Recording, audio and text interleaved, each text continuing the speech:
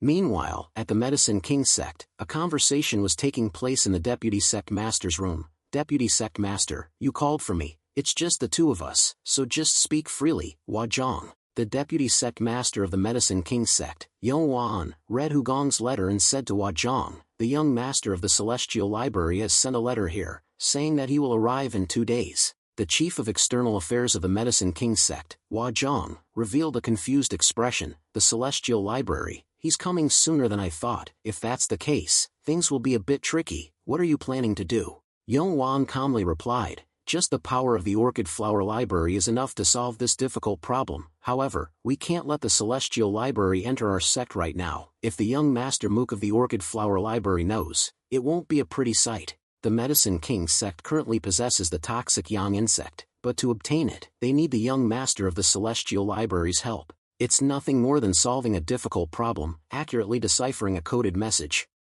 Initially, the Medicine King sect had invited young Master Mook, the genius of the Orchid Flower Library, one of the 3 great libraries, to decipher the code. However, the Medicine King sect didn't receive a response from the Orchid Flower Library, so they requested help from the Celestial Library as a second option. However, 10 days ago, the Orchid Flower Library, which had been completely out of contact before, suddenly arrived at the Medicine King sect. Due to a problem with the carrier pigeon, the Orchid Flower Library's reply couldn't reach them. Now, they have accepted the Medicine King sect's commission. This means that the Medicine King sect has commissioned both the Orchid Flower Library and the Celestial Library. If the Orchid Flower Library knew the truth, they would misunderstand. The Medicine King sect also worries that this could become an obstacle to young Master Mook's diligent efforts to decipher the message. Yong Wan sighed and then looked at Wajong with expectation. Wajong, you'll have to make a trip. Wajong immediately nodded. Yes, I'll arrange for them to return smoothly. However, Yong Wan shook his head and ordered,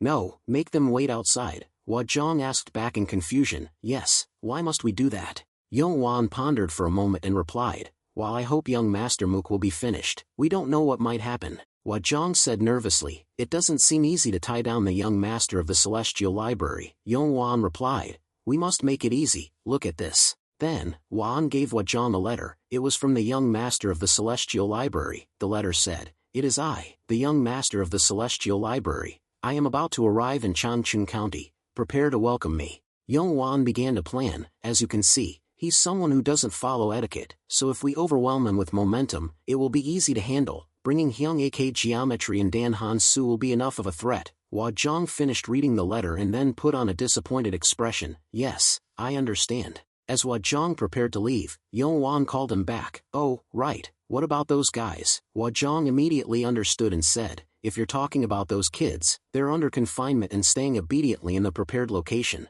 Yong Wan nodded and said, all right, there's a limit to how much we can restrain them, but in this situation, if they also cause a disturbance, it will become chaotic. Wajong responded, don't worry, I'll double-check before I go. The next morning, Hugong's carriage continued to fly along the road. Songhua sat inside the carriage and said, Gongzi, it seems like it won't be long until we reach the Medicine King sect. Hugong didn't answer, but simply pondered, time is long, yet it is also short.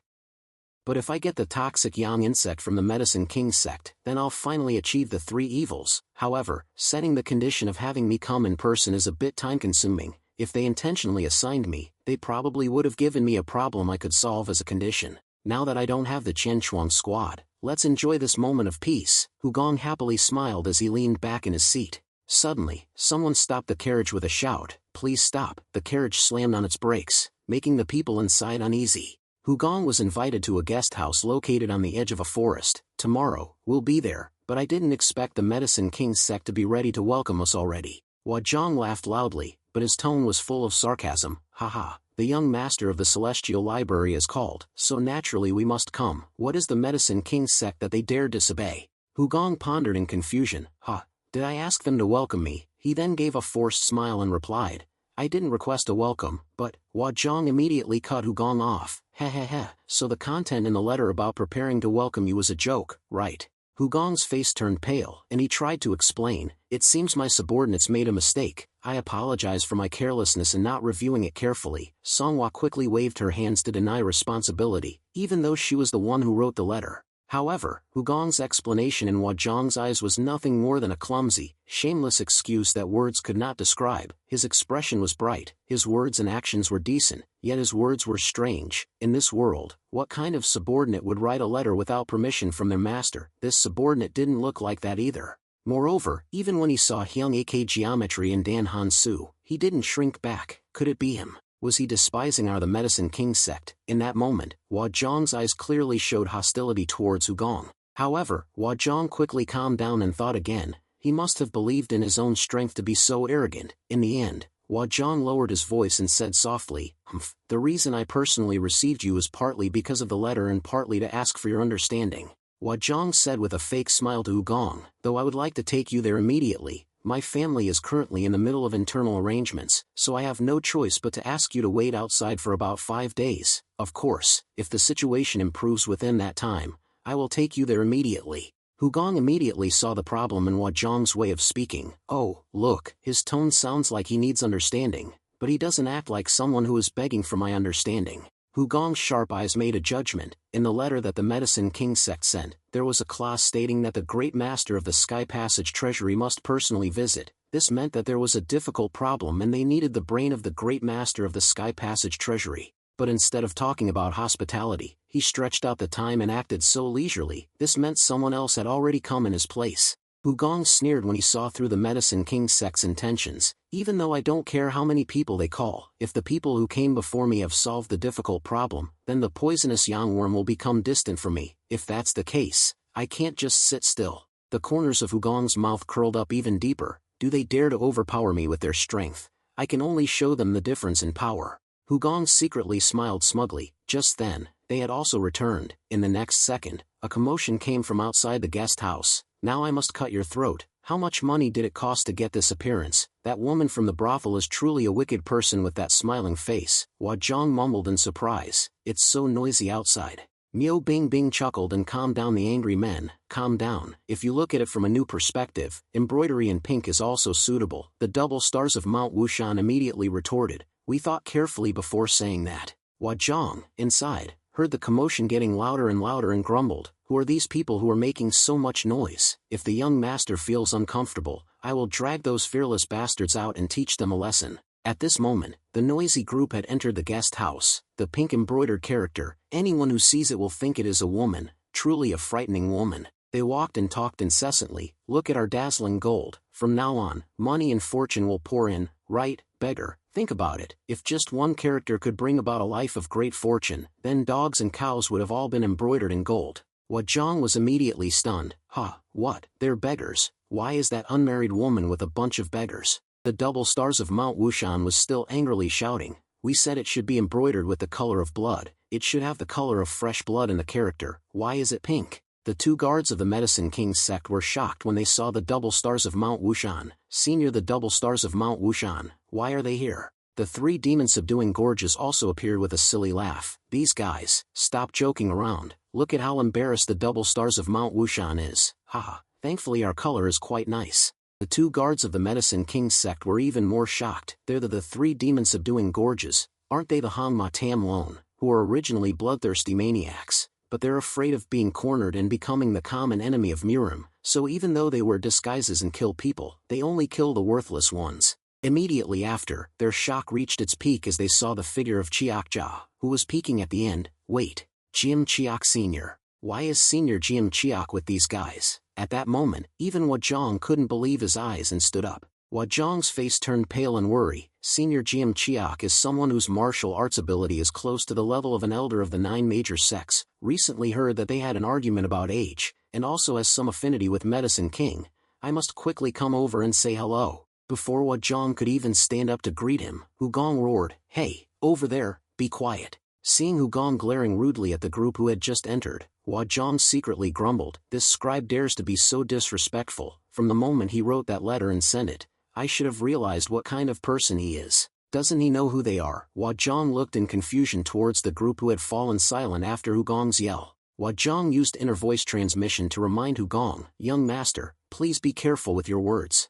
Hu Gong said nonchalantly, why are you suddenly using inner voice transmission? Moreover, it's not like I can't say it. They're causing such a disturbance without permission. Hua Zhang suppressed his anger and continued using inner voice transmission. Young master, I'm sure you don't know how famous those people are, which is why you're acting like this. They are. Hu Gong sneered, cutting off Hua Zhang. Whether they are masters or not doesn't matter because I'm superior, so it's fine. Hua Zhang hurriedly interrupted in a panic. It's not because I care that I reminded you. Hu Gong continued nonchalantly, so that's it. It seems the masters don't know who I am. Hua Zhang looked at Hu Gong in a daze. Who are you? Aren't you the great master of the Sky Passage Treasury? Hu Gong furrowed his brows with a serious expression and solemnly declared, actually, I am the leader of the great Qian Chuang group. Hua Zhang looked at Hu Gong with doubt. Qian Chuang group? I've never heard of this name before. However, in the next second, he was stunned and turned his head towards the Heaven's Master Squad members who were sitting. On their chest, the characters Qian Chuang group were embroidered very clearly, causing Hua Zhang to be shocked. Hu Gong smiled proudly and boasted to Hua Zhang, I also know that commanding someone is not a troublesome thing, but even if they disband, they still want to call themselves my subordinates. Give them freedom and they will also if you don't want it, you have to reluctantly accept it. Hua Zhang immediately became terrified. Heavens! Great master of the Sky Passage Treasury, young master, you are actually, Hu Gong calmly interrupted him again. We will meet for a long time now, so let's get acquainted. As Hu Gong said with a wide grin, let me introduce you, this is the Heaven's Master Squad, my subordinates. The group of 9 Qian Chuang group members stood firmly behind him, their eyes sharp as knives. Seeing Hua Zhang's face turning pale, Hu Gong smiled smugly. Let's continue our conversation from where we left off. Things quickly changed after that. Hua Zhang led the group of Hu Gong people to an annex outside the pharmacy gate, so Cheonggi exclaimed as soon as she entered the door, ah, that's really grand, isn't her attitude? Hua Zhang also turned 180 degrees very smoothly. We would be very grateful if the Heaven's Master Squad stayed in this backyard for a while. Anangi replied with a laugh, no need to worry about that, we will stay here. Hu Gong remained silent and secretly glanced at Hua Zhang. Even though this is good, it's fortunate that the external affairs masters understand reason. Taking us to the backyard makes me a little unhappy, but I guess I have to wait for a while. But there's one more thing. What is this incense smell? Hu Gong couldn't help but frown at the terrible scent spreading through the air. Although they were standing outside in the yard, the incense smell was still very strong. After arranging accommodation for Hu Gong's group, Hua Zhang immediately returned to report to Yonghua. I have taken the Heaven's Master Squad to the backyard of the External Affairs Department of our sect. Although Yonghua didn't like it, he could only sigh. Alright, let's do that for now. Yonghua wearily massaged his forehead, which was twitching incessantly. It's been 5 days since we started deciphering young Master Mook's code. We must keep it absolutely secret until then. Hua Zhang nodded in agreement. Of course, but those guys are also a problem. The Heaven's Master Squad are suspicious and keep asking about the incense smell. Hua Zhang recalled that moment. Everyone in the Heaven's Master Squad frowned at the terrible scent. It was so thick that it covered up the scent of medicine circulating throughout the Medicine King sect. Cough, cough. What is this smell? Why doesn't the Medicine King sect have the smell of medicine but only the smell of incense? In the end, he suggested to Yonghua, how about we arrange an opportunity for them to meet? Yonghua pondered for a moment and asked, an opportunity to meet? Hua Zhang immediately explained, yes, the Heaven's Master Squad has disciples from the beggar sect. They must have heard about the rumors of those people. Besides, Senior GM Chiak also has a connection with that person. On the contrary, he might welcome them and get along happily together. Yonghua pondered for a moment and then nodded. That's right, if that's the case, then you arrange it.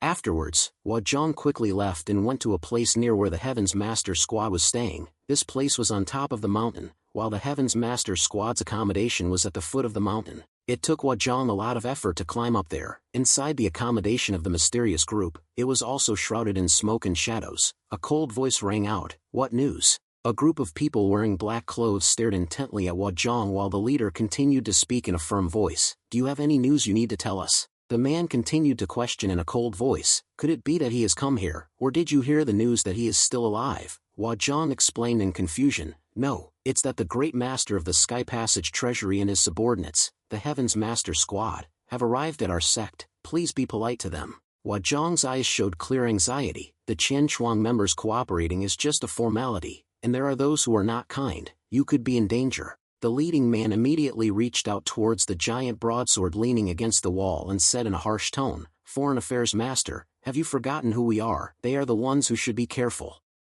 Not us, he finished, and the broadsword automatically flew into his hand. He gripped it tightly with a cold, intimidating gaze. Immediately after, the leader stood up and walked straight past Wajong. Let's go. Having more visitors paying their respects will make him happier. The group of men in black immediately followed behind the leader, under Wajong's surprised and worried gaze. Wajong panicked and immediately ran to the front door to stop the group. Wait, there's no need to act hostile. I'll go first and inform them about the morning. Can you wait until then? Afterwards, Wajong rushed down the mountain and found Hugong. He bluntly asked, "So, what brings the foreign affairs master here?" Wajong stammered and hesitated. "Well, about that." After a moment of hesitation, he smiled ingratiatingly and started the story lightly. "Young master, do you feel uncomfortable anywhere?" Hugong casually complained without any hesitation. "Yes, it's not just one or two things, there are many." Wajong was stunned. Yes, that's right. Wait, what?"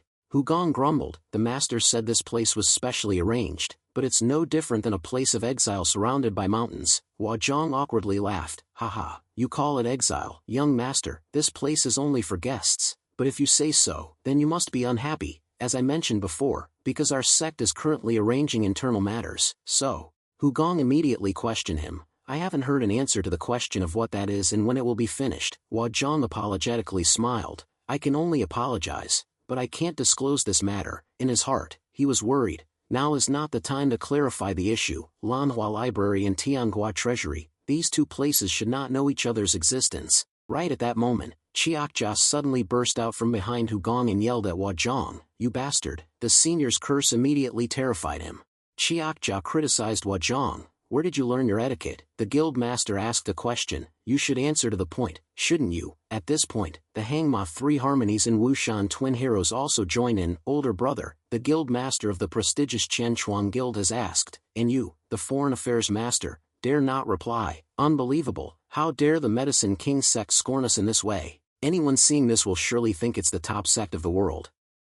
Haha, is this Medicine King sect's challenge to the Heavens Master Squad? This is getting interesting. While the situation was getting tense, Anangi suddenly intervened with a serious tone. "Everyone, why are you doing this? Please calm down." Anangi appeared to be defending Wajong, but in reality, he was pushing him into an even more difficult position. Look at the foreign affairs master's attitude, polite from beginning to end. Surely there's a reason why he can't speak. And everyone said they liked this backyard, right, little brother, you like it too? So Cheongi responded enthusiastically as soon as he heard Anangi's question. "Yeah, I really like it, it's so peaceful. Grilling meat would be awesome, we should grill meat later." Miao Bingbing slowly stepped out and instructed the two beggars, "Stop whining about meat, you eat all the time, watch out, you'll become as fat as Hugong." The moment he heard his name, Hugong jumped in surprise. So Cheongi, however, remained nonchalant and taunted Miao Bingbing, "That might happen to big sister before us." With that sarcastic remark, the argument started again between the Heavens Master Squad members. "Oh, what? I'm the standard of Jianghu, can't these guys shut their mouths? How dare they yell at me? I'll never be as fat as Hugong." "Kim Tiao grandfather, I'm an elder too. Don't treat me like a child, you're the child." Wajong completely fell silent in front of the noisy crowd. They're making a ruckus again. At this rate, this is enough for the young master to scold. Hugong, as expected, couldn't bear this chaos. He let out an exasperated sigh. Immediately after, Hugong roared like he was spitting fire. "Silence, silence." The Heavens Master Squad members were startled and immediately shut their mouths. Very quickly, there was no one from the Heavens Master Squad left around Hugong and Wajong's table. Hugong was finally able to speak freely. "Foreign Affairs Master, you're uncomfortable mentioning the Medicine King sect's personal reasons. Let me speak for you." Wajong furrowed his brow, looking at him with a puzzled expression. Hugong looked at Wajong with sharp eyes. "Did someone come to the Medicine King sect in my place?" Wajong, hit right where it hurt, was flustered and stuttered. "Why yes, young master, you mean a replacement. What do you mean by that?" Seeing Wajong's reaction, Hugong became even more convinced. "The Medicine King sect is the one who specially invited me. There's no way they're curious about my appearance, and it's not hard to guess that there must be a reason why it has to be me, not anyone else. Maybe it's some kind of case that needs me to solve, but isn't it strange?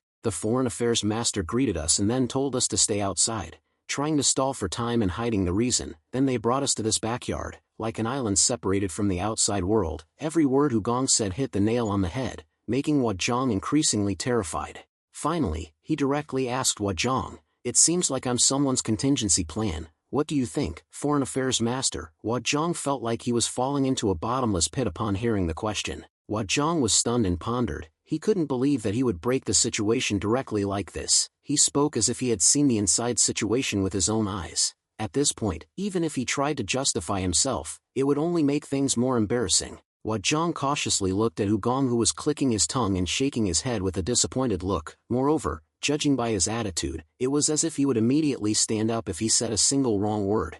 Imagining Hu Gong leaving, Hua Zhang became even more anxious. If the Tianghua Treasury young master were to leave like this and the Lanhua Library Mook young master failed, there would be no more difficult situation than that. At that time, if he had to rely on the Tianghua Treasury again, he would definitely become a laughingstock, and even if they exchanged, it wouldn't stop at just a poisonous young insect. The more he thought, the more tangled Hua Zhang became. What should he do?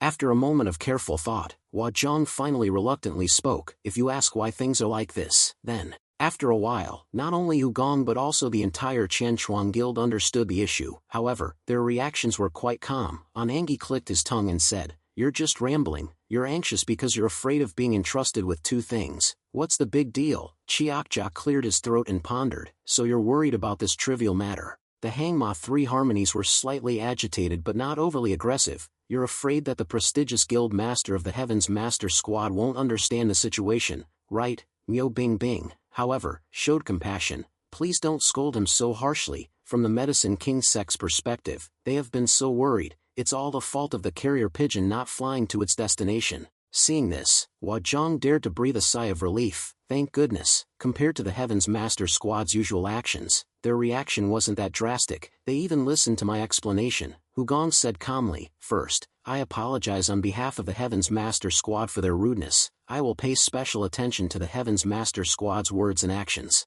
Immediately after, Hu Gong secretly thought, now is the time to get the poisonous young insect. So he warmly told Hua Zhang, the important thing is to solve the Medicine King sect's difficult problem. Seeing Hua Zhang hesitate, Hu Gong persuaded him, "I understand the Foreign Affairs Master's difficult situation. However, please tell me everything, and is keeping me here to cross-check information." Hua Zhang finally answered without hesitation, "Yes." Hu Gong then suggested, "So what do you think if we do this?"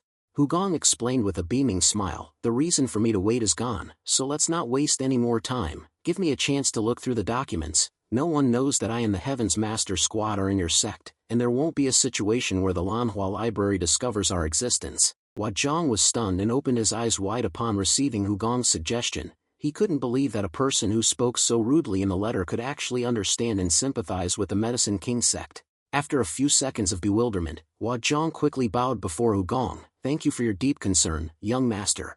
Seeing Hu Gong's cheerful face in the relaxed atmosphere, Hua Zhang thought this was the best time to let him know about the existence of the men in black. So he grinned and said immediately, "Young master, there's one more thing I want to tell you. Have you heard of the heavenly silkworm?" Hu Gong was slightly surprised. "Why are you suddenly mentioning those heavenly potential kids here?" But he still smiled friendly and asked, "I've heard the beggar sect mention them, but what about the heavenly potential?" Seeing that Hu Gong didn't seem angry, Hua Zhang continued to smile brightly. "Nothing too special, just that the heavenly silkworm are currently in our sect." However, Hu Gong's reaction after hearing this wasn't as calm as Hua Zhang predicted. He jumped up and harshly questioned, "How? Tell me, why are those guys here?" At that moment, the cold voice of the leading man in black echoed from outside the door, "Foreign Affairs Master, are you not done talking with the Heavens Master Squad?" Following it was a strange sound, "Dung dung dung." So Cheonggi immediately imitated the strange sound, "Dung dung." Hu Gong wondered who dared to rudely interrupt his conversation, so he flung open the door and rushed out with the Heavens Master Squad members. As soon as he saw the scene unfolding outside, Hu Gong was immediately stunned into silence. He frowned and looked at the men in black with suspicion. So Cheonggi excitedly shouted as soon as he saw the men in black surrounding a newly erected altar, "There they are, wandering around and paying their respects to the heavenly potential." The two beggars, along with the Hangma three harmonies and Wushan twin heroes, all expressed excitement. "They really are awesome, just like the rumors. Where were they before? How come they're here now? Wow, they really brought all of this. Hey, who among you is Byung Peng? Dung dung dung dung dung. Who are you? I really want to meet Dung Dung brother." Meanwhile, Hu Gong's face turned pale, and he remembered what the two beggars had informed him about. If they don't pay respects, they'll act violently and wander around. So this is what they mean by wandering around and paying respects. Even Chiak Jiao was very excited and pointed towards the heavenly silkworm. Guild Master, look, they are kinda come pay their respects, so we have to go. They are not bad people, they just have simple hearts. Anangi enthusiastically agreed, yes, as a Jianghu person, we have to pay respects to him. Ah, the Guild Master hasn't been in Jianghu for very long, so you probably don't know who they are remembering, do you? 1B put on a sorrowful expression, but Anangi didn't care and continued, he is the leader of the Miram Alliance and the outstanding hero, Hugong. These days, how many people are willing to mourn for 3 years? Hugong, from the other world, must be heartbroken and red-eyed watching their actions. While Hugong was deep in thought, the Heaven's Master Squad members rushed to the altar. Anangi excitedly declared, ever since I heard that Hugong instructed his master to take a bath, I've had a good impression of him. Excellent, let's go pay our respects. The two beggars knelt before Hugong's altar with beaming smiles. Haha, if Hugong was still alive, he would have told his master to wash more clothes. Such a pity. Chiakja also stood beside them and looked like he was remembering, I also received a favor from Hugong. He recounted with a touch of emotion, when I was burdened by limitations, he gave me advice and told me to let go of everything. He said, Chiakja, you need to let go, aren't you holding yourself captive? So I started living carefree and became who I am today. A voice interjected with a hint of concern, Geometry Chiak, haven't you been too carefree? Then the 3 demon martial arts and the Twin Peaks heroes also paid their respects before the altar. We almost died from being beaten by Hugong, but he truly is the greatest in the world, so we naturally respect him. We think the same as the 3 demon martial arts, although we never had the chance to meet Hugong, his strength deserves our respect. One member of the Heavenly Silkworm whispered to his older brother while watching the Heaven's Master Squad kneel and pray respectfully, older brother, they are just mourning in a simpler way than we thought. At this moment, the older brother's eyes focused on Hugong, who had been standing there silently, looking at them without saying a word or showing any respect to the deceased alliance leader. The older brother glared at Hugong and demanded, does the Heavenly Grand Archive have anything you want to say to us? The 6 paths of the Heavenly Silkworm. Hugong sneered, rolled his eyes, and glanced at the older brother, words to say, these things are truly ridiculous. These words shocked the members of the Heaven's Master Squad. How could the leader, even so Cheonggi, the most carefree and innocent, was shocked by Hugong's statement? Wajong behind Hugong was also startled and exclaimed, Master, Master, they didn't notice that Hugong's face was even more gloomy than the sky before a rainstorm. No one can understand the feeling of witnessing others worshipping you. The older brother's eyes grew even more fierce. He glared at Hugong and questioned him in a cold, sharp voice, what did you just say? As he stared at the older brother, an old saying flashed through Hugong's mind, remember, even if you are injured, one of you must not fall. The older brother was now extremely angry and pressed Hugong. What did you say? We are ridiculous. The older brother's eyes were full of murderous intent. The first time they met, the Heavenly Silkworm and the Heavenly Grand Archive had nothing in common. The words were indeed rude. I will hear the reason. Hugong immediately sneered, reason, it's truly exhausting talking to these fools. The members of the Heavenly Silkworm, seeing Hugong's provocative attitude, angrily drew their swords, but the older brother stopped them. He patiently asked Hugong again, so what is the reason? Hugong scoffed with a mocking click of his tongue, go ask Hugong, he probably thinks the same as me. Seeing Hugong disrespectfully call out the name of the Miram Alliance leader, the older brother frowned and glared, what? Anangi, seeing the tense situation, quickly ran over to stop Hugong, older brother, this isn't something to be angry about. Wajong also turned pale and tried to persuade Hugong, yes, master, there's no need to say it to this extent. Hugong completely ignored the two of them and continued to speak to the older brother, fine, I'll tell you the reason. Hugong commented frankly, even filial children cannot force others to mourn for their deceased parents. If they do, they are undoubtedly fools who are eager to boast to the world that they are a filial child. However, Hugong's words became even more harsh. Oh, you are not trying to show off to the Jianghu about your relationship with the greatest in the world, so this is truly ridiculous and laughable. Although the members of the Heavenly Silkworm were so angry they were trembling, Hugong continued to speak, you will be hated by others, and one day, on some hill, cold bodies will be found.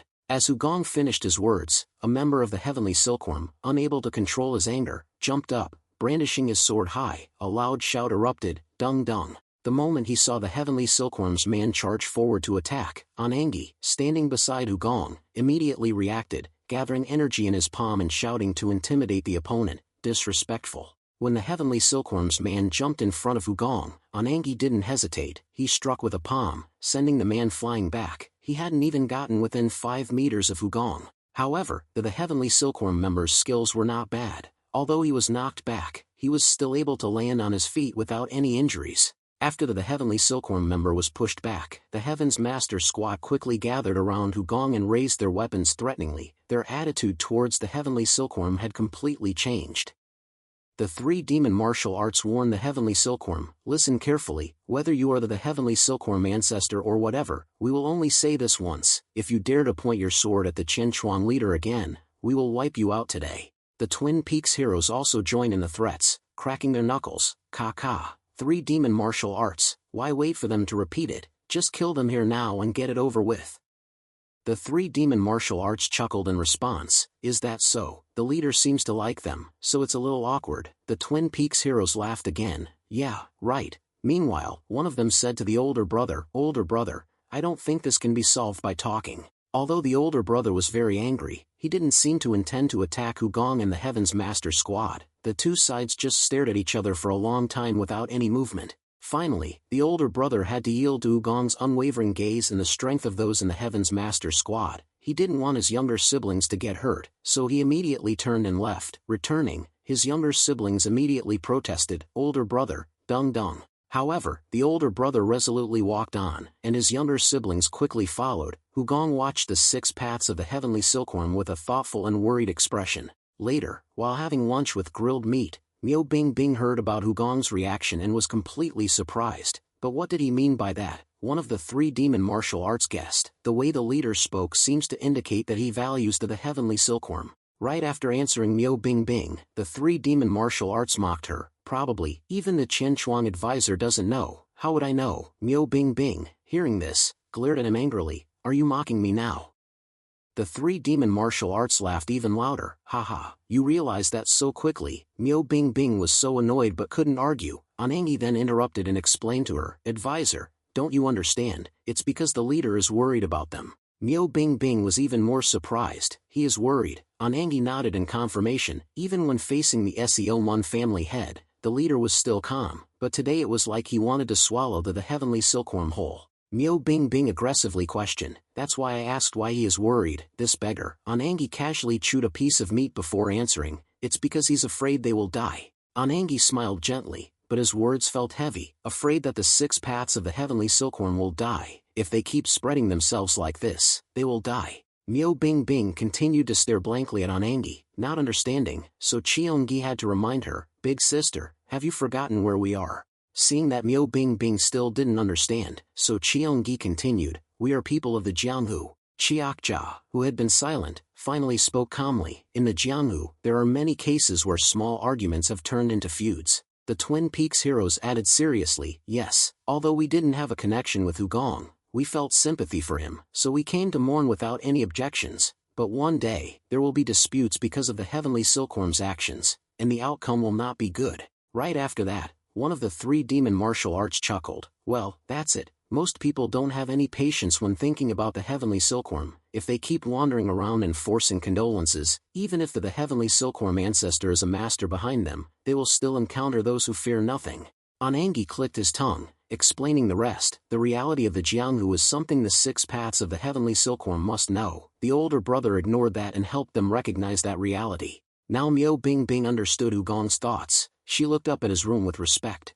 The leader is more loyal than I thought." Miao Bingbing's eyes were fixed on the window of Hugong's room for a long time, not wanting to look away. Her admiration for him grew even stronger. Meanwhile, Hugong skipped lunch with everyone to examine a secret letter brought by Wajong. Hugong looked at the paper with strange, meandering writing. "Is it this?" After picking up the paper and examining it, Hugong became even more suspicious. However, looking at the condition of the letter, it seems to have been written recently. Wajong nodded in confirmation. "Yes, this is a copy." Hugong explained in confusion. "Foreign Affairs Masters, if the original is an ancient book, then everything from the material of the paper to the patterns could be part of a cipher. So there's no need to make things more difficult like this." Wajong smiled broadly and affirmed, "Yes, but it's no different from the original, so there's no need to worry."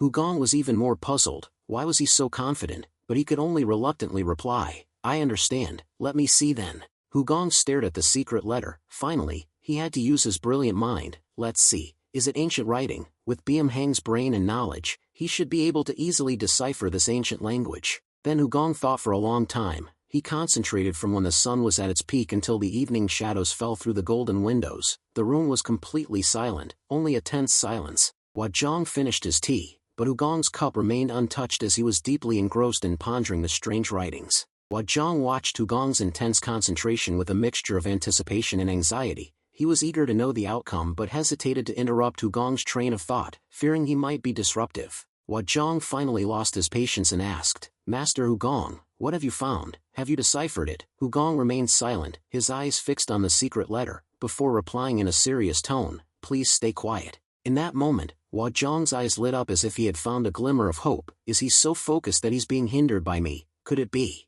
Gong showed no sign of revealing the secret of the letter to Zhang. He continued to stare at it, his hand trembling slightly, seemingly stirred by its contents. In reality, Gong's inner voice was screaming in frustration, "Damn it, I don't understand a single word, this won't do, I'll have to say goodbye to my poisonous sunworm." Imagining the poisonous insect flying away, Gong tormented himself, "Perhaps I need more time, or maybe I can't use this kid's brain accurately." However, Gong couldn't afford to give up. He strained his eyes and focused once more on the document. "If I stay like this, I'll lose my poisonous sunworm forever. I need to examine it more closely, even if it's just one word." This time, Gong heightened his vision and meticulously observed each letter as if he was tracing it with his eyes. Suddenly, a spark of light flashed in his eyes. It seemed Gong had discovered something. As Gong cleared his mind and followed the text, he was startled to see one character slightly twist and move. He stared at the symbol again, but it returned to normal. It seemed the character had moved, but was it just an illusion? Gong strained his eyes further and quickly noticed that the character's movement stopped as soon as he moved his pupils. "No, it definitely moved. Does it stop moving when you look at it?"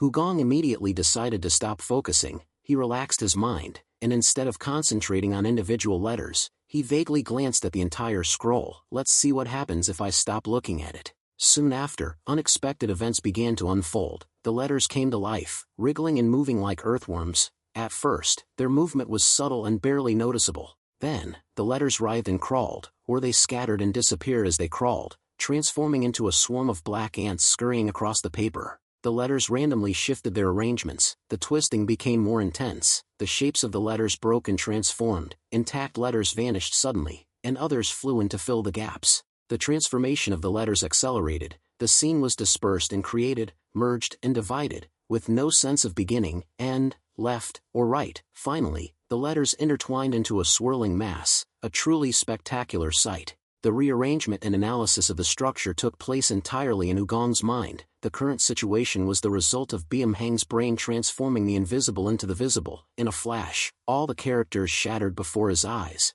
leaving nothing behind. All he could see was a blank white canvas, a point of immersion where he couldn't even hear the surrounding sounds. Just then, a faint voice echoed in Gong's ears. The sound grew louder and clearer, jolting him awake. "Master, Master Gong." As Gong looked at Zhang, he appeared worried. "Are you all right, Master? You haven't moved for a whole hour, so I was a bit concerned." Gong was startled and turned towards Zhang. "Ah, the External Affairs Master." Zhang hesitated and asked, "How's the deciphering going?" Gong sighed, for it was only a small part of his experience. "Unfortunately, I've only found a clue, but I promise to send the solution within a month, no matter how late it is." Despite Zhang's considerable disappointment, Gong ignored his reaction and bluntly asked, "By the way, External Affairs Master, who wrote this letter?" Zhang subtly avoided Gong's gaze and forced a smile as he explained, "We acquired it by chance, there's nothing much to tell." Gong nodded, pretending not to notice Zhang's awkward expression. "That's true, if we knew who wrote it, we could have addressed it through the proper channels."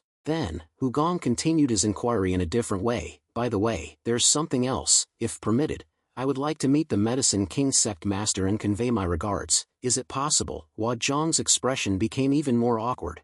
He fumbled to explain to Gong, "The Sect Master is currently in seclusion, so even we can't meet him until his retreat is over." Gong nodded in response. "I see. It seems I'm not fortunate enough to meet this noble person." A forced smile appeared on Zhang's face as he hastily left the room. Then, "I'll take my leave. You've been working hard, Master. I'll visit again next time." As Zhang departed, the Heaven's Master squad peered through the window, as if they had been waiting.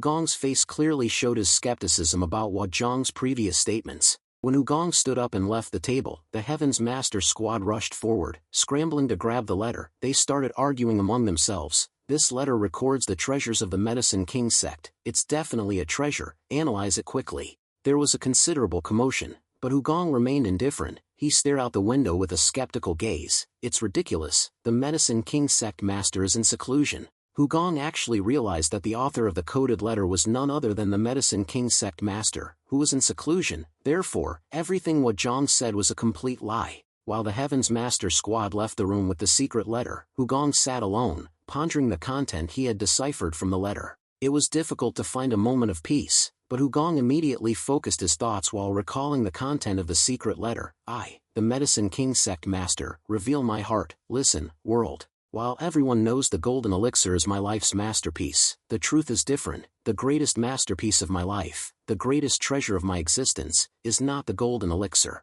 It's incomparable, unique, absolutely special. If you look at it, just look at it, you will find life and gain abundant vitality. If you touch it, you will know what joy is. If you ask me when I was happiest in my life, I can say it was when I saw that treasure, and the treasure smiled back at me. Come to me, then you can smile. Bring it here, to the place where the shadow of the medicine chamber falls under the moonlight. There, first in 375. The content of the secret letter was brief, yet something stirred both Hugong's concern and curiosity. An ultimate treasure, a treasure even more precious than the golden elixir, something that pulls you back from the other world, and just by looking and touching it, it takes effect. But if it's the Medicine King sect master, it's not impossible. Thinking about this, Hugong recalled learning about the Medicine King sect master's genius when he spent a few months with him before strolling around Death Door Pass. The Medicine King sect master was usually silent and lost in thought. Therefore, his stock response was, "Yes, what did you say just now?" accompanied by a dazed expression. Out of curiosity, one day Hugong asked the Medicine King sect master half-jokingly, "Hey, are you not listening? What exactly are you obsessed with thinking about every day, you drug addict?" Hugong then received a straightforward answer from the Medicine King sect master, "I'm just thinking about medicine." Like a drug addict, the Medicine King sect master clung to new medicines and didn't hesitate to try them, even if they were wrong. This made Hugong extremely worried. Even if you're passionate about researching medicine, you should stop testing it on yourself. You could get poison. You should be moderate. What if something goes wrong? How many times have you almost died before? The Medicine King sect master remained focused on observing the herbs and said, "I'm fine. I need to test it myself to understand it from beginning to end and record it." Hugong was also curious about the Medicine King sect master's way of keeping records. You even write those records in a cipher that only you can read. Who else will understand it after you're gone? The Medicine King sect master only responded with a foolish smile. Therefore, Hugong looked at the cipher on the paper and confirmed that the writer was indeed the Medicine King sect master. However, Hugong still had another question: the current situation of the Medicine King sect master. If he's still in his right mind, then entrusting this task to outsiders makes no sense. His body must have a problem. Hugong pondered back to his conversation with Huazhong. When he asked if he could meet the Medicine King sect master, the External Affairs master's evasive response clearly indicated he was hiding something. What is it, anyway? Curiosity compelled Hugong to make a decision. The most important thing now was to understand the current situation of the Medicine King sect. With that thought in mind, Hugong immediately slammed his fist on the table and stood up. "Songhua, prepare paper and ink." So Cheonggi, hearing the commotion from Hugong, curiously ran over to his side. "Older brother, what are you writing?" At this time, the Heavens Master squad also gathered around Hugong out of curiosity. The oldest member of the three demon-subduing gorges trio intelligently nodded, standing behind Hugong while he was diligently writing. Writing them out one by one like this. No cipher can stand a chance against us. The other two members of the three demon-subduing gorges trio agreed. If we put our heads together, we can decipher it before dawn. At that moment, Miao Bingbing suddenly widened her eyes in surprise. Group master. So Cheonggi also exclaimed in surprise. "Older brother, have you solved it already?" Everyone stared at the secret letter, which Hugong had fully deciphered. Miao Bingbing chuckled, wondering why our older brother acted like he didn't understand, even though he'd already solved everything. The Medicine King sect must be very sad. Meanwhile, Anangi had finished reading the secret letter but had a confused look on his face. The content of the letter was a bit. One of the three demon-subduing gorges immediately said in a threatening tone, "The Medicine King sect has entrusted us with deciphering the coded message written by their master. This must be it. So, what's the situation?" So Cheonggi still looked clueless. What situation? The three demon-subduing gorges continued in a tone of excitement mixed with anger. Isn't this a situation where they've been blinded by the treasure and can't see anything else? Older brother, What are you hesitating for? Let's raid the Medicine King sect tonight. The double stars of Mount Wushan nodded in agreement. Exactly, even between parents and children, there can be disputes over assets. This is even a treasure more valuable than the golden orb. Do we need to say anything more? Following the double stars of Mount Wushan's words, a typical scenario appeared in their minds, a fight within the family, and in the end, an image of the Medicine King sect master being killed or imprisoned was painted. However, Hugong immediately smiled and waved his hand. Everyone's thinking too far, it's nothing special. Still, he agreed on one point. One thing is certain, something has happened to the Medicine King sect master. Hugong recalled Huazhang's generous treatment of the heavenly silkworm and thought to himself, it's hard to see any unethical situation here. If something like that really happened, there's no reason for them to welcome us or the heavenly silkworm as guests. However, the three demon-subduing gorges suddenly interrupted Hugong's thoughts with a harsh statement. What are you guessing about, older brother? You don't know anything about the Jianghu. Unthinkable things happen all the time. That's the Jianghu. Have you forgotten about the endless assassin squad with their crazy belief that once they request a favor, it's forever? Hugong finally remembered the endless assassin squad. In a few short seconds, Hugong suddenly wondered that the endless assassin squad were handed over to the extermination squad. But I haven't heard anything special about them yet. After this matter at the Medicine King sect, I have to deal with the endless assassin squad. After a moment of drifting off topic, Hugong returned to the main subject and said to the three demon-subduing gorges, you're right, we can't see into people's hearts. We need to find out what happened at the Medicine King sect. Tonight, we'll have to trouble Mr. Kumjuk's sound cultivation in the beggar sect. We'll rely on the three of them. As soon as So Cheongi heard this, he exclaimed excitedly, we'll do anything, older brother. Hugong pondered for a moment, then instructed them. First, Mr. Kumjuk's sound cultivation will use his ingong to stir the hearts of the Medicine King sect and make them reveal their true feelings. While that's happening, the two beggar sect members will gather information about the Medicine King sect master. What do you say? Can you do it?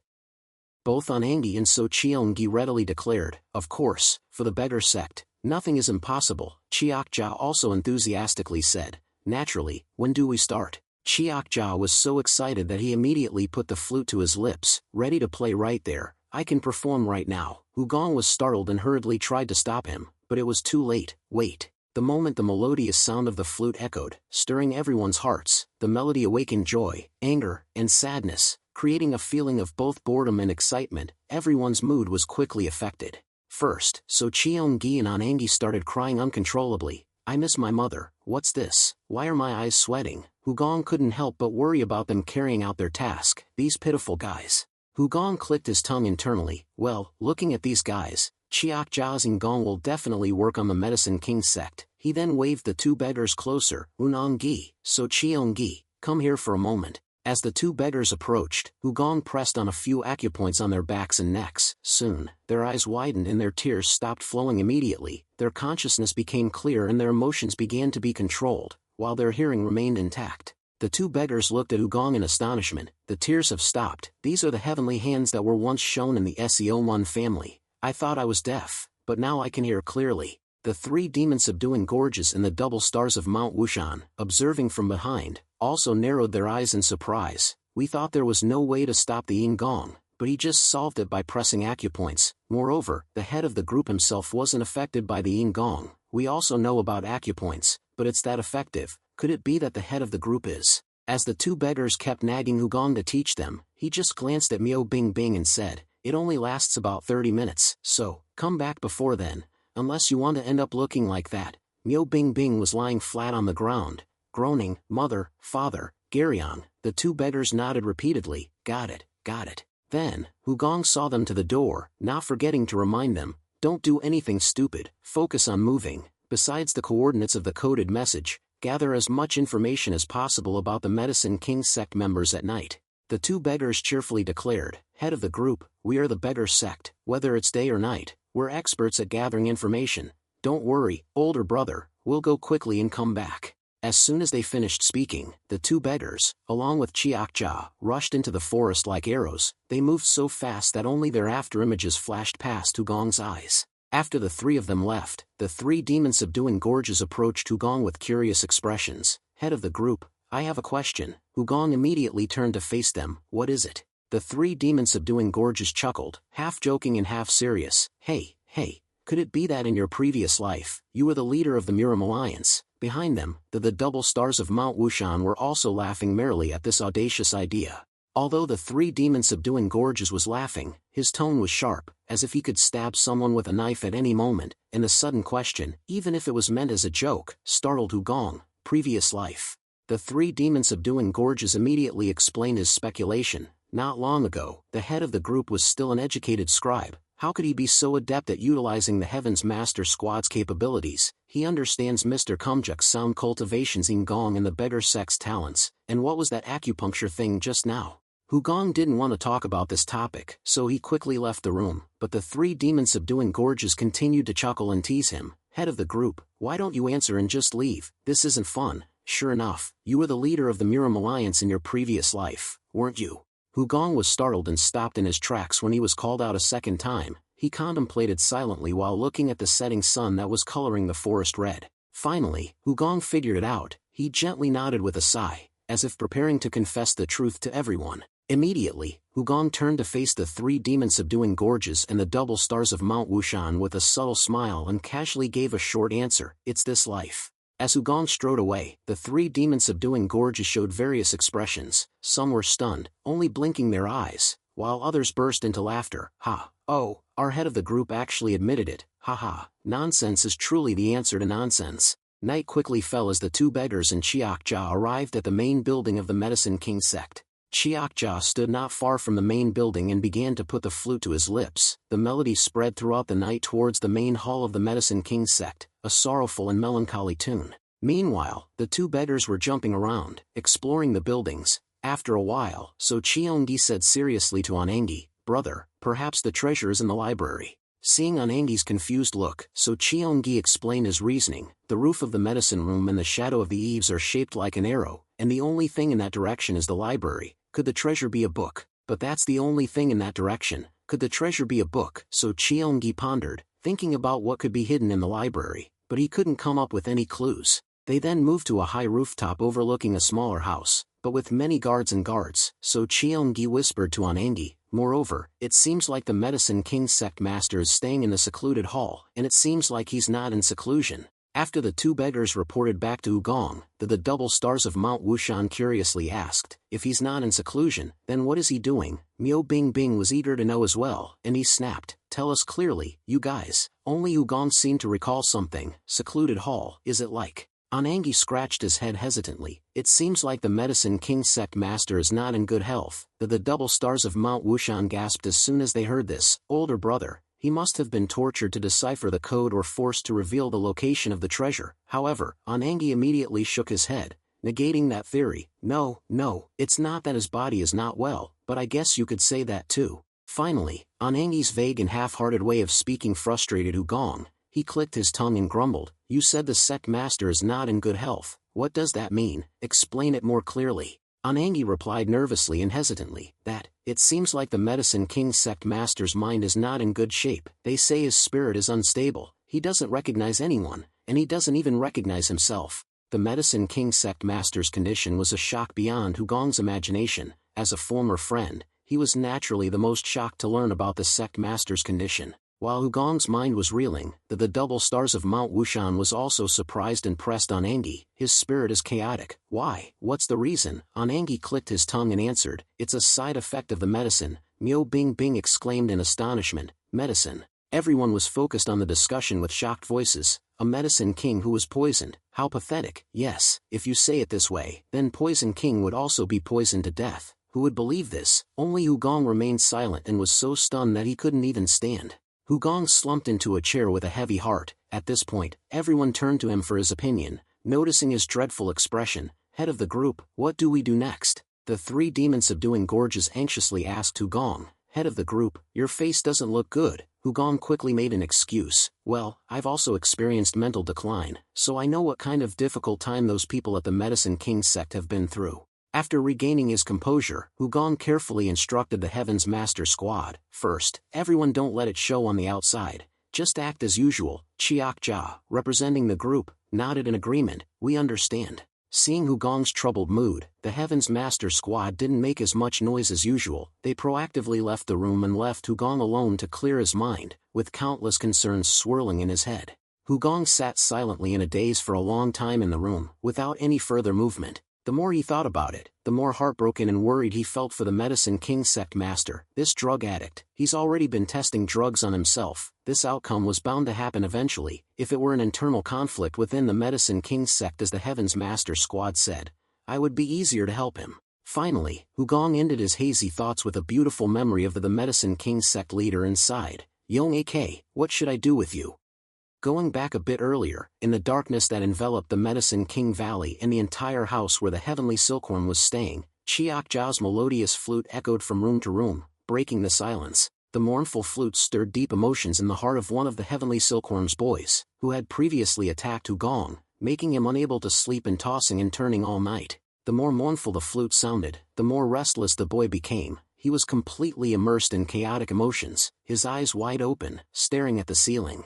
Thus, a difficult night of sleepless nights passed for the boy. When dawn broke, the Heaven's Master Squad gathered to grill meat outside. Intertwined with the sizzling sound of the meat on the cast iron pan was the lively conversation of everyone. The three demons subduing gorges grimaced and complained, "I'm tired of eating grilled beef." Then, someone else suggested, "Shall we hunt a wild boar tonight, brothers?" The double stars of Mount Wushan immediately responded enthusiastically, "All right, let's hunt before nightfall." At this moment, So Cheongi looked towards the path through the forest with a surprised expression. A guest arrived from that path. When So Cheongi looked closely, he realized it was none other than the person who had attacked Hugong yesterday. "Dung Dung brother is here." Dung Dung walked towards them with a menacing expression. He was trying to appear fierce in his own way, with his eyes wide and a glare that seemed threatening. As he approached the group who were eating, Dung Dung pointed at them and angrily spoke in a flurry of accusations. Dung Dung Dung Dung Dung Dung. The repetitive sounds confused the three demon-subduing gorges, but they still generously invited him. "Haha. Although we don't understand what you're saying, you probably haven't had lunch yet. Come sit down and eat."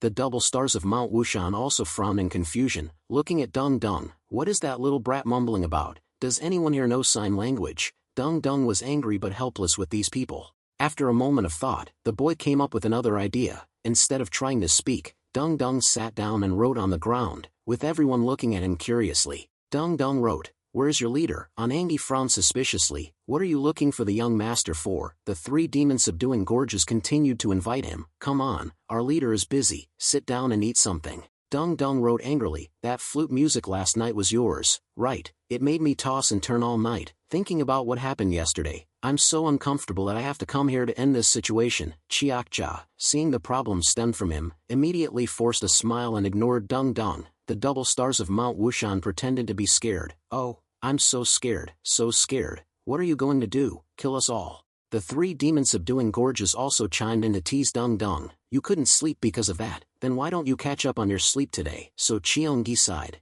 seeing Dung Dung trembling with anger, but still tried to ask where Hugong was. "Brother Tam Heap, just ignore him, let's just eat." Dung Dung was so furious that his blood boiled and he clenched his fists. He tried to remain calm, but couldn't bear the mocking attitude of these people. Dung Dung angrily wrote a threat on the ground. "Shut up, you want to die, don't you?" The three demon-subduing gorges immediately changed his tone to a warning. Whoa, you think we're your friends because we're treating you nicely?" Both the double stars of Mount Wushan and the three demon-subduing gorges simultaneously glared at Dung Dung with a stern voice, threatening him back. "You still want to puff out your chest and act tough? Be smart and smile before we kill you." In response to the threat of death, Dung Dung glared at the double stars of Mount Wushan and the three demon-subduing gorges even more fiercely. His attitude became so defiant as if to say that they could try anything. Dung Dung stood up and was ready to draw his sword. Meanwhile, the double stars of Mount Wushan also put down his chopsticks and released energy from his 5 fingers, so it's a case of refusing a friendly invitation and choosing to drink a penalty drink.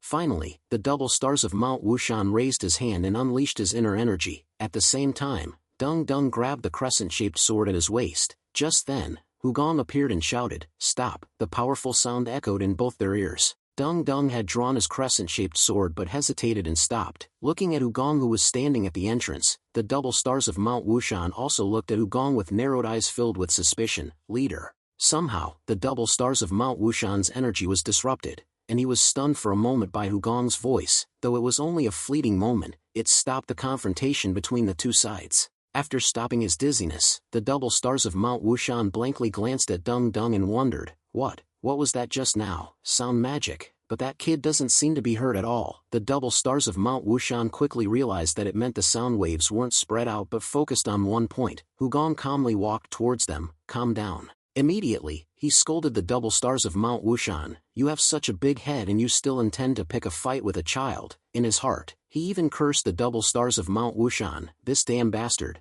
The double stars of Mount Wushan quickly defended himself. Young master, I didn't intend to kill him. Chiakjia also stood up to defend the double stars of Mount Wushan. That's right, leader, this incident was clearly Dung Dung's fault. Hugong secretly sighed in his heart. Of course, I know that. He then rolled his eyes and glanced at Dung Dung. This little brat Timey, you should consider who your opponent is before picking a fight. If you had encountered them somewhere else today, you might have been killed. Then Hugong asked them again, but why do you call him Dung Dung? His name is Timey. Even Timey was surprised by Hugong's words. Chiakjia immediately asked directly, how do you know Dung's real name? I mean, Timey. At this moment, Hugong cursed himself in his heart. Damn it, I slipped up. He then clumsily explained, I asked the heads of the External Affairs Department, but the lie was immediately exposed by Chiakjia. Lies.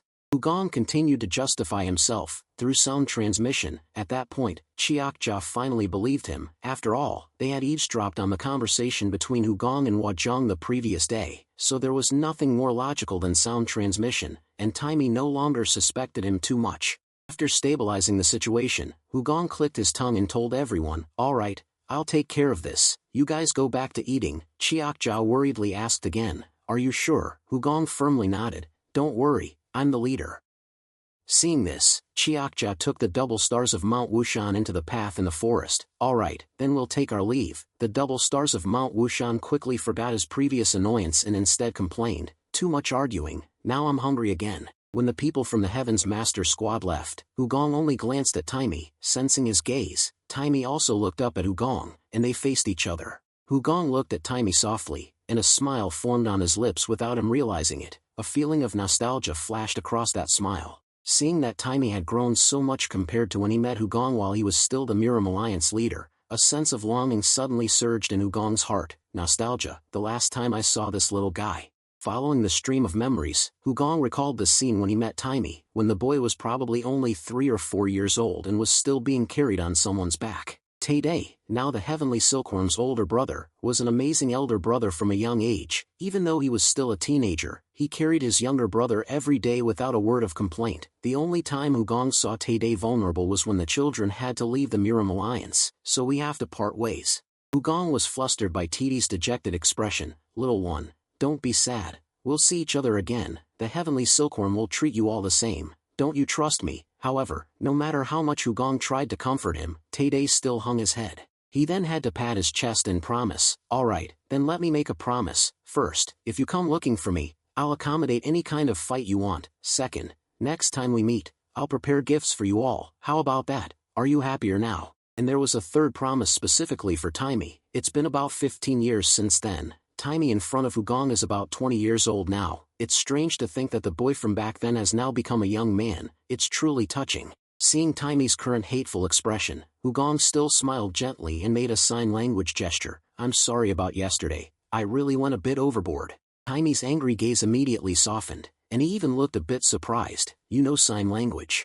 It's true that Hugong learned sign language whenever he could. It was to keep his third promise specifically to Timey. Back then, Hugong stroked the boy's cheek and said, one last thing, I'll learn sign language for Timey. Hugong remembered that memory and sincerely told Timey, there was a child I was very fond of who was born deaf. I promised him that I would learn sign language to prepare for the day we meet again. Finally, Timey completely dropped his hostile attitude and broke into a bright smile. Haha, really, that sounds so cool. When I was little, Hugong also promised me that. Hugong immediately replied, he must be an amazing person, for you to respect him so much.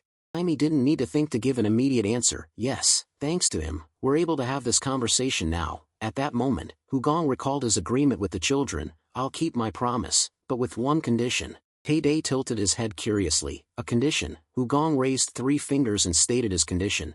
Don't get injured, don't lose each other, and strive to learn the Heavenly Silkworm's martial arts for me. He carefully instructed the children. Wait until you're confident in your own skills, then come and find me. Thanks to this, the children, especially Tae-dae, were more encouraged. All right. Hugong remembered that moment, then looked at Taimi with worried eyes. In his heart, he silently lamented how quickly time had flown by and how he hadn't expected to meet them again in this situation. Hugong looked up at the blue sky with distant eyes. Perhaps Hugong is still alive. You haven't forgotten him. Taimi was slightly surprised by that statement. Oh, so that's what you mean. You startled me. Taimi pondered for a moment and said, I heard this before. Hugong curiously asked the young boy, what? The first image that appeared in Taimi's mind was Hugong's large, chubby hand and his gentle voice. Remember that. Even if you are hurt or in pain, never abandon each other. Taimi recounted Hugong's advice, saying that even if one of their brothers is injured, they should never let go of each other. That's why older brother never backed down. Taimi added in a low voice. Hugong also said he would send their master to heaven if that happened. Hugong went silent for a moment. Really? Did I say that? I apologized to the old geezer of Tian Team. He pretended to be calm and replied, so that's how it is. Taimi looked up at the sky with a warm smile. Honestly, I still can't believe Hugong has left this world. Hugong casually replied, then don't believe it. His genuine words turned into a joke that made Taimi laugh. Haha, that sounds silly. Then Taimi turned to look at Hugong with gentle eyes and a friendly smile. You said you came from the Heavenly Grand Archive, right? I like you. Hugong immediately chuckled and teased Taimi. So you mean you're not going to kill me anymore? I'm delighted. As Taimi was happily laughing along with Hugong, 3 figures suddenly appeared from the trees and shouted at the young boy, Taimi, what are you doing here? Taimi was startled to hear those familiar voices. 3 members of Tian Team arrived and sat on a tree branch near Taimi. They shouted loudly, making the young boy unable to explain anything. Get up here with us quickly. What do you think you're doing coming here alone? Older brother is calling for you. At this time, Tae-dae was sitting in front of the smoking altar and had arranged his mind, which was the result of meditating all day yesterday. However, Tae-dae's quiet thinking did not bring positive results. On the contrary, it deepened his aversion to Hugong. What a genius. That guy was too arrogant and cruel. He only used there are a few words that stimulate the other person's mind to escape the situation. No one can say that. He didn't know how deep our feelings for Hugong were from a young age. It's because he doesn't know that he dares to speak like that. If he were a real genius, he should at least know how to express his respect, not speak like that. I won't let myself be led by the nose anymore. Tonight will be the end for both him and the Heaven's Master Squad. Right after making the decision, Tae-dae immediately called his younger brother who was guarding outside the door. Tae immediately walked in. Yes, dear older brother, everyone is gathered. It's just Taimi. Tae-dae scowled and glanced at Tae. How come? Then Tae recounted the situation they saw. The conversation between Hugong and Taimi was extremely comfortable and happy like friends who had just met after a long time. Tae-dae was upset and met Taimi immediately, saying quickly, why did you do that? Have you lost your mind? Taimi hesitantly bowed his head in front of Tae-dae. I apologized. But Tae-dae was still grumbling. Nothing. Taimi started using a series of complex signs to protect Hugong. That person is very skilled in sign language and has also apologized for yesterday's incident. However, Tae-dae still maintained a cold attitude. Is that all? Every time you see someone who knows sign language you will become like that. Taimi confusedly protested. It's not like that. Taimi tried to convince Tae-dae. That person said it's okay. We're doing very well. That person also said that Hugong will definitely be happy to see us grow up like this. He said that he's very happy because our brotherhood has not yet had anyone lost or injured. The more Taimi spoke, the more he expressed his love for Hugong. That person also said that he hoped the future would still be the same. When Tae-dae heard this, he felt a little surprised and looked up. Why? Taimi continued to explain. Although I don't know the reason, just hearing their voice makes me feel very warm, like I'm being reassured. Though it's not Hugong,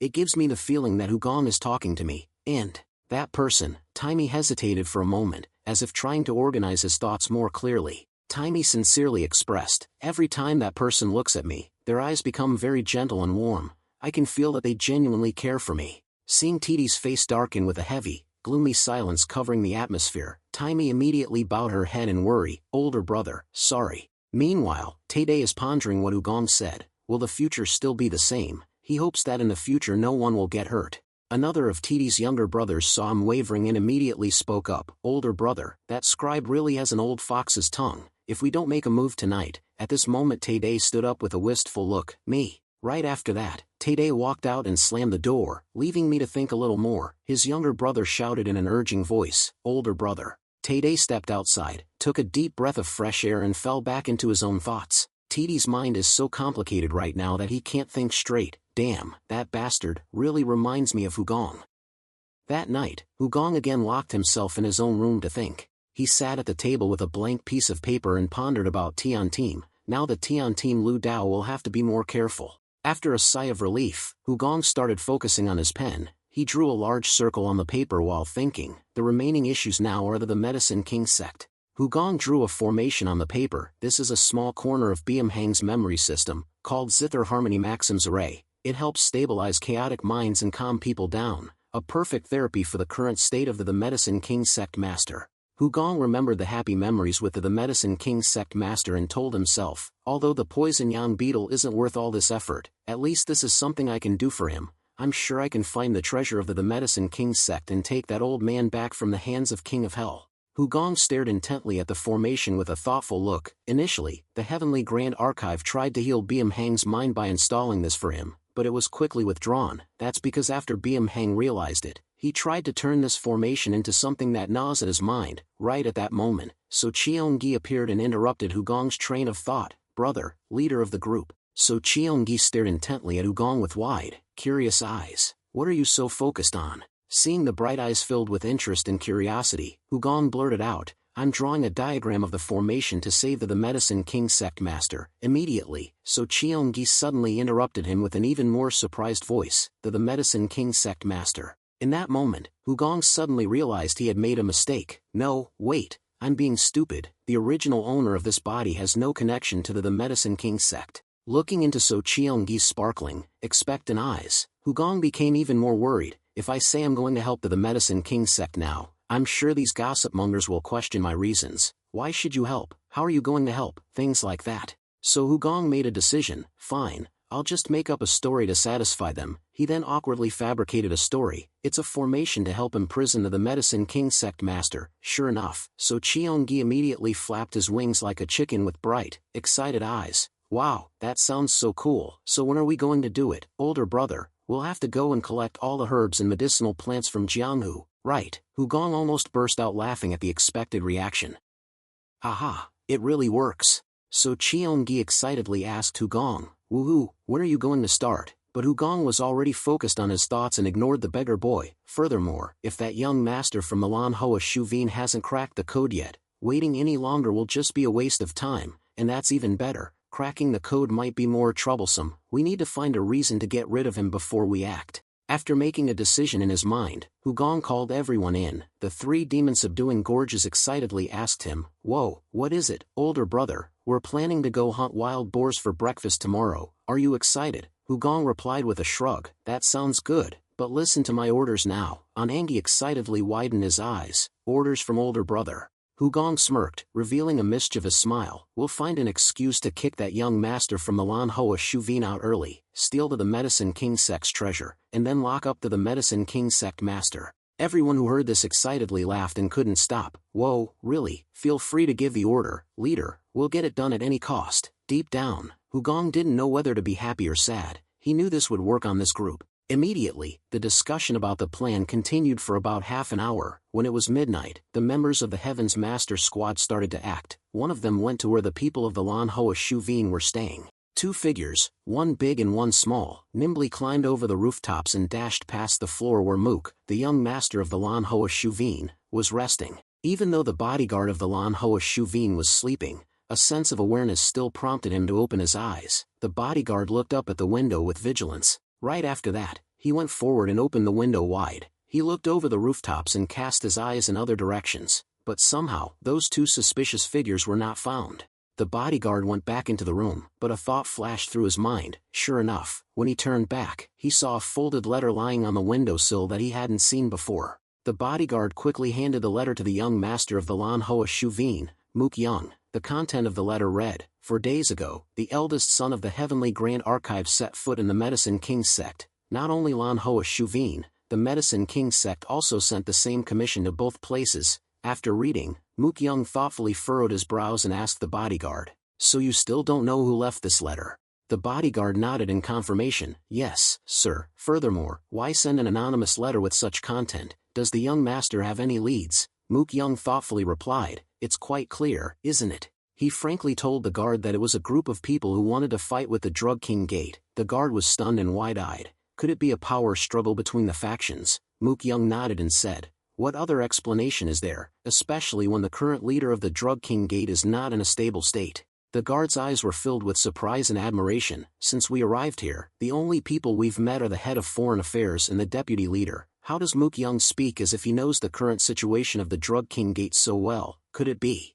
"Have you deciphered the secret letter?" After a moment of contemplation, the guard finally voiced his doubt, but Mook Young only responded with a mysterious smirk. Then, Mook Young waved his hand, dismissing the guard. "I need to rest now. Arrange a meeting with the Grand Master of the Sky Passage Library tomorrow." The guard immediately bowed and retreated. He couldn't help but wonder why his master wanted to meet that person. Left alone in the room, Mook Young stared intently at the anonymous letter and pondered. The Grand Master of the Sky Passage Library. It's fate that we've met here. Mook Young's excitement grew with each glance at the name Hugong written on the letter. In reality, this was an obsession of Mook Young. Yuliang always said that the Sky Passage Library was the leading one among the 3 great libraries, and that the Grand Master of the Sky Passage Library was a once-in-a-thousand-year genius. Mook Young was about to personally verify this rumor when he suddenly heard the bad news that the Grand Master of the Sky Passage Library was beyond saving and had no hope. So, Mook Young thought he had missed his chance to compete with Biam Hang, but the recent news that the Orchid Flower Library had received about the Grand Master of the Sky Passage Library was shocking and completely contradicted previous rumors. Mook Young chuckled gleefully, folding the letter with a cunning look. He mumbled, "Grand Master of the Sky Passage Library, I will show you that I am the one who stands above you." The next morning, Huazhang found an excuse to visit the annex to greet them, but to his surprise, unlike yesterday, the annex was now completely silent, making him curious. "Everyone has gone out." Hugong was leisurely strolling and said, "They went hunting wild boars. Do you have anything to see them about?" It was an unexpected answer, so Huazhang let out a clumsy gasp. Wild boars? No, nothing." Then, Hugong changed the subject. "Well, that's good.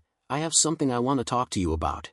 Hugong vaguely sighed to Huazhang. "Perhaps because I haven't read books for a long time, my mind is a little sluggish." Huazhang nervously asked, "Would you like me to bring you some books?" Hugong calmly shook his head. "No, I want to see rows of books of all kinds piled up in a large library." Huazhang understood Hugong's intention immediately. He suggested, "Let me take you to the Library of Treasures. However, only the first floor is currently accessible. You know the reason, don't you?"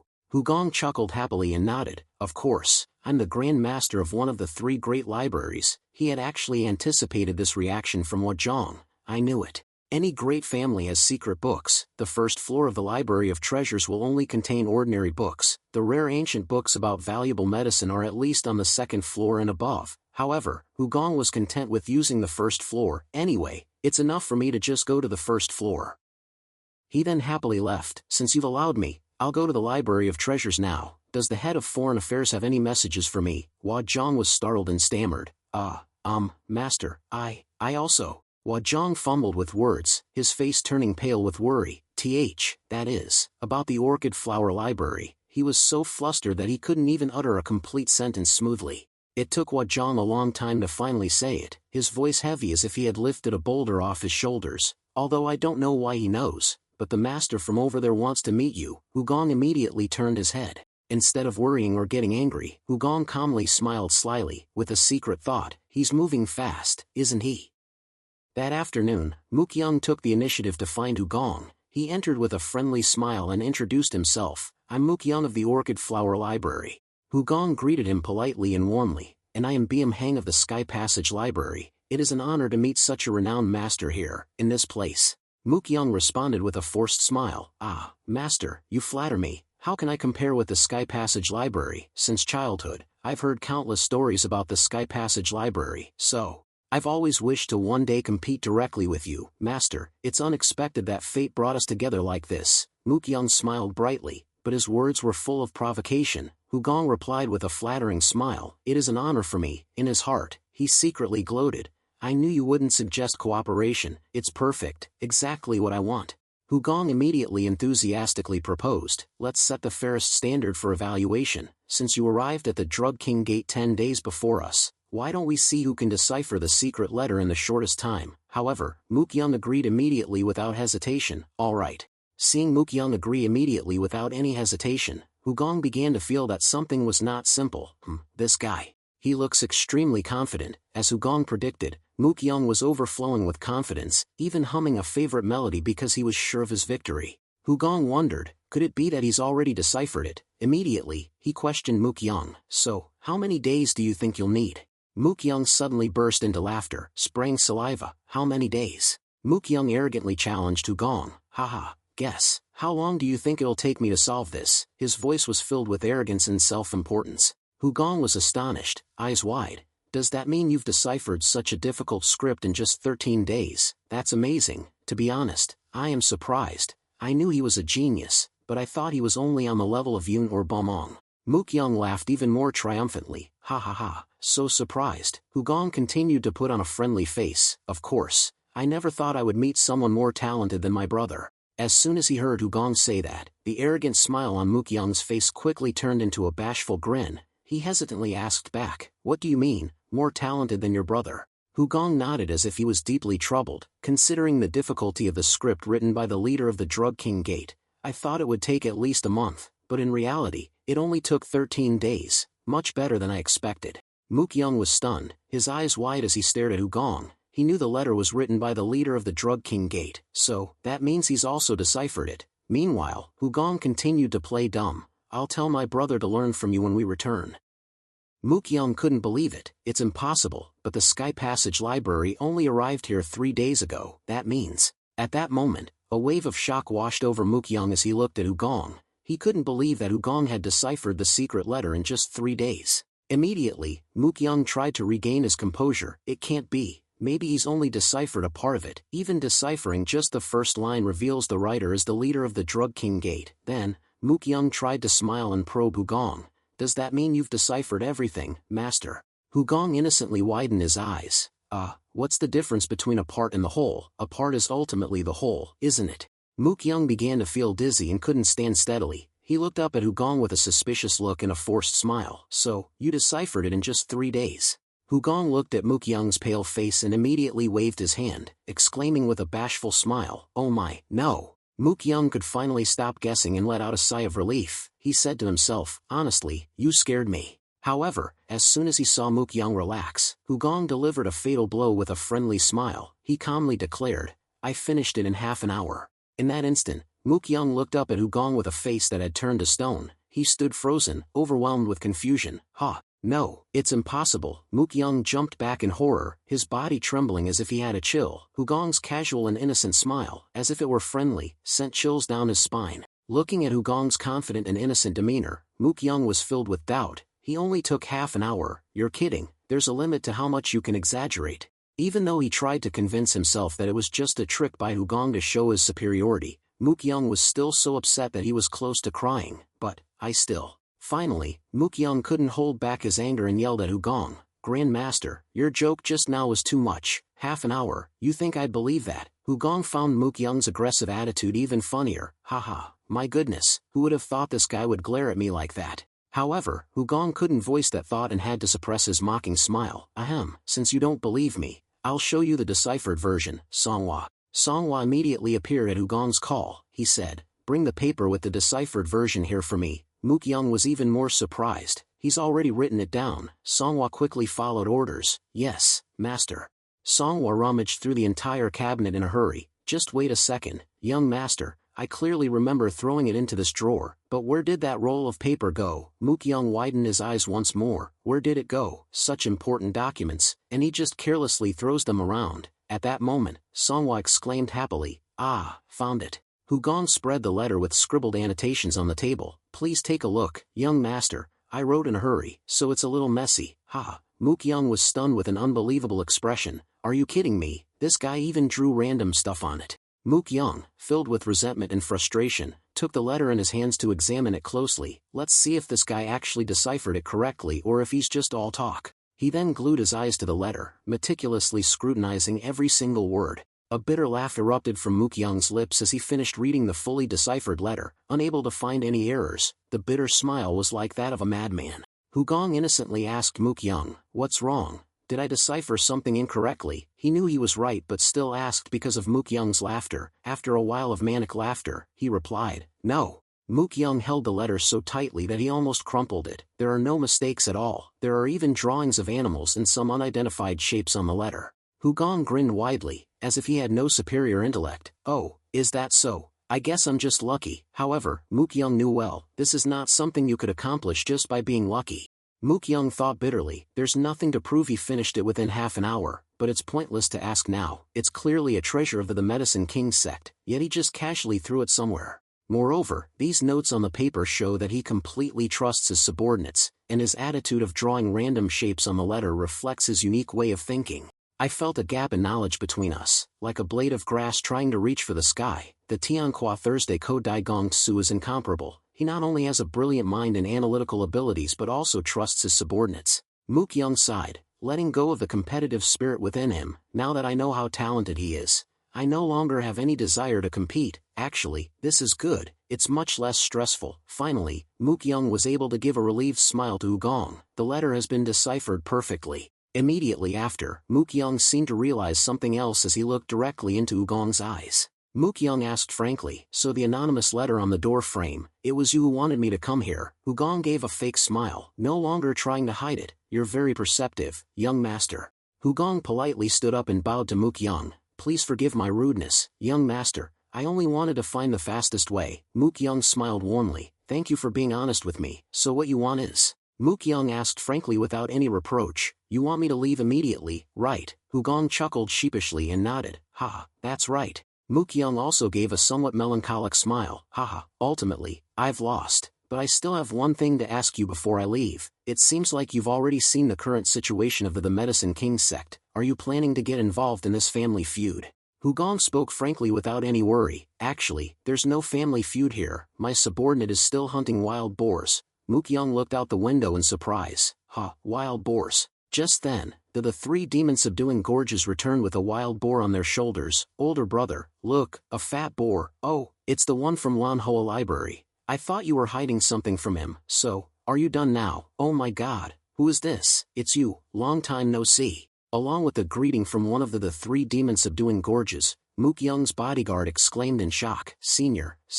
Mook Young furrowed his brow in suspicion. You know them. The bodyguard didn't have time to answer Mook Young but rushed towards the three demon-subduing gorges. It's great to see you again, Senior. What wind brought you to the Medicine King sect? The three demon-subduing gorges happily introduced. We're from the Heavens Master Squad. The bodyguard tilted his head in astonishment. The Heavens Master Squad. The three demon-subduing gorges happily explained. Yes, we're the group of bodyguards for older brother, our Tianhua Thursday Ko Dai Gong Tsu. The bodyguard was immediately stunned. He remembered Mook Young's reaction earlier and now even the three demon-subduing gorges are under this man's command. Is the Tianhua Thursday Ko Dai Gong Tsu really someone of such caliber? Seeing the bodyguard's dumbfounded expression, the three demon-subduing gorges squawked. What's with that face? Do you think it's funny that we're under his command? The three demon-subduing gorges scolded with a stern voice. Hey, get rid of that face like you just ate something sour. The bodyguard replied in embarrassment. No, I'm sorry. It's just that I'm shocked by the great reputation of the young master. Mook Young was completely bewildered by what he saw. It seems that the young master's subordinates are all extraordinary figures. At this point, Hugong felt embarrassed and didn't know where to hide his face. Just ignore my subordinates. As the evening sun set, Mook Young finally boarded his carriage and left. Alright, I've asked enough. Take care of yourself. Hugong saw him off to the main road and politely extended an invitation. When you have time, please visit Tianhua Thursday Ko. We can continue our discussion from today. Mook Young asked curiously, aren't you planning to attend the Heavenly Dragon Fong this year? Hugong tilted his head in confusion. Heavenly Dragon Fong? You mean the peace conference between the 10 great families of the Jianghu Heavenly Dragon Fong? I've attended a few times when I was still Hugong, but Tianhua Thursday Ko isn't among those 10 great families, right? Seeing Hugong's bewildered expression, Mook Young explained, you haven't received the invitation from the renowned Namgung clan yet. I saw your name on the guest list. I hope we can meet again there. Hugong gave a gentle smile and replied, it's probably because the invitation arrived after I left. Let me take a look and see. He still felt doubtful. Did my extermination of the Seomun family spark interest from those big families? But I'm not really interested in this gathering. Mook Young left with a friendly smile. Alright, take care then. Along with their carriage are also the three demon-subduing gorges and Wushan Song Hung. Older brother, we'll be back later. Hu Gong watched the carriage depart with a relieved feeling. Once the news of Mook Young leaving gets out, the Medicine King sect will definitely send people to follow him. But I've sent Wu Shan Song Hung and the 3 demon-subduing gorges to escort them as a precaution. With them around, even the Medicine King sect Zhu wouldn't dare touch a single hair on Mook Young's head. As long as he gets home safely, most of the headaches will be resolved. Time to move on to the next step, then. Sure enough, less than half an hour later, Yong Wan received urgent news from Wat Zhang and angrily yelled, "What are you saying? Young Master Mook has already left." Yong Wan pointed at Wat Zhang and scolded, "What kind of business is this? Quickly send a team to chase after him and bring him back here. Use whatever methods you have to make him reveal all the information he knows about the secret documents. Do it now." Wat Zhang gasped and explained, "I tried, but it didn't work. Young Master Mook has Wu Shan Song Hung and the 3 demon-subduing gorges protecting him. It's impossible to approach them lightly. It's as if they knew we would send people after him." Yong Wan was even more shocked and shouted, "What?" Finally, Yong Wan collapsed into his chair. "It's over." The content of those secret documents was about the treasure that father wrote about when he was in a state of madness and delirium. Yong Wan painfully recalled that time. The Medicine King sect Zhu screamed that he had to find the treasure, even though he couldn't tell one thing from another. He said he had to find it, so Yong Wan assumed it was something very important to him and the Medicine King sect. Yong Wan was intelligent and quickly realized the root of the problem. Young Master Mook met with the Tianhua Thursday Code Dai Gong Tsu and only then decided to leave, and the young master's subordinates escorted him back. That means the Tianhua Thursday Code Dai Gong Tsu. Clearly, he orchestrated the entire process. Yong Wan saw through the situation instantly and felt a chill run down his spine at Hu Gong's cunning. That night, Wat Zhang, according to his arrangement with Hu Gong, prepared to lead him to the Tang Thursday CA. As soon as Hu Gong saw him, he greeted happily, "Ah, you're here." However, Wat Zhang's face looked dull like someone who had lost his soul. If older brother's words are true, then he's the mastermind behind it all. Ugh. But what does that mean? At this moment, Hu Gong interrupted his thoughts. "Thank you for allowing me to use the Tang Thursday CA." Hu Gong happily stepped forward. "Let's go in." Wat Zhang, though still filled with questions, replied politely, "Yes." Before entering the Tang Thursday CA, Hu Gong turned back and waved to the Heaven's Master Squad. "Remember to follow the rules, everyone. Don't cause a ruckus out there." Everyone responded happily, "Don't worry, older brother." However, as Hu Gong turned away, Chiakja suddenly transmitted his voice to Wat Zhang's ear. "External Affairs Master, don't let anyone know you're hearing this transmission." Wat Zhang replied to the transmission with a worried expression. "Master Chiakja, what do you mean?" Chiakja hinted, "I have something to discuss with you, so please come back here right after you finish leading the young master." Chiakja's face then stared at Wat Zhang with a serious expression and said solemnly, "Keep this secret from the hall master. Be careful not to be overheard or caught." Wat Zhang felt a chill run down his spine after seeing Chiakja's sharp gaze. Is Master Chiakja trying to hide something from the young master? What's going on? Wat Zhang followed Hu Gong, glancing back at the Heaven's Master Squad walking in the opposite direction. They clearly seemed very close to each other. Could it be that I misunderstood? Wat Zhang led Hu Gong into the main house and went directly to the Tang Thursday CA, a magnificent 5-story building. Hu Gong was a little surprised because it was bigger than he imagined. "This is the Tang Thursday CA." Wat Zhang hesitated. "Yes, and as I mentioned, you can only use the first floor. How long do you plan to stay here?" Hu Gong grinned widely. "I'll be back around midnight. I need to sleep too." Wat Zhang felt confused upon hearing this. Is he just going to sit there and read books calmly in this tense situation? And also, why did Master Chiakja say that to me? Could something be happening within the Heaven's Master Squad? Suddenly, Hu Gong cut off his thoughts. "By the way, External Affairs Master," Hu Gong said in a sharp voice, "you look unwell. You seem to be a bit stressed. Is something the matter?" Wat Zhang was struck to the heart and jumped. "Me? Haha, nothing. It must be because I've had a lot to do today." Immediately, a strange smile spread across Hu Gong's lips. He glanced at Wat Zhang with sharp eyes like a snake eyeing its prey. "Oh, is that so? I thought you were hiding something from me." Hu Gong's indifferent and expressionless gaze lasted only a second, but it was enough to send a shiver down Wat Zhang's spine and make him recoil in horror, his nerves tightening. Then, Hu Gong nonchalantly turned and walked into the library. "Well, if you're not hiding anything, I'll go in now." Hu Gong's footsteps echoed heavily, like the frantic beat of Wat Zhang's heart. Wat Zhang watched Hu Gong go, his face pale with anxiety. "That feeling of a cold chill down my spine. I have a bad feeling about this. I need to get back to Chiakja quickly." When Wat Zhang returned to the annex, the atmosphere was different from before. He bluntly asked Chiakja, "What in the world is going on?" The Heavens Master Squad's usual carefree spirit was gone, and everyone awaited Wajong with serious faces. Chiakja stepped forward to speak. Listen carefully to what I'm about to say. Tiangua Shuku's eldest son is a very dangerous person. As soon as he heard this, Wajong widened his eyes, his pupils trembling uncontrollably. Next, Wu Shan Songxiong spoke. He has already deciphered the documents but is hiding it and pretending to still be working on it. But it's easy for us to see through him. All this time, we've been playing dumb and causing chaos everywhere to fool the eldest son. Wajong was stunned in disbelief. He's already finished, but it's only been 3 days since he arrived. Why would he hide it? Unable to contain his excitement, he stood up. Really, is that true? But why?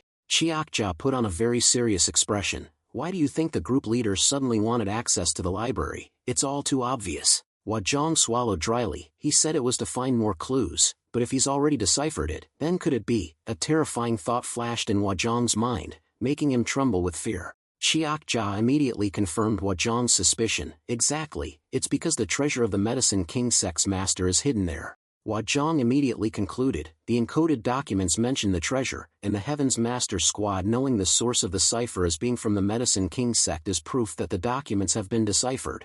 Chiakja continued in a very serious tone. What he's after is the Medicine King Sect's treasure. We can't just stand by and watch anymore, so we've decided to intervene.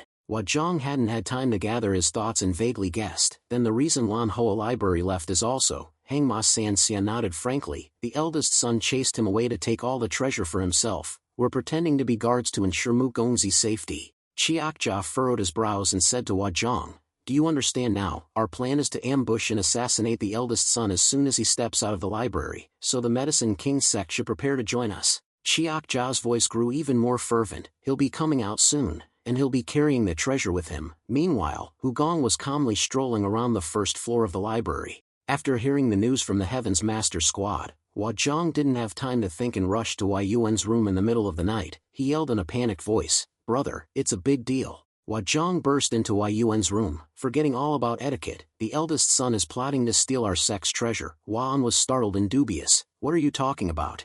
Wajong explained breathlessly. It seems like the eldest son has deciphered father's documents, but he hasn't told us. He went to the library for the treasure. He's been deceiving us. Wan, however, was not panicking. He calmly reassured his brother and asked for more information. Take it easy. The eldest son is still in the library. We have plenty of time to prepare. But where did you hear this from? Wajong hastily explained. The Heavens Master Squad. They're pretending to follow the eldest son's orders, but they're just waiting for their chance. Wan replied thoughtfully.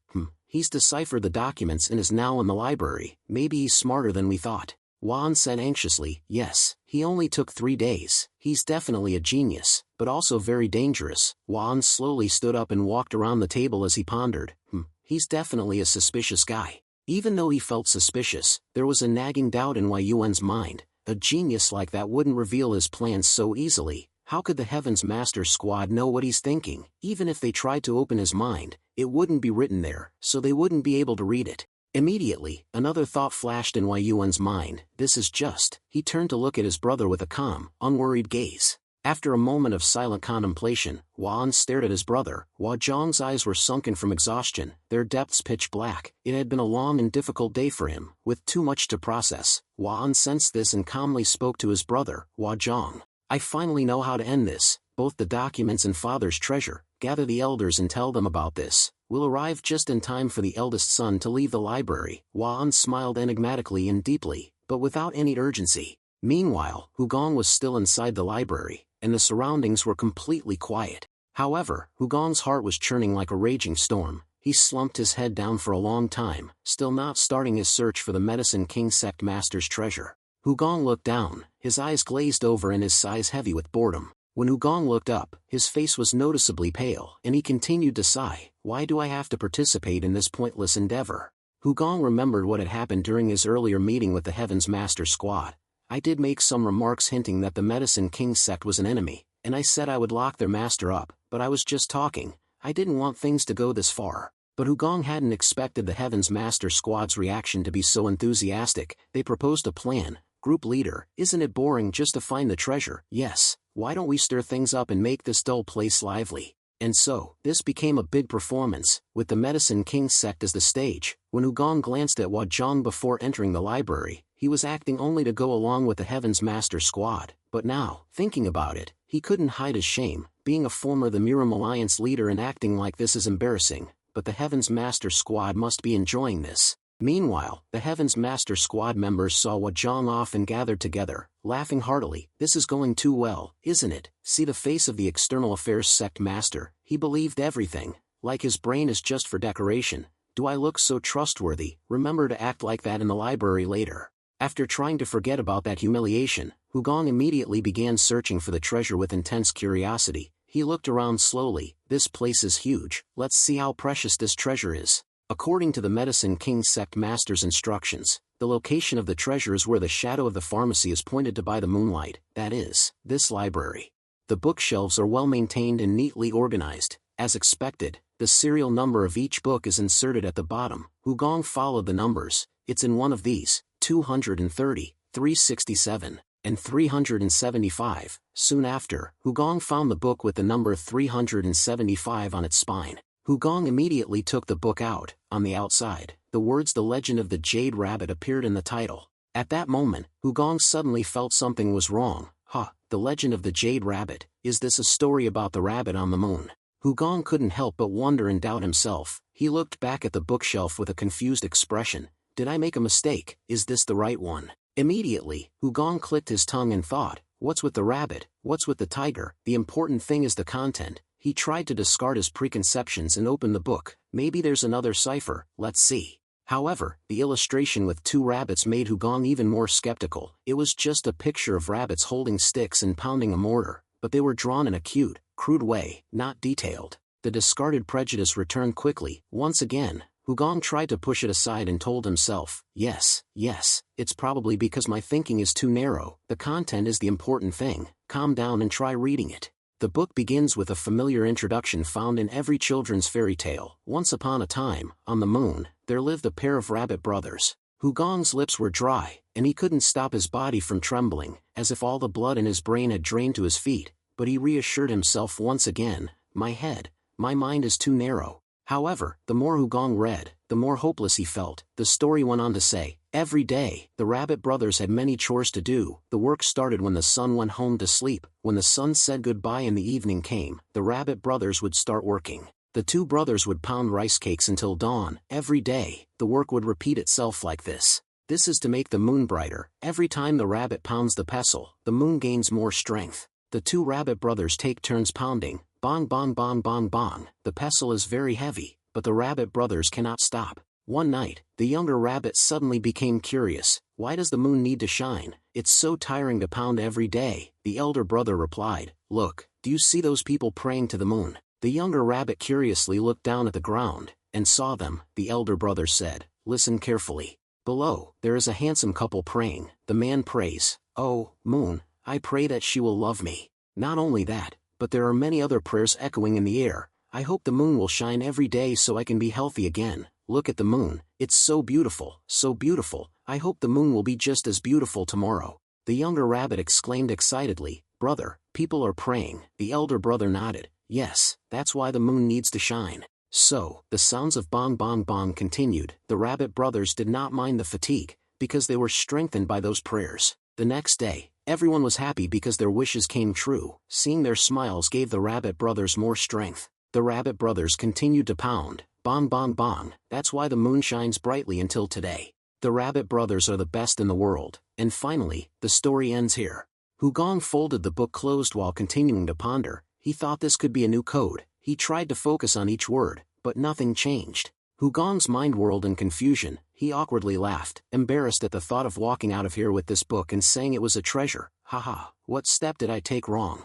Hugong sighed in disappointment, placed the book back on the shelf, and seemingly had no intention of taking it out. I can't be decoding it wrong. I've checked it again. The shadow is pointing to nowhere else besides this library. However, Hugong didn't want to give up, so he took the book off the shelf again while continuing to sigh. Did I forget something? Let me recall the steps from the beginning. Hugong recalled the contents of the secret letter. This is where I, the master of the Medicine King sect, pour out my heart. So, everyone in the world, listen. The most precious treasure and masterpiece of my life is not the golden elixir, it cannot be compared to anything else, it's extremely, extremely special, unique. At this moment, Hugong noticed something on the back cover of the book. He looked at the back cover of the book and immediately widened his eyes. A spark of understanding flashed in his eyes. Just looking at it will restore your strength and health. If you touch it, you will know what bliss is. If you ask me what the happiest moment of my life is, I would say it's when I look at my treasure, and when they also smile at me. Finally, Hugong discovered that the treasure of the Medicine King sect master was his two sons.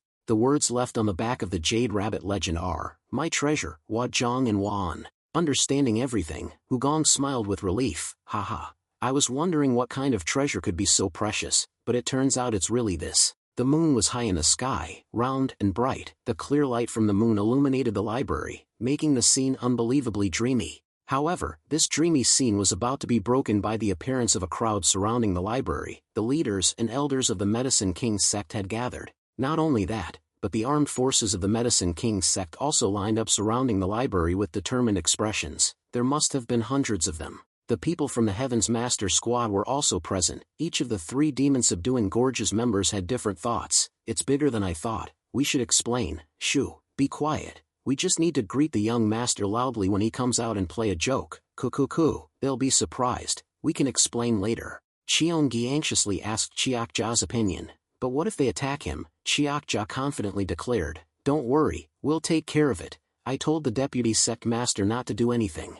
Cheonggi couldn't stop worrying. Seeing how serious the Medicine King sect members looked, Chiakja still firmly replied, I said don't worry. At that moment, the library doors opened. Chiakja chuckled, the group leader is out. As soon as they saw Hugong walk out, Chiakja excitedly shouted, Qian Chuang. However, in an instant, hundreds of people from the Medicine King sect, armed with weapons, charged forward towards Hugong. The Medicine King sect swordsmen drew their swords and raised them high. Not only that, but those carrying spears also raised their spears towards the sky. The scene was beyond the Heaven's Master Squad's control, causing Chiakja to start worrying. What's going on? Chiakja panicked and shouted as the Medicine King sect's armed forces surrounded them. What's going on? Hey, this isn't right. Cheonggi also panicked and yelled, see, I told you, what are you going to do now? Chiakja hurriedly turned to Huazhong. Hey, I told you, we will. However, Huazhong's expression was extremely serious. It seemed he wouldn't listen to anything from the Heaven's Master Squad. At that moment, a loud shout erupted from Huazhong's side. The Medicine King sect. Thank you sincerely, Grand Master of the Heavenly Library. The entire crowd shouted in unison. The words Grand Master echoed for a long time in the night sky, and their eyes all turned towards Hugong, who had just walked out of the library. The Heaven's Master Squad was astonished and looked around. Cheers continued to ring out, as if they were standing in the middle of a festival. No one understood what was happening. An hour earlier, when Huazhong came to find Huan had already guessed Hugong's true intention. It's just a game, Huazhong asked in confusion. What do you mean, a game? Huan calmly replied. I mean someone as intelligent as him wouldn't reveal his plans so easily. Huan calmly analyzed, if the Grand Master was truly at odds with the Heaven's Master Squad, do you really think martial artists with reputations like Mr. Chiakja, the 3 demon-subduing Gorges, and the Wushan dual heroes would just sit idly by? They have been fighting for a long time, but they haven't fought each other. That means the Grand Master has told them, and they are colluding. After listening to Yuan's explanation, Huazhong calmed down and nodded. I think I understand. Huan instructed Huazhong at that time. Yes, so we just need to greet the Grand Master. As a result, the magnificent scene took place in front of the library that night. The eyes of hundreds of people were all focused on one person. Hugong was happy to see the unity and shared thoughts of the Medicine King sect. Haha, what an amazing scene. Hugong glanced around and found 2 people in the crowd. Huazhong was cheering loudly. It seemed that the younger rabbit had been explained everything by the elder rabbit. Huan calmly stood looking at Hugong. The elder brother quickly noticed that Hugong's eyes were on him. Huan clasped his hands in front of his chest and silently smiled in gratitude to Hugong. Although he wasn't as boisterous as Huazhong, sincerity could be seen in his eyes. In a flash, Hugong recalled the story of the Jade Rabbit legend and smiled happily, because the harmony between the 2 brothers was just like the Rabbit brothers on the moon. The next morning, echoes of joyful laughter, unheard for a long time, resounded through the hidden Weak Palace. The Medicine King sect master received the Jade Rabbit legend and was overjoyed. His gray hair flew about as if blown by the wind, as he shook his shoulders and laughed. My treasure has finally returned to me. The Medicine King sect master quickly expressed his gratitude to the two middle-aged men sitting in front of him. Thank you truly. You see, those are my children's names. I wrote them myself. My children always wanted me to read them to them. Haha. I've been searching for it for so long. I will never forget this kindness. The Medicine King sect master, not recognizing his two sons, was surprised when Wajong began sobbing. Why are you crying? This is a happy occasion. Did something bad happen? The two brothers were still unable to speak. Wan just bit his lip and smiled, while Wajong simply wiped away his tears. Wan lovingly looked at the Medicine King sect master, who seemed very happy to have found it. The Medicine King sect master laughed heartily. Of course, I'm very happy. I'm also very happy every time I read stories to my children. Seeing the bright expression of the Medicine King sect master, Wan smiled with relief. I had some doubts after listening to the Grand Master's explanation, but I guess this book is the treasure father has been searching for. Last night, after Hugong left the library, he immediately met privately with the two brothers, Wan and Wajong, and handed them a book, claiming it was the treasure of the Medicine King sect master. Wan furrowed his brow in doubt. It's just a book. Wan skeptically picked up the book to examine it. This is the treasure. Meanwhile, Wajong glanced at the book's cover and immediately burst into a wide grin. This is the legend of the Jade Rabbit. Wajong giggled as he flipped through the pages. Father used to read us this story many times when we first learned to read and write. Do you remember, brother? I searched for this book for a long time. Wan still couldn't believe Hugong's deductions and asked again. This book holds many memories for us and father, but I never imagined it was important enough for father to use a cipher. Are you sure you're not mistaken? Hugong firmly shook his head. I'm certain. Then Hugong presented the decipherment. If you read this, you'll know right away. Based on the content and structure of the cipher, the treasure is indeed the legend of the Jade Rabbit. You can bring it to the Medicine King sect master to confirm its authenticity. Wan accepted Hugong's proposal with skepticism. All right. As Wan and Wajong left with the book, Hugong pondered for a moment and then called Wan back. Deputy sect master. Hugong smiled brightly at Wan. The legend of the Jade Rabbit is the treasure of the Medicine King sect master, but I believe there's something even more important to him. Just as Hugong finished his sentence, Wajong reached the last page of the book. As he closed it, he noticed something written on the back cover. Wajong exclaimed, "Brother, look at the back of this book." The Medicine King sect master held the book tightly in his hand, his face radiating with joy. My children, when I look at you, and you smile back at me, it makes me happy. Wajong's tears continued to flow. Father, while Wan smiled happily, just as the Grand Master of the library deciphered. If you ask me what the happiest moment of my life is, I would say it's when I look at my treasure and my treasure smiles back at me. We are our father's treasure. After witnessing the Medicine King sect master's happy and refreshed expression, Wan and Wajong went to the medicine warehouse and discussed while checking the herbs. The Grand Master of the library found the treasure. Now it's time for us to keep our promise, brother. Wan nodded. The Grand Master wants the toxic yangworm, right? Wajong immediately confirmed. Yes, it's stored in the basement. Wajong diligently wrote down notes about the herbs and continued the conversation. Brother, I've been thinking a lot since I heard him say he needs the toxic yangworm. Do you think he's trying to collect the 3 evil treasures? Wan replied with a sigh. I'm not sure, but if it's him, he probably already possesses 2 of the 3 evil treasures. As those in the industry know, the 3 evil treasures are the hexagonal snake, the toxic yangworm, and the intoxicating herb. Based on Yun's deduction, if Hugong only wants the toxic yangworm, he might already have the other 2 treasures, or even absorbed them already. While thinking about Hugong, Wan couldn't help but feel admiration. Grand Master of the library. I didn't have any particular impression of him when I first met him, but my thoughts have changed. He not only possesses profound knowledge, but his ability to judge and solve situations is excellent. Even in the face of so many people's praise, he still kept a calm and quiet expression as if he already knew it. At that moment, Wajong looked at Wan with a shocked expression and interrupted his train of thought. He has 2 of the 3 evil treasures. How is that possible? We haven't even found the hexagonal snake yet, and no one in the Medicine King sect has been able to absorb the intoxicating herb. Even now, I still remember that haunting scent. Wajong brought a stack of books and placed them on the table in front of Wan, asking, but brother, if he possesses the 3 evil treasures, wouldn't he be able to cultivate the 10,000 fragrance jade hand? Wan chuckled and teased his brother. Haha, that's how it would be. If he reaches the 3 evil treasures, it seems you're eager to show him your skill assessment report. Do you like him that much? Wajong blushed and quickly waved his hand. No. He stammered an explanation. To be precise, I want to see the 10,000 fragrance jade hand cultivated, even if it's just the first level. I want to see all the fragrances in the world bloom. Wan nodded. It's possible, but it could be very dangerous. Wan explained seriously. Out of the 10,000 fragrance 7 pearls, only one remains. If he obtains this last pearl after the 3 evil treasures, he'll naturally want all 7, it's human nature.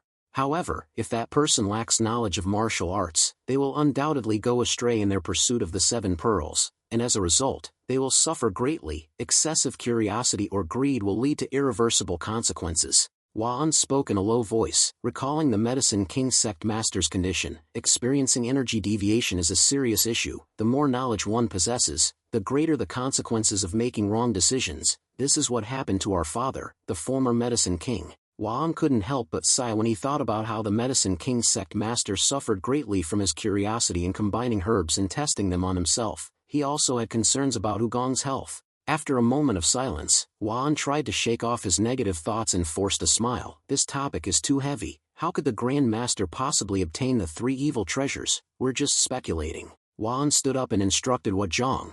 I'm going to see the Grand Master now. Hua Zhang, prepare the toxic yang worm. Hua Zhang immediately nodded. All right. A short while later, Wan arrived at the annex where Hugong resided. My father was very happy to see the legend of the Jade Rabbit. I don't know how to thank you enough. Wan sincerely expressed his gratitude to Hugong. Thanks to you and the Heavens Master Squad, this place has come alive. Hugong burst into a cheerful laugh. Ha, thank you for your kind words. Immediately after, Hugong changed the topic to the Medicine King sect master. So now, all that's left is to cure the sect master's illness. Wan nodded. Yes, we'll find a solution soon. Hugong suddenly offered, Deputy sect master, if you don't mind, I would like to help you. Wan opened his eyes wide in astonishment. What kind of help are you talking about, Grand Master? Hugong pushed a notebook towards Wan. Take a look at this. Right after that, Wan opened the notebook and his first reaction was to stutter in shock. This is. Wan recognized what it was instantly through the detailed illustrations and annotations. A formation. Why are you giving me something so valuable? Seeing Wei Yuan's shock, Hugong explained, this is a formation that helps restore the balance of the body and mind. Hugong gently instructed Wan on the basic usage. The Medicine King sect has spiritual energy. Combined with this formation, the Medicine King sect master will only need half a year to recover. Wei Yuan's eyes focused on Hugong, filled with gratitude and overwhelming surprise. Thank you, Grand Master, but how did you know to prepare this? We kept this matter very secret. Hugong understood Wei Yuan's doubt and immediately explained. I didn't know about this beforehand. I didn't bring this from the library. I just came up with it a few days ago. Hugong offered a friendly smile to dispel Wei Yuan's suspicions. However, Wei Yuan's doubts remained. He furrowed his brow and stared intensely at Hugong. He's only been here for 4 days, which is too short. Even if he started immediately after deciphering the materials, he's been thinking about this complex formation for several days now. Wan swallowed nervously. This is likely the most advanced formation in the library, but he gave it to me so easily. Why? After a moment of contemplation, Wan directly asked Hugong, Grand Master, why are you so kind to us? The unexpected question made Hugong slightly flustered. Well, he tried to stretch out a smile while thinking of an excuse. Because I'm Hugong, the leader of the Miram Alliance, a friend of your father, I can't say that. Hugong suddenly had an idea. Well, I can't just work for free. Giving someone a chance to reciprocate in moderation is also a kindness, isn't it? After all, there's plenty of medicine in the Medicine King sect. Then, Hugong sighed with a sly smile. Kind. Hugong's expression turned dangerous as he addressed Wan. You seem to be misunderstanding something. Who would treat others kindly for no reason? Wan immediately grasped Hugong's meaning and smiled relievedly. I'll definitely give him the toxic yang worm, but something of equal value to that formation. Then, Wan tried to guess Hugong's intentions. I guess you want the golden work Dan. However, Hugong burst into laughter and waved his hand. Ha, that's funny. Do you have any golden work Dan here? Most of them must have been used for the Medicine King sect master, right? But even if you have some left, you should keep them for emergencies. Wei Yuan's face instantly went blank, not knowing what to say. You're right, after giving 9 to father, we only have 2 left, but I should be the one making that excuse. The more Wan thought about it, the more certain he became that he wasn't mistaken. The Grand Master is treating us extremely well. No matter what expression Hugong shows, Wan still sees his concern for the Medicine King sect hidden within it. Wan suddenly felt enveloped and comforted, as if facing someone the same age as his father. He quickly turned his face away to hide his emotions. He's so young, but I feel like I'm being taken care of by an elder. Seeing Wei Yuan's watery eyes, Hugong silently clicked his tongue. TSK. He was moved to the point of almost crying. Right after that, Hugong opened his mouth and teased Wan. The deputy sect master doesn't need to be polite. If you want to yawn, go ahead. Wan, who was touched, was stunned. What, yawn? Wai Yuan's emotion vanished in an instant after Hugong's teasing. His tears and snot dried up and his face returned to its usual cold expression. Wan took a deep breath to regain his composure and asked Hugong, "So, what do you want?" Hugong chuckled, "Haha, I want the primal spirit pill." Hugong's eyes sharpened as he mentioned a type of herb that had nothing to do with long-term internal strength enhancement or healing. If you're fighting against a stronger or larger opponent, you might need to push your inner strength to its limits or even activate your potential. That's when the primal spirit pill is used. However, even if you achieve victory, your spirit is bound to be damaged, turning it into a shattered mess, living but not really living. It could even lead to paralysis. Nevertheless, because the primal spirit pill provides instant support and strengthens internal strength in critical situations, it can still be a trump card for a powerful blow in a life-or-death encounter.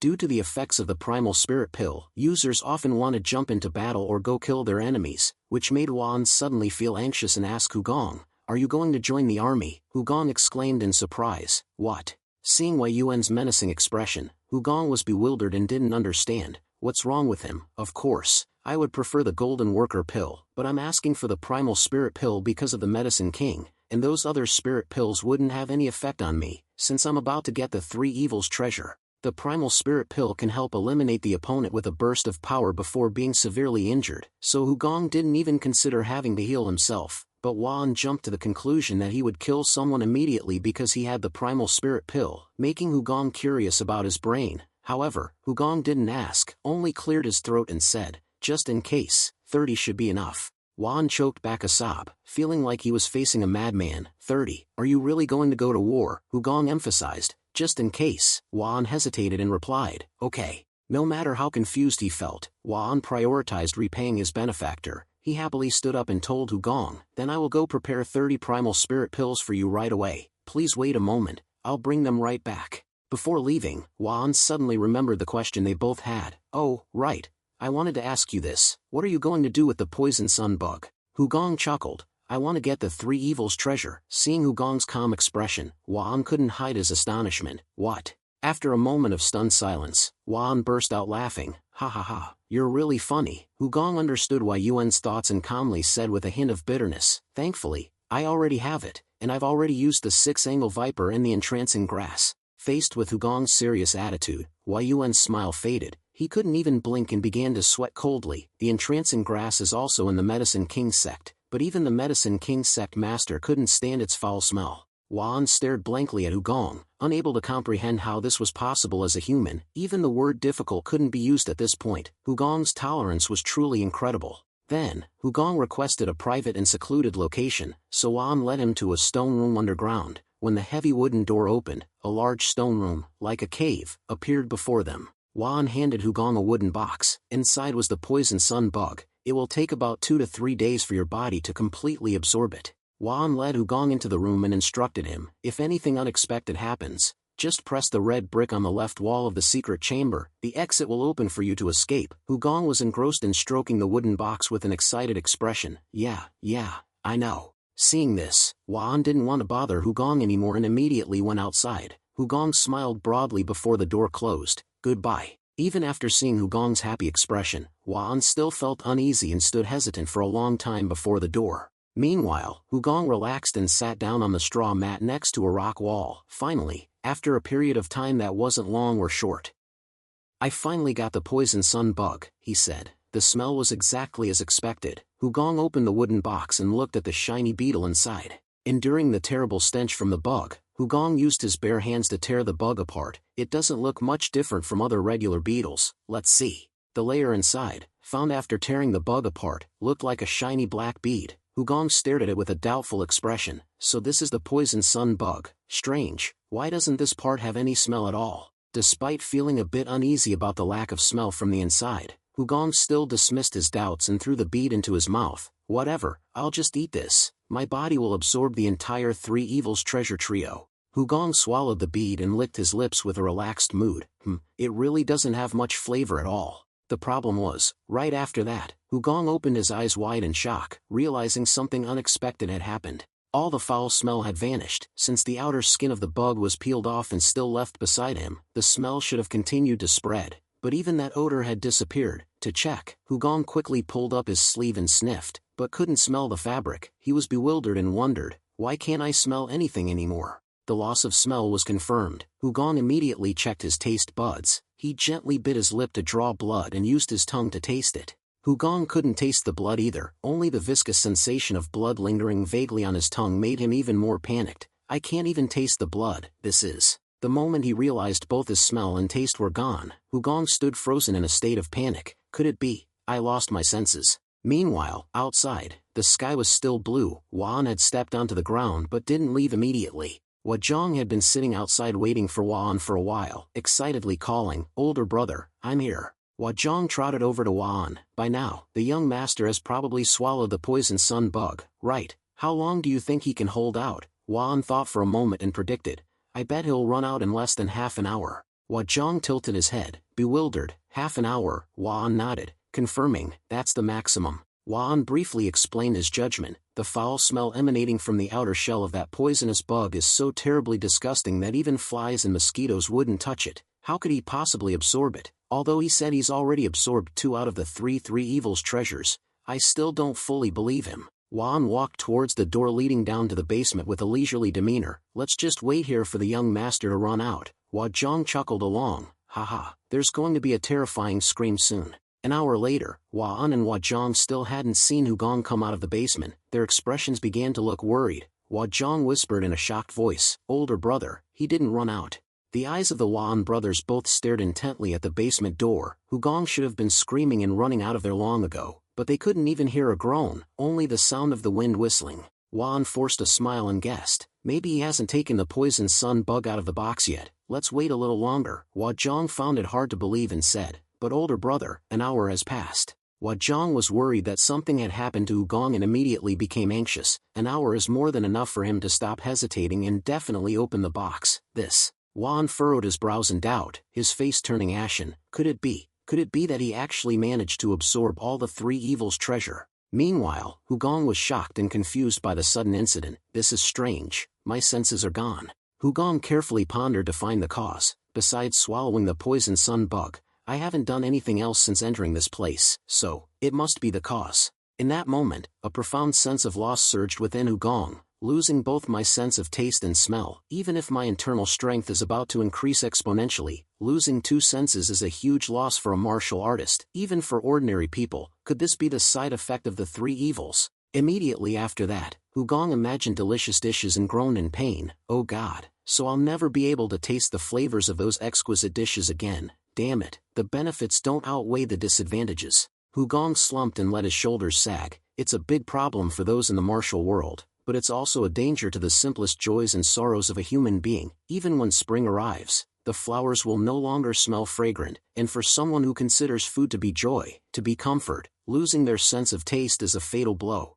However, this thought of collapse only appeared for a moment, then Hugong quickly dismissed it with a wry smile, chuckled, but, after a long, dark winter night, there will be a brilliant sunbeam. Only after experiencing a long night can people appreciate the sun. The inspiration of the sunlight shining on the earth only has meaning when there is darkness. Hugong immediately sat down and focused his consciousness on cultivation. This moment of stagnation is just a small stepping stone for the leap forward. The only thing he needs to do now is to absorb this toxic yang bug into his body. Hugong closed his eyes and quickly focused his consciousness on the existence of the toxic yang bug inside his body. At this moment, the toxic yang bug is still just like a pitch-black spirit bead, motionless. As a part of the toxic yang bug melted, Hugong felt a massive flow of energy pouring out from its cracks. The energy flowing out of the toxic yang bug shifted like a wave radiating heat. It was so hot that one might mistake it for swallowing a fireball. A stream of bubbling magma flowed from the toxic yang bug into Hugong. The magma writhed in place, not knowing where to flow. It seemed to have lost its direction and just writhed in place as if waiting for something. Hugong also quickly discovered that the toxic yang bug could penetrate many places in the body, but it didn't want to move. Immediately after, a triumphant sneer appeared on Hugong's face. Haha, that's right, I know what you want. It must be the energy of the hexagon viper and the Miha grass.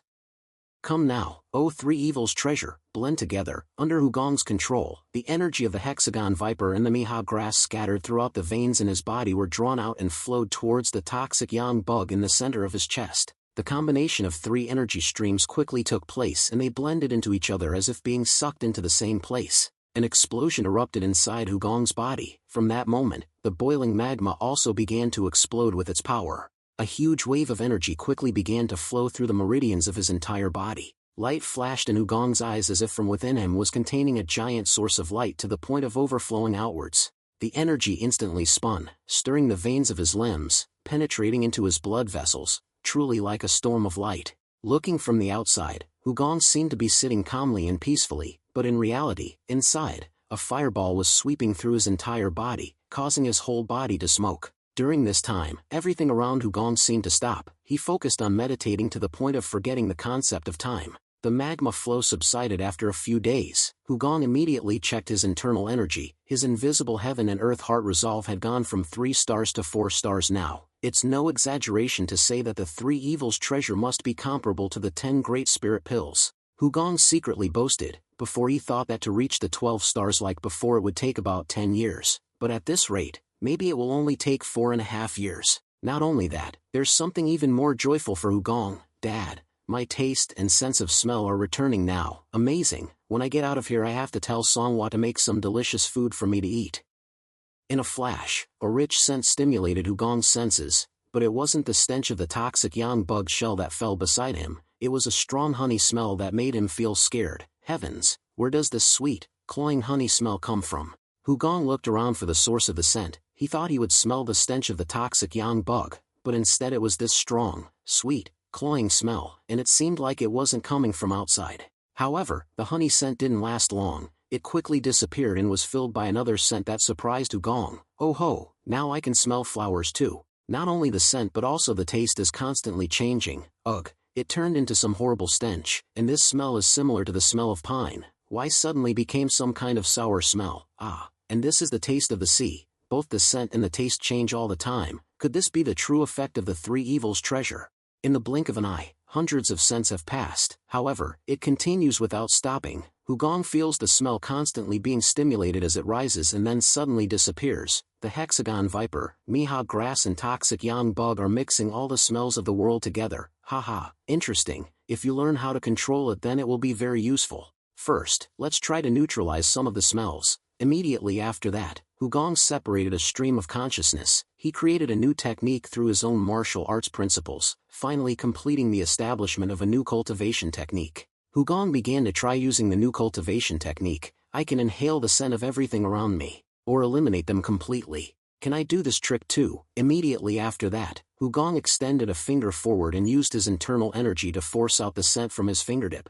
The result is a scent that forms as a drop of water flowing out from Hugong's fingertip and can adjust the concentration. When the drop of water falls to the ground, it feels like the scent from it is spreading and expanding like an invisible wave in space. In the blink of an eye, the entire space around 100 meters where Hugong dropped the scent was covered by the smell he had just imagined. After successfully testing, Hugong smiled contentedly and dispelled the remaining scent in the room. I think this technique should be called Wan Xiang, 10,000 cents. That's enough. All paths require a process and time. Don't be hasty. If you're too greedy, you'll die. After all, this is just a small trick. Immediately after, Hugong smiled contentedly and sat down in a meditation posture once again. Alright, now the only thing left is perfecting and cultivating this technique. By the way, I'll also review all the martial arts I've learned since I took over this body. I haven't had many chances to cultivate in a quiet, private space like this, so it feels really good. The evening of a few days later, the moonlight was still clear and bright as always. Hugong in the underground cave was relaxed and carefree, no longer having a concept of time, but the people outside waiting for him had a completely different mood.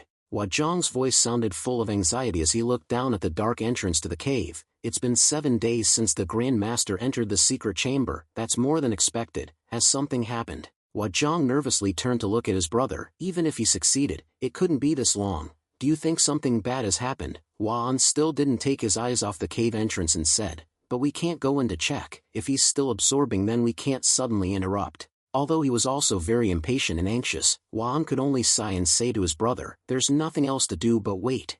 Just as Huan and Huazhang were about to leave, there was a creaking sound of the wooden door opening in the underground stone room. Huazhang immediately called Huan back. "Brother, there's a sound." As the two brothers were about to turn around to greet Hugong, a gust of wind swept past, as if it could blow both of them away. Huazhang shouted in panic, "Wind, what's this?" Before they could understand what was going on, Hugong gently landed behind them. "Are you waiting for me?" Huazhang cheered happily when he saw Hugong safely return. "Grand Master." Hugong smiled broadly and waved to the two brothers. "It took longer than I thought." Huan looked at Hugong with wide eyes. "I just heard the door open. How did he get up here so fast?" "The stairs are also spiral," and Huazhang smiled in embarrassment. We didn't wait that long." Huan hesitated for a long time before asking Hugong, "I can't smell the toxic yang bug. Was it too much for you?" Hugong burst out laughing. "Ha ha ha, how could a bug be too much for me? You're so funny." Right after that, Hugong turned around and left because he didn't want to answer any more curious questions from the two cousins. "Okay, let's go home. Cultivating for 7 days makes me so tired, so lazy." Huazhang quickly ran after him with an earnest voice calling, "Sir, sir." The two Huan brothers tried to chase after and ask Hugong, "So did you succeed?" "Sir, sir." "Wait," but Hugong still ignored them and continued going straight. The next morning, after a good night's sleep, Hugong approached Huan to ask, "Anything happened while I was away?" Huan answered frankly, "Many things happened." Huan began recounting the main events with a cheerful voice. "We heard all about your achievements from the Heaven's Master Squad. You didn't fall for the sleeping drug of the Wuji Shabu because you had the Mei Xia Tao." Huan sipped his tea and continued, "We gave them some of the Mei Xia Tao we had, but none of them could stand its smell. It's a pity. You didn't see them vomiting and rolling around. Just imagining it makes me shiver." Hugong immediately declined. "I don't want to see it either."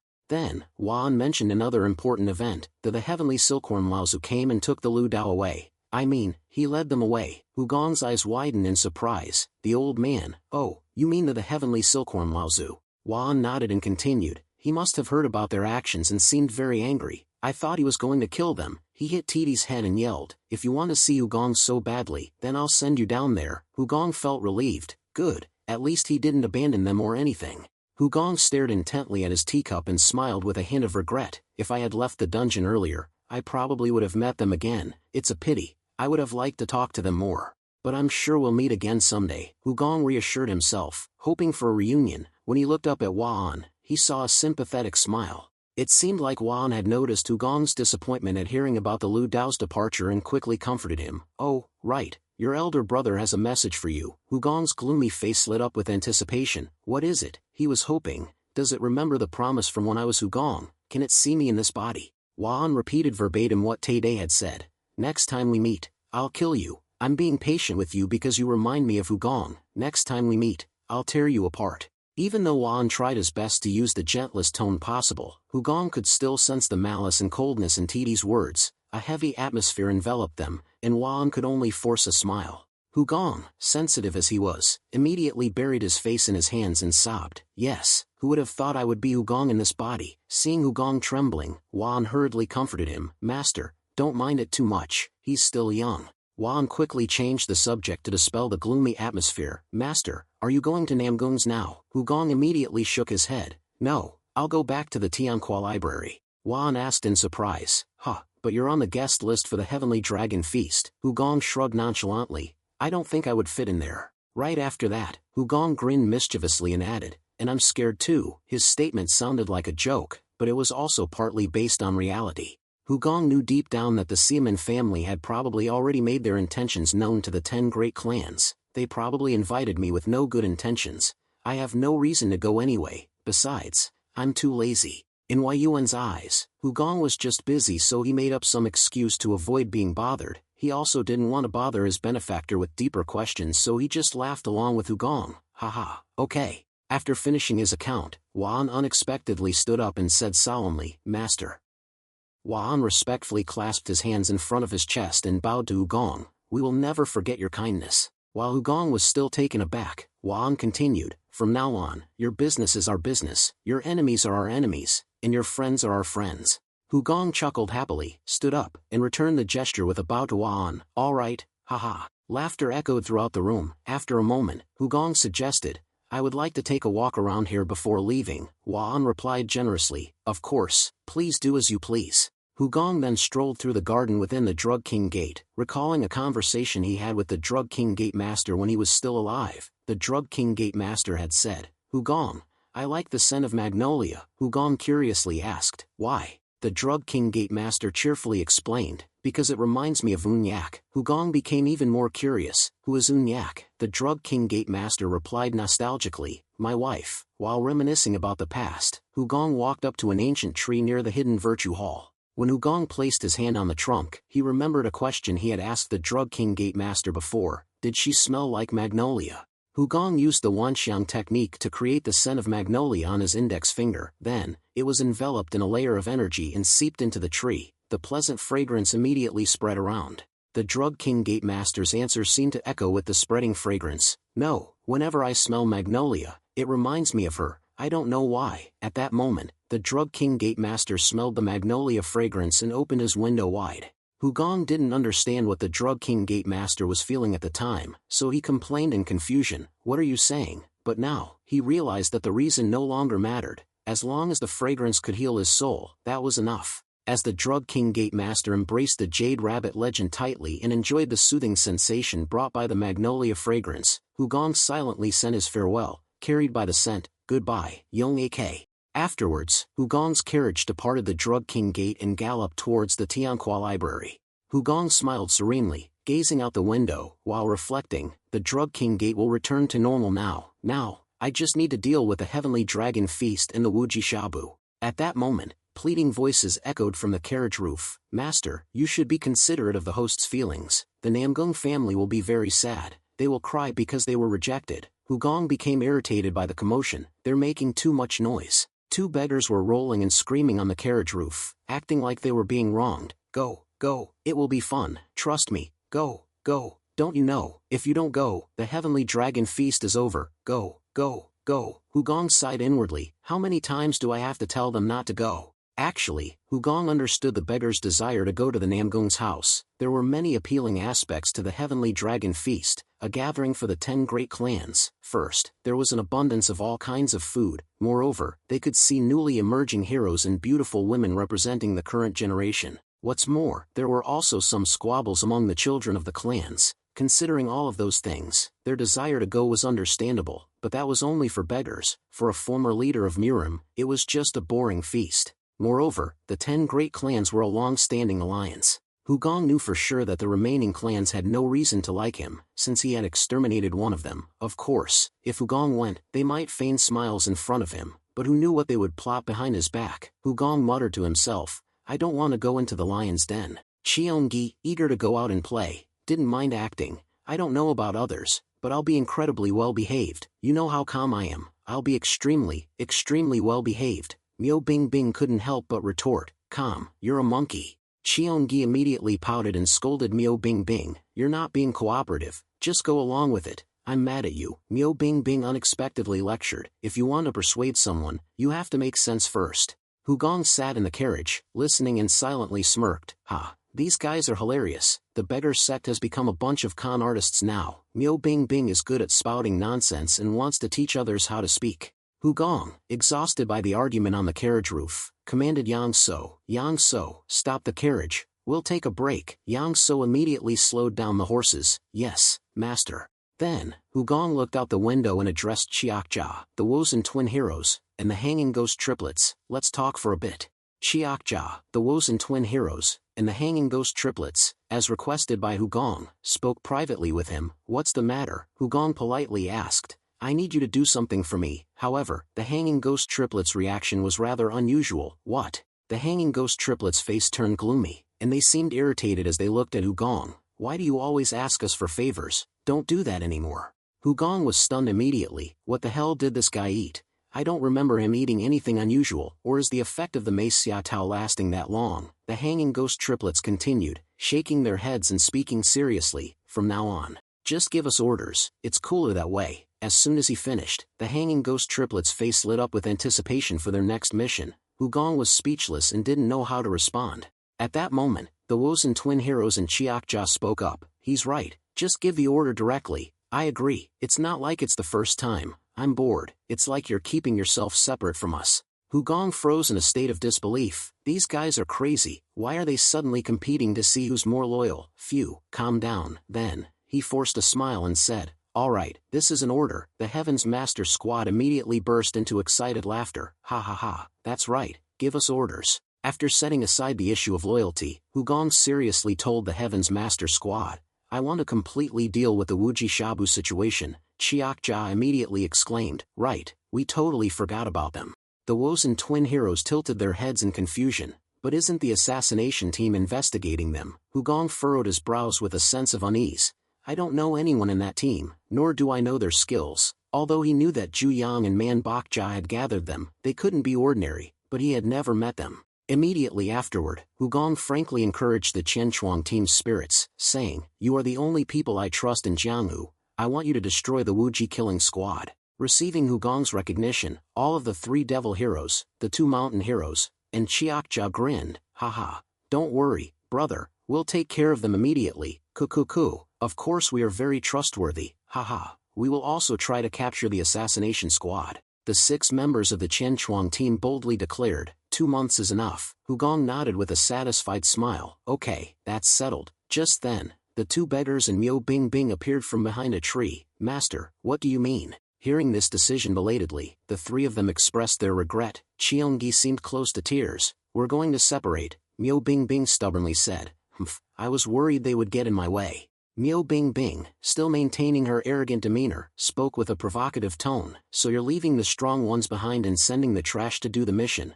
Hu Gong, seeing her hypocrisy, sighed in disappointment. TSK, just say it straight. Miao Bingbing then turned to the 6 people about to embark on their mission. Are you sure you'll be okay? I bet you'll soon cry because you miss us. The 3 devil heroes laughed in response. Cuckoo, of course we'll be fine. You stay here to protect the master. Cheonggi pouted, seemingly indifferent. I'm fine with the decision. Now I can eat more meat. The 2 mountain heroes went over to comfort him, stroking his head. Yeah, eat ours too so you can grow up quickly. The group then separated into 2 directions. Before getting on the carriage, Cheonggi and Anangi waved goodbye and yelled, "Farewell, farewell." Hu Gong smiled with trust. See you at the Heavenly Pass Library. Only Miao Bingbing, with clear sadness on her face, maintained a cold and arrogant demeanor, her lips firmly sealed. Before leaving, the 3 devil heroes, 2 mountain heroes, and Chiakja also cheerfully waved goodbye to Hu Gong's group. So, we're off. While the Qianchuang team split into 2 and began their respective journeys, the Drug King sect was welcoming an unexpected guest.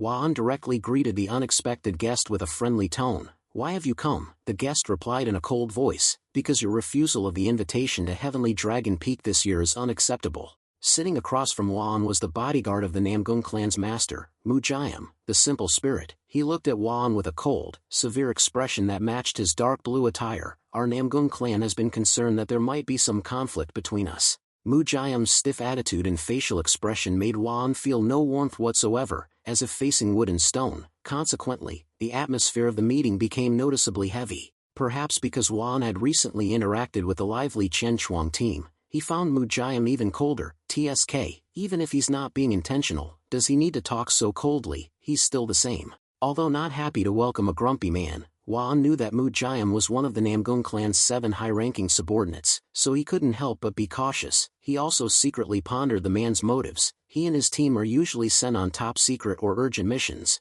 Now he's come all this way just because we didn't go to Heavenly Dragon Peak. There must be another reason. After a moment of contemplation, Wan smiled politely. Conflict with the Namgung clan? You're joking. The Drug King sect master is still recuperating, and we have many things to take care of, so we are truly sorry that we couldn't attend. Mujayam pondered and then inquired, is it because of the elixir? Wan gave a vague answer. Partly. Mujayam nodded coldly. I understand. Mujayam, with a scowling expression, continued to probe Wan. I'm really looking forward to it. That elixir must be related to the magnolia scent that fills the Drug King sect, right? There's no way magnolia could bloom at this time of year, right? Wan looked out the window for a moment and smiled cheerfully. Ah, yes, making this elixir does produce a magnolia scent. Mujayam vaguely sensed a subtle feeling from Wei Yuan's answer. It's probably something else, but that's not my business. My mission is. After clearing his curiosity, Mujayam directly addressed Wan. I heard the Heavenly Pass Library's Grand Master is here. As soon as he heard that, Wan realized his previous judgment was correct. However, he still smiled with friendliness. Haha, How did you know? Truly, nothing can be hidden from the Namgung clan. Wan deliberately mentioned the renowned Namgung clan and continued, you know, we invited him here to seek some advice, and he helped us a lot. Even though it was a short time, it was a memorable experience. Mu Jiam carefully listened to Wai Yuan's every word and quickly grasped the main point of the statement. He frowned and stared, questioning Wan. Memories. Wan smiled gently and nodded calmly. Yes, he just left this morning. Mu Jiam was sure. He left this morning, then it's easy to chase after him. He nonchalantly told Wan. We invited him to Heavenly Dragon Peak, so I wanted to escort him myself, but I'm probably too late. He must already be on his way to our clan, right? Wan saw through his opponent's thoughts and frankly told Mu Jiam to stop chasing after Ugong. No, he said he would return to the Heavenly Pass Library. He said he had to go back and was very sad he couldn't attend. Mu Jiam concealed his frustration with a cold attitude. I understand, but in his heart, he was secretly groaning. I knew it. I had to come here myself because there was a chance he wouldn't accept the invitation. Mu Jiam's desire to capture Hugong grew stronger. Heavenly Pass Library Grand Master, if the Namgung clan summons you, you must obey. You cannot escape. Wan curiously asked Mu Jiam directly. The Namgung clan master must be very interested in the Heavenly Pass Library, right? Mu Jiam, still cold and looking down, said, I apologize. I have no authority to answer that question. Wan didn't try to dig for more information from Mu Jiam. Instead, he smiled brightly. I'm sure that's the case. Haha. Even without the SEO1 clan incident, the Grand Master is still a brilliant talent. Mu Jiam looked up at Wan with sharp eyes and probed for information about Hugong. You seem to admire him a lot. What kind of person is he? Faced with Mu Jiam's unexpected question, Wai Yuan's eyes dimmed. As if recalling something, he hesitated and replied, the Grand Master is. In a moment, Wan remembered what happened that morning. Right after Hugong left, he sensed the magnolia scent. Where is this magnolia scent coming from? Just then, Hua Zhang rushed over to report, Brother, it's coming from the Hidden Weakness Hall. The tree that the Grand Master touched is emitting magnolia scent.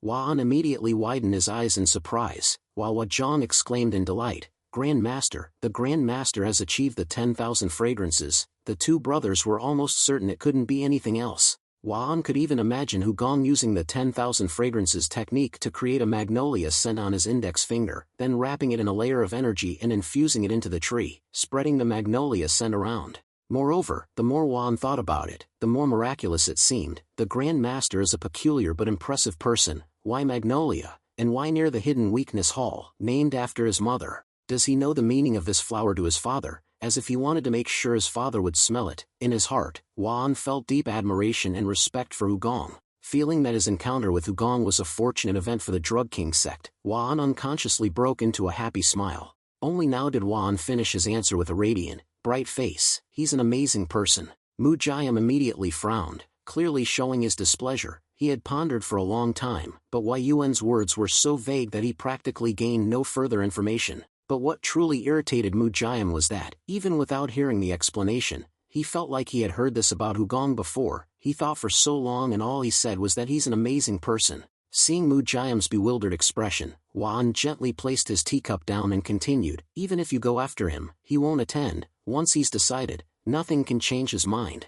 And I beg you, don't go after him, Wan boldly requested Mu Jiam, his sharp gaze fixed on him. However, Mu Jiam responded to Wan with a glare and a firm attitude. He will come to the Namgung clan. Wan immediately spoke in a threatening tone. Even if I say I'm begging you in the name of the Drug King sect, you'll still refuse. Mu Jiam laughed, as if it were absurd. In the name of the Drug King sect, ha. Mu Jiam put on a fierce expression and spoke with a direct threat. So you're saying that the Drug King sect will get in the way of the Namgung clan? Under Mu Jiam's threat, the atmosphere of the conversation became heavy again. Wan gave a forced laugh and replied, Haha, it's just a misunderstanding. Why would we get in your way? I said that because I was worried. Wan waved his hand with a nervous smile, as if he were afraid the Drug King sect was being threatened. Mu Jiam skeptically frowned. You seem worried that I'll harm the Grand Master. Clearly, he was very confident in his martial arts skills as well as the power of the renowned Namgung clan. Wan looked at Mu Jiam with a bewildered expression. What do you mean? I'm worried about him. I'm not worried about him. Mu Jiam's frown deepened. Wai Yuan's smile seemed serious. It certainly wasn't a joke. Suddenly he realized, it meant. Mu Jiam was stunned for a moment before speaking out his guess. So you're worried about me? Wan just smiled without answering. Wei Yuan's smile was like a confirmation, so Mu Jiam didn't know whether to laugh or cry in this situation. He was dazed, avoiding Wei Yuan's determined gaze. This is ridiculous, this guy seems crazy. Mu Jiam thought to himself, if I stay here any longer, I'll only waste time that I could be using to catch up with the young master. I have to hurry. Right after that, he ignored Wei Yuan's warning and left. So, I'm off. After finishing all the food on the table, Cheonggi grinned and suggested, brother, what about dessert? Miao Bingbing pouted and mocked Cheonggi. Beggars are being too demanding, but Hugong happily allowed it. Okay, go buy some. Miao Bingbing, despite just complaining, immediately became excited at the mention of food. They happily ran out to a street food stall. I love sweets too. Miao Bingbing and Cheonggi were chattering about the sweets. But how much should we buy? A lot. This one too. No, we need to think it through before choosing. Right at this moment, Anangi noticed someone walking towards them. It turned out to be Mu Jiam, who had taken the time to chase after Hugong all the way here. As soon as he saw Anangi, he called out as if they were familiar. Anangi, Anangi. Anangi chuckled and walked towards him. Goodness, who is this? Jiam greeted Anangi with a gloomy face. Long time no see. It's been a year, hasn't it? Anangi seemed used to his coldness, so he casually asked, why are you here? Anangi wondered, then answered himself, oh, I know, it's because of the young master's visit to the Heavenly Treasury, right, because of the Heavenly Dragon Summit this year. Seeing Anangi snickering triumphantly for guessing correctly, Mu Jiam didn't intend to hide it. Yes. Cheonggi saw Anangi chatting happily, so he curiously poked his head out. Senior brother, who is this? Anangi pondered, stroking his chin with a strange, thoughtful look. Someone from the Namgong clan. Miao Bingbing carried a box of newly bought sweets, eating and mumbling with a surprised expression. Oh my goodness, heaven is on your side. Did you secretly pray to heaven? Cheonggi also exclaimed excitedly. Wow, we're going to Heavenly Dragon Summit. Ha. Then Anangi pulled Mu Jiam's sleeve as if he had just remembered something. They went to the side, and Anangi whispered, come here, how much information did you get before coming here? Mu Jiam felt confused and raised an eyebrow at Anangi. I just left the Medicine King's gate. Anangi burst into laughter. That's easy then. I'll give you some advice before you see the young master. Right after that, Anangi started making things up to convince Mu Jiam to do what he wanted. First, his personality is terrible. Anangi mumbled lies into Mu Jiam's ear without any embarrassment. He's so terrible that the other members of the Heaven's Master Squad left because they couldn't stand it anymore. We stayed because we're patient, at least he feeds us. Mu Jiam just listened silently without showing any emotion. His face remained gloomy and cold as before. Anangi looked at Mu Jiam's expression and clicked his tongue, giving advice. If you keep a cold face, it won't work. You have to show sadness and beg. Then he might say, well, maybe I'll consider it. Do you understand?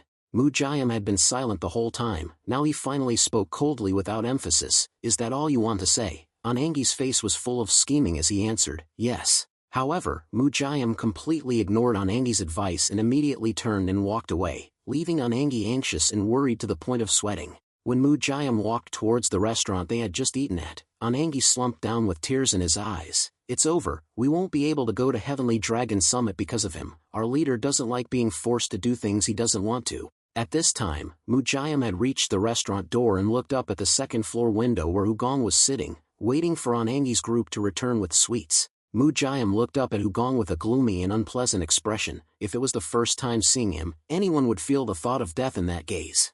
Hugong, of course, quickly met Mu Jiam's gaze. He calmly looked down with indifferent eyes. What kind of bastard is that?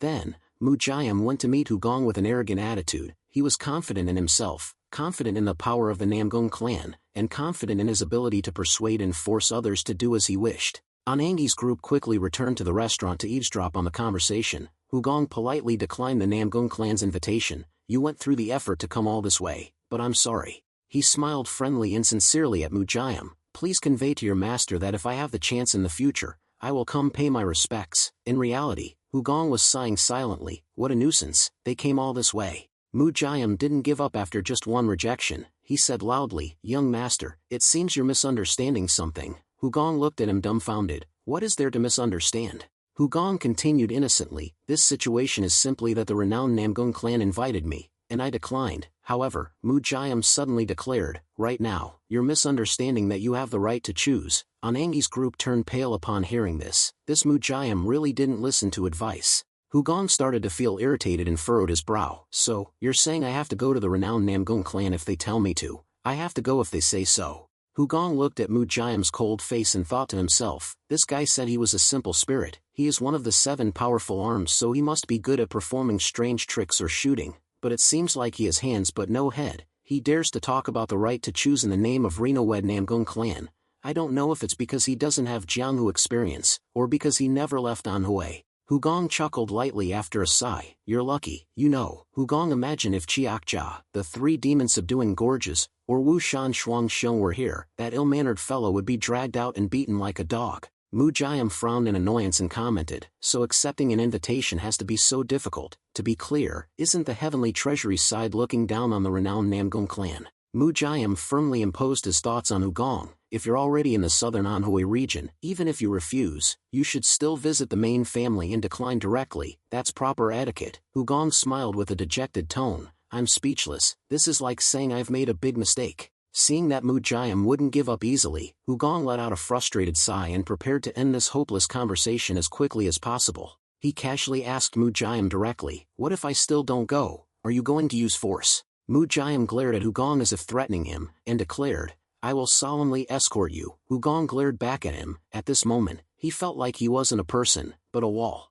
Initially, Hugong thought Mu Jiam was just a wild boy, but it turned out he was a complete idiot who couldn't communicate. Hugong immediately stood up. I can't continue this conversation anymore. Hugong walked straight out the door with an indifferent attitude. He warned Mu Jiam, I'm leaving, it's very scary, so don't chase after me. However, in Mu Jiam's eyes, those words from Hugong were no different from a challenge. Even more, it encouraged him to act even more forcefully. A while later, on the roof of the running carriage, Anangi gloomily complained to Miao Bingbing and Cheonggi, we still haven't seen the renowned Namgung clan, this is too frustrating. Anangi and Cheonggi angrily vented their frustration into the air with shouts. Where did they get this way of inviting guests? Exactly, why create this kind of atmosphere? Miao Bingbing also complained, but didn't seem angry. It's like he's been impaled in the neck. Miao Bingbing's subsequent words further fueled the beggar's anger. Furthermore, they told him not to follow, and he actually didn't. It's true that he's not determined at all, but it's lucky. If Tam Heap and Shuang Xiong were there, he'd probably be slapped toothless. Anangi clicked his tongue in response. No way, even if Jian Ling is stupid, he wouldn't be that weak. Cheonggi was still so upset that he was about to cry. That idiot made me needlessly anxious. Why did he give up so quickly? Cheonggi yelled out a complaint. What am I supposed to do with my anxiety? Compensate me, renowned Namgung clan. Right at this moment, the carriage slowed down as it turned onto a mountain road, a winding alleyway. Mu Jiam seized the opportunity and leaped over the heads of the 3 people on the carriage roof. The 3 people on the carriage roof jumped in surprise and looked at Mu Jiam leaping up. What? He's actually following us. Instead of joy, at this moment, they felt worried about his stubbornness. Mu Jiam suddenly appeared from behind the carriage, flew over the roof, and landed in front of the carriage, mounting one of the 2 horses. Yang So, sitting in the driver's seat, was startled and grabbed the reins, pulling them tight. The horses frantically tried to stop, but due to their high speed, they couldn't stop immediately. Mu Jiam was eager to stop the carriage, so he reached out towards the horse's head. He gently stroked the horse's head as it panicked and braked. He stroked it once, twice, and then a 3rd time. A terrible thing happened. A gasp echoed. The horse seemed to be in great pain before collapsing on the spot. It didn't even let out a death scream from its pain-stricken, gaping mouth. The 2 horses died one after the other in that way. The carriage rattled and tilted forward as each horse fell in succession. Yang So's face turned pale. He tried to hold onto the reins to keep the carriage from tipping over. After a sharp turn and a sudden brake, the carriage finally came to a complete stop. The people inside were affected by the momentum of the turn and became unsteady for a moment. Yang So stumbled out of the driver's seat, looking at the dead horse in a pool of blood. It didn't seem like a particularly strong blow, but the horse's brain had exploded, yet there was no dent on the horse's head, only the inside of the horse's head was blown away clean. Yang So angrily yelled at Mu Jiam, what the hell did you do? Mu Jiam bowed his head in apology, but the cold aura he exuded was overwhelming. I apologize for destroying the carriage and killing the horses, thus causing damage to the precious library of the Grand Prince. I deserve to be severely reprimanded, so please, Grand Prince, accompany me to the renowned Namgung clan. Cheonggi, sitting on top of the carriage, was scared pale. Miao Bingbing was grumbling in annoyance. Playing gongs and drums alone is truly a nuisance. Anangi also snapped. What is this unreasonable compulsion? Inside the tilting carriage, Songhua even had to jump up and hold onto the side of the seat out of fear. She stammered and asked about Hugong's situation. Grand Prince. Of course Mujayam's actions had completely enraged Hugong. He angrily opened his mouth. Songhua, call Jianling in here, and you go out and wait. Seeing Hugong's bad face, Songhua knew that this order would lead to misfortune for that stupid Mujayam, but Songhua didn't intend to stop Hugong because her heart had just been scared out of her chest. Yes, sir. While everyone outside was bandaging Yang So's wounds, Hugong inside the carriage directly questioned Mujayam. Why did you go to such lengths? Once again, the answer that came out of Mujayam's mouth was like a wall, not a human. To me, I thought it was quite serious. Hugong frowned. Do you use this method on everyone? Mujayam still replied in a casual tone without any emphasis. Yes. Hugong immediately made his judgment. It seems that you have never met anyone who is truly terrifying until now. Mujayam replied with a confident and assured tone. That's right. Hugong spoke in a deep voice with sharp eyes looking directly at Mujayam. Well, you've met one today. Mujayam was momentarily confused, tilting his head to look at Hugong, but then he realized Hugong was referring to himself and unconsciously burst into laughter. Haha, Grand Prince, you are indeed an interesting person different from your appearance. Hugong cleared his throat, showing his discomfort. This is not a matter of laughter. Suddenly Hugong raised his index finger and pointed at Mujayam and declared, your caliber, I can. Just by touching a finger like this, it can be over. Immediately after that, Hugong lightly tapped Mujayam's body. The action was gentle and playful, like a joke.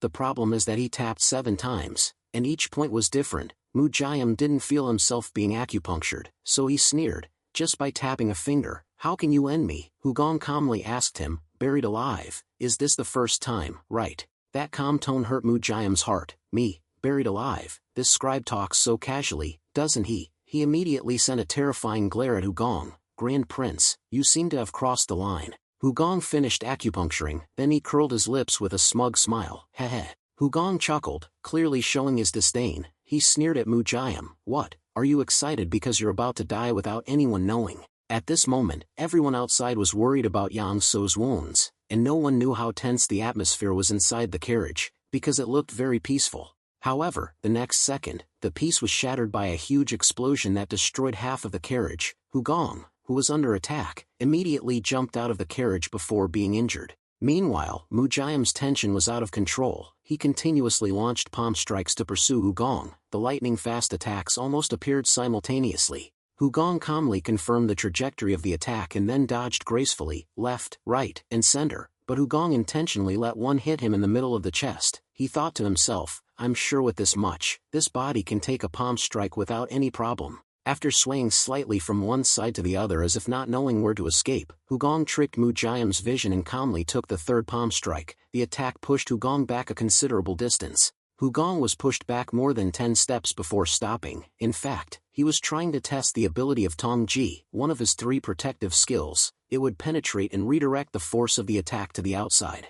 Hugong stood up with a calm demeanor and checked the footprints he had just made while stepping back. I intentionally pushed myself back in an exaggerated way to hide my true level. Because of the intentional extra steps backward, footprints were only left on the ground in the first 2 steps, proving that Tongji had transferred the force down to the ground. Hugong was satisfied because the most difficult, yet most important technique out of the 3 main self-defense techniques had been executed with ease. Seeing Hugong being pushed back, Anangi worriedly shouted, Leader. Hugong understood immediately that he was going to help, but he needed more time to test his strength, so he instructed Anangi, just stay there. Although Hugong intentionally stepped back further, Mujayam couldn't help but be surprised. Clearly, I hit the vital point, so the internal organ should have been crushed and died instantly, but I was only pushed back. He snorted coldly and said to Hugong, it seems that the leader's position of Qian Chuang isn't just about getting it right.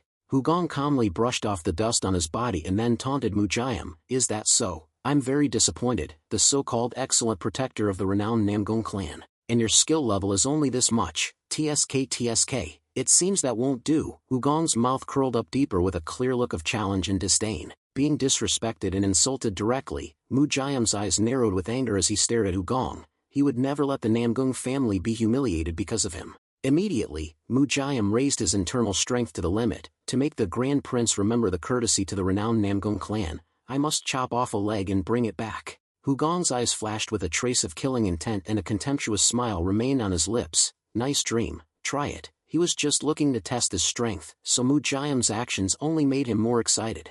Anangi, Cheongi and Myo Bingbing witnessed this scene. Everyone was stunned and their eyes widened. They were surprised not only by Hugong's unusual enthusiasm, but also by his rare yet very interesting provocative tone. Meanwhile, this time it was Hugong's turn to start the battle. He launched himself towards Mujayam with a light stomp on the ground to propel himself into the air. The next second, Hugong completely disappeared from everyone's sight, leaving only an afterimage of his footsteps and a faint sound of stomping that still echoed.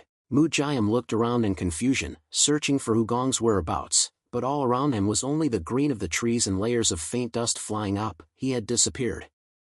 Mujayam looked around with wary eyes but still confident in his own abilities. Oh, wooing Bu, he thinks disappearing from my sight will be beneficial to him. How foolish. Just at this moment, while Mujayam was busy searching for Hugong's whereabouts, he suddenly appeared from behind him and rushed towards him in the blink of an eye. Hugong raised his hand high, 5 fingers emitting force. He used Qin Na Shu to attack instead of using a sword. Although Mujayam was a little surprised by this action, he still reacted immediately. Mujayam quickly turned around and grabbed Hugong's wrist as it was attacking. Hugong was also a little surprised that he could catch his movement. Mujayam glared defiantly at Hugong. My nickname of 7 failures comes from Qin Na Shu. You intend to use Qin Na Shu to catch me? That's still a long way off. However, Hugong's right hand easily withdrew from the grip. He acted quickly and decisively, leaving Mujayam bewildered and not understanding what was happening. Hugong's right arm had just retracted when it suddenly pulled high behind him, ready to attack. The movement was so fast that only the afterimage of his arm appeared faintly in the air.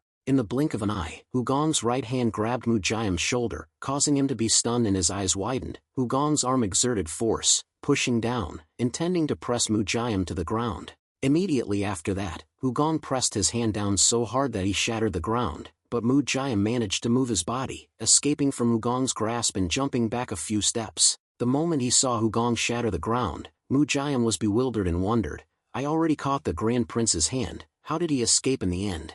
Before Mujayam's surprise could subside, Hugong immediately attacked again. He jumped up and charged towards Mujayam like a whirlwind. Immediately, an illusion appeared as if the number of Mujayam's arms increased. He was burning with passion in his heart. Come, next time I catch you, you won't be able to escape like last time. Hugong suddenly chuckled, praising Mujayam. Good, this is the perfect opportunity to test the capabilities of this body. At the same time, his eyes lit up with the purple light of the Death Spirit Eye. Mujayam's real and fake arms continuously launched strikes towards Hugong like tentacles, moving relentlessly without a second's pause, enough to make viewers dizzy and confused. But in Hugong's Death Spirit Eye, the attack techniques were clearly divided into real and fake. Since Mujayam only had 2 real hands, he could only have 2 real attacks. In the blink of an eye, Hugong became a feather in the wind, facing Mujayam's fierce attacks. Hugong quickly spun and darted past one side, then slipped to the other. All the attacks, like waves, were neutralized.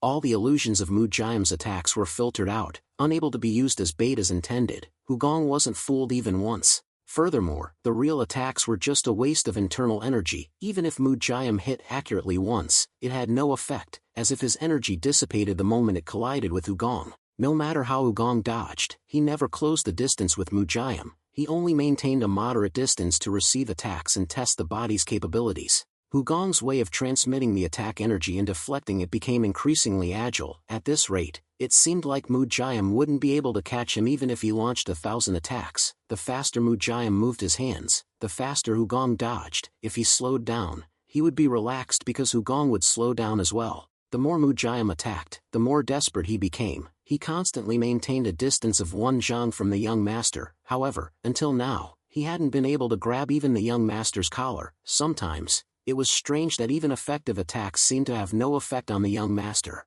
This made Mujayam feel like a child trying to grab a feather in the air. The sight of him straining to catch the feather fluttering in the wind was truly hopeless. Mujayam continued to attack relentlessly, but his morale began to falter. Damn it, the young master's skills from the Heavens Library are at this level. At this moment, Manhwa, standing outside watching the battle, opened her eyes wide, her mouth gaping open, unable to close it. Oh, master. At this point, Hugong was completely satisfied with the testing process and began to feel bored. This guy's moves are just repeating endlessly, there's no point in checking the false void anymore. Hugong realized it was time to end the battle, so he suddenly closed the distance with Mujayam. Mujayam noticed Hugong's sudden and lightning-fast movement and immediately recoiled in surprise. He suddenly closed the distance. while Mu Jiam retreated and was thrown off balance by Hugong's movement, an afterimage appeared, seemingly about to attack his back. However, the blow landed on his side.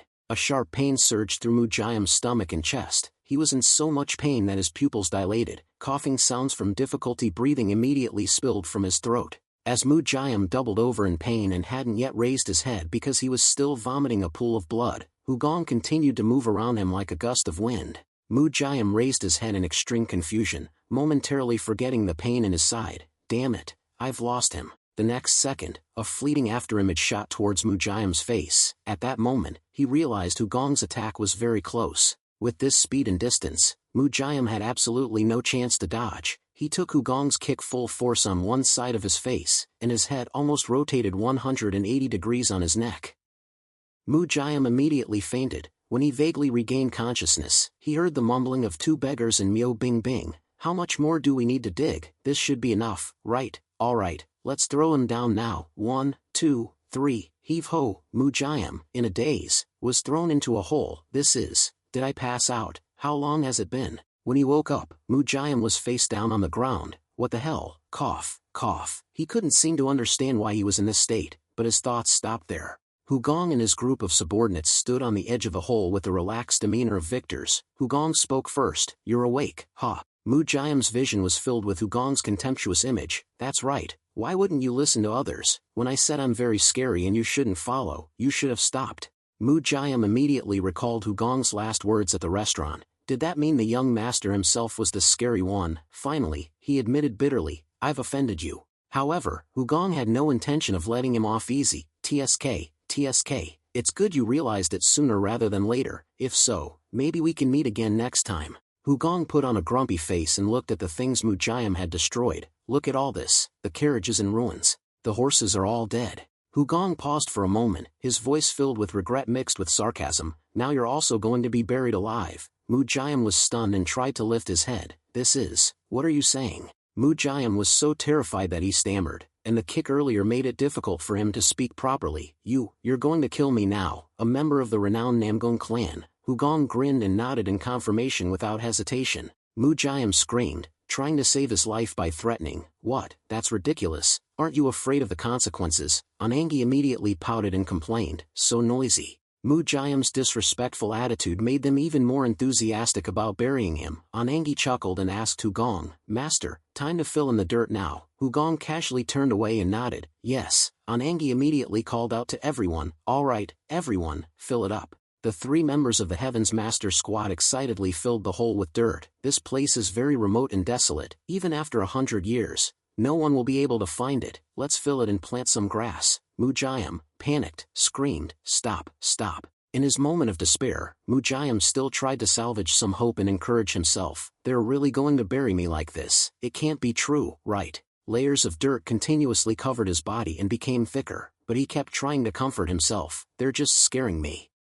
After being completely buried under a layer of dirt, Mu Jiam woke up from his foolish stubbornness and tried to find a way to escape. These guys. I can't become one of the countless missing people in the Jianghu like this. The first priority is to release the acupoints. After a while of regulating his breath and using his internal energy, Mu Jiam finally released his acupoints himself. Good, my body can move again. However, at that moment, his body began to move on its own, not according to his will. Mu Jiam was confused and didn't understand what was happening. Why is my body moving automatically in such a strange way? Suddenly, Anangi stopped filling the hole. His eyes widened in slight surprise because Mu Jiam's final resistance was quite strong. Mu Jiam's body was bending from his back to his buttocks, continuously, like a fish wriggling frantically when pulled out of water. The sight made the three people at the edge of the hole slightly startled. What's going on? He's moving. We probably need to acupoint him again. No, just bury him quickly. Anangi stared at Mu Jiam with awe. Wow, that's amazing. Is that even a human posture? Myo Bing Bing, seeing this, impatiently urged him, don't be sentimental, just bury him. Only Hugong knew why Mu Jiam was acting like this. The body adjustment technique is working at the right time. Ha! Hugong secretly chuckled to himself as he recalled sitting in the carriage. Even in his dream, he probably wouldn't have known he had been acupointed at that time. Moreover, it took a while for it to manifest. Meanwhile, Mujayam's back arched and his body bent like a bow. His stomach and chest were exposed on the ground because the mound of dirt wasn't completely covered yet. His whole body convulsed naturally, while his mind started to panic. Is this experience energy deviation, or is it the young master's technique? In his moment of despair, Mujayam remembered his conversation with Wan. Wan had asked him, "Jian Lin, do you know what kind of people the guards around the young master are?" Mujayam turned back curiously. Wan continued, "Perhaps you've heard these names before. Chiakja, the 3 demon heroes, and the 2 heroes of the No Mountain." Mujayam casually replied, "I'm not afraid of them." Wan immediately shook his head, giving Mujayam advice. "No, the person you should be afraid of is not them." But he was the eldest son of the Mu family, and when he received that advice from Wan, Mujayam thought it was the most ridiculous thing he had ever heard. Above the pit, the mounds of earth were falling down at an increasingly rapid rate. At the same time, Mujayam's body contorted even more violently, as if a noisy and crazy riot was taking place. Mujayam writhed so much that the earth splattered in all directions. But what writhed even more was his psyche. At that time, I just thought it was nonsense. The heavens pass library Grand Master. I don't know how long it has been since the earth filled the hole. The night in the forest became quiet again and the moans of Mujayam could no longer be heard echoing. In the darkness, at the place where the pit had been filled in, a mound of earth gradually rose, and there were clattering sounds as if someone was digging from within. After a while, the mound burst open, the air from outside touching the back of Mujayam's hand penetrated the ground and he rose from his grave after the most horrifying hours of his life. I don't know how long it has been since the earth filled the hole. The night in the forest became quiet again and the moans of Mujayam could no longer be heard echoing. But in the darkness, where the hole had been filled, a mound of earth suddenly rose up and there were rattling sounds as if someone was digging from inside. After a while, the mound burst open, the air from outside touching the back of Mujayam's hand penetrated the ground and he rose from his grave after the most horrifying hours of his life. Mujayam surged up from the grave with heavy breaths and his mouth wide open, trying to gulp in as much air as possible. There was no guarantee that his seizure wouldn't recur, so he tried to climb out of the mound of earth as fast as he could, frantically digging and flailing. When half of his body had risen above the ground, Mujayam dared to breathe a sigh of relief. He could almost move his body at will now. He thought it would continue to convulse until he died, but thankfully, it had stopped. Mujayam moved his hand and checked the flexibility of his body with a look of doubt. It seemed that his body was no longer strange. What had just happened? Right then, a chuckling voice echoed through the darkness. "Oh, the bastard actually crawled back up. The timing is perfect." Kiki, the appearance of the 2 strangers in the desolate place made Mujayam, who had just escaped death, fall into fear again. Who is it?" When Mujayam regained his composure, he realized that it was 2 beggars approaching him and laughing. "Ha, the bastard is stuttering. Are you scared? What did you do to be buried by the Anangi group?" Hearing this, Mujayam frowned and carefully pondered. "Anangi? How did Anangi know that I would escape at this time? No, this is clearly the Heavens Pass Library Grand Master speaking through Anangi. That also means that the convulsive symptoms that were released earlier were not a coincidence or a strange occurrence, but Hugong had planned it from the beginning." Mujayam fully understood the situation. He could only sigh and blame himself for being too arrogant. Then he also knew that the appearance of the 2 beggars was purposeful and he directly asked them, "Where should I go now?" It was past midnight that night. After washing himself clean, Mujayam followed the instructions of the 2 beggars and found a restaurant that was still crowded with customers. Anangi, Cheonggi, and Nyo Bingbing had known that Mujayam would arrive soon, so they had prepared welcoming words along with consolation. "Congratulations on your resurrection. Congratulations on starting a second life." Nyo Bingbing calmly praised Mujayam even though his expression was stiff and dumbfounded. "Why are you so good at twitching? This is the first time I've seen someone who's had acupressure points and still twitches like that, just struggling like a fish sprinkled with salt." Cheonggi also grinned and asked Mujayam all the time, "How is the air down there? I have already dug a breathing hole so you probably won't find it difficult to breathe. Isn't that right? The air rushes in, doesn't it?" As Mujayam was annoyed, but not in a physical state to be able to use his energy to argue, Anangi was the next to poke at his pain. "I told you, the guild master's personality is very bad. If you had flattered and coaxed him as I said, your relationship might be good now." Cheonggi continued to chuckle. "Yeah, he's scary, but he's a good person." The Medicine King sect also acted smartly with a humble attitude, so they received the reward, didn't they? Mujayam immediately shifted from indifference to curiosity. "Reward." Cheonggi clicked his tongue in response. Knowing that is enough, the rest is our own secret. At this moment, Songhwa walked out from Hugong's room and politely said to Mujayam, "The young master has called for you." Mujayam had been waiting for this moment for a long time, so he immediately followed Songhwa. Hugong was leisurely sitting in the middle of the room with a cold expression. He extended his hand towards the chair opposite him and gestured for Mujayam, "Sit." Mujayam quickly sat down opposite Hugong, not daring to utter a single word. His appearance was clearly cringing, quite different from the encounter before he was buried alive. As Mujayam lowered himself onto the chair, a cold sensation ran down his spine. His body automatically trembled, even though he wasn't that scared in his heart. Ugh, damn it, am I trembling? My body still remembers the terror of the Grand Master.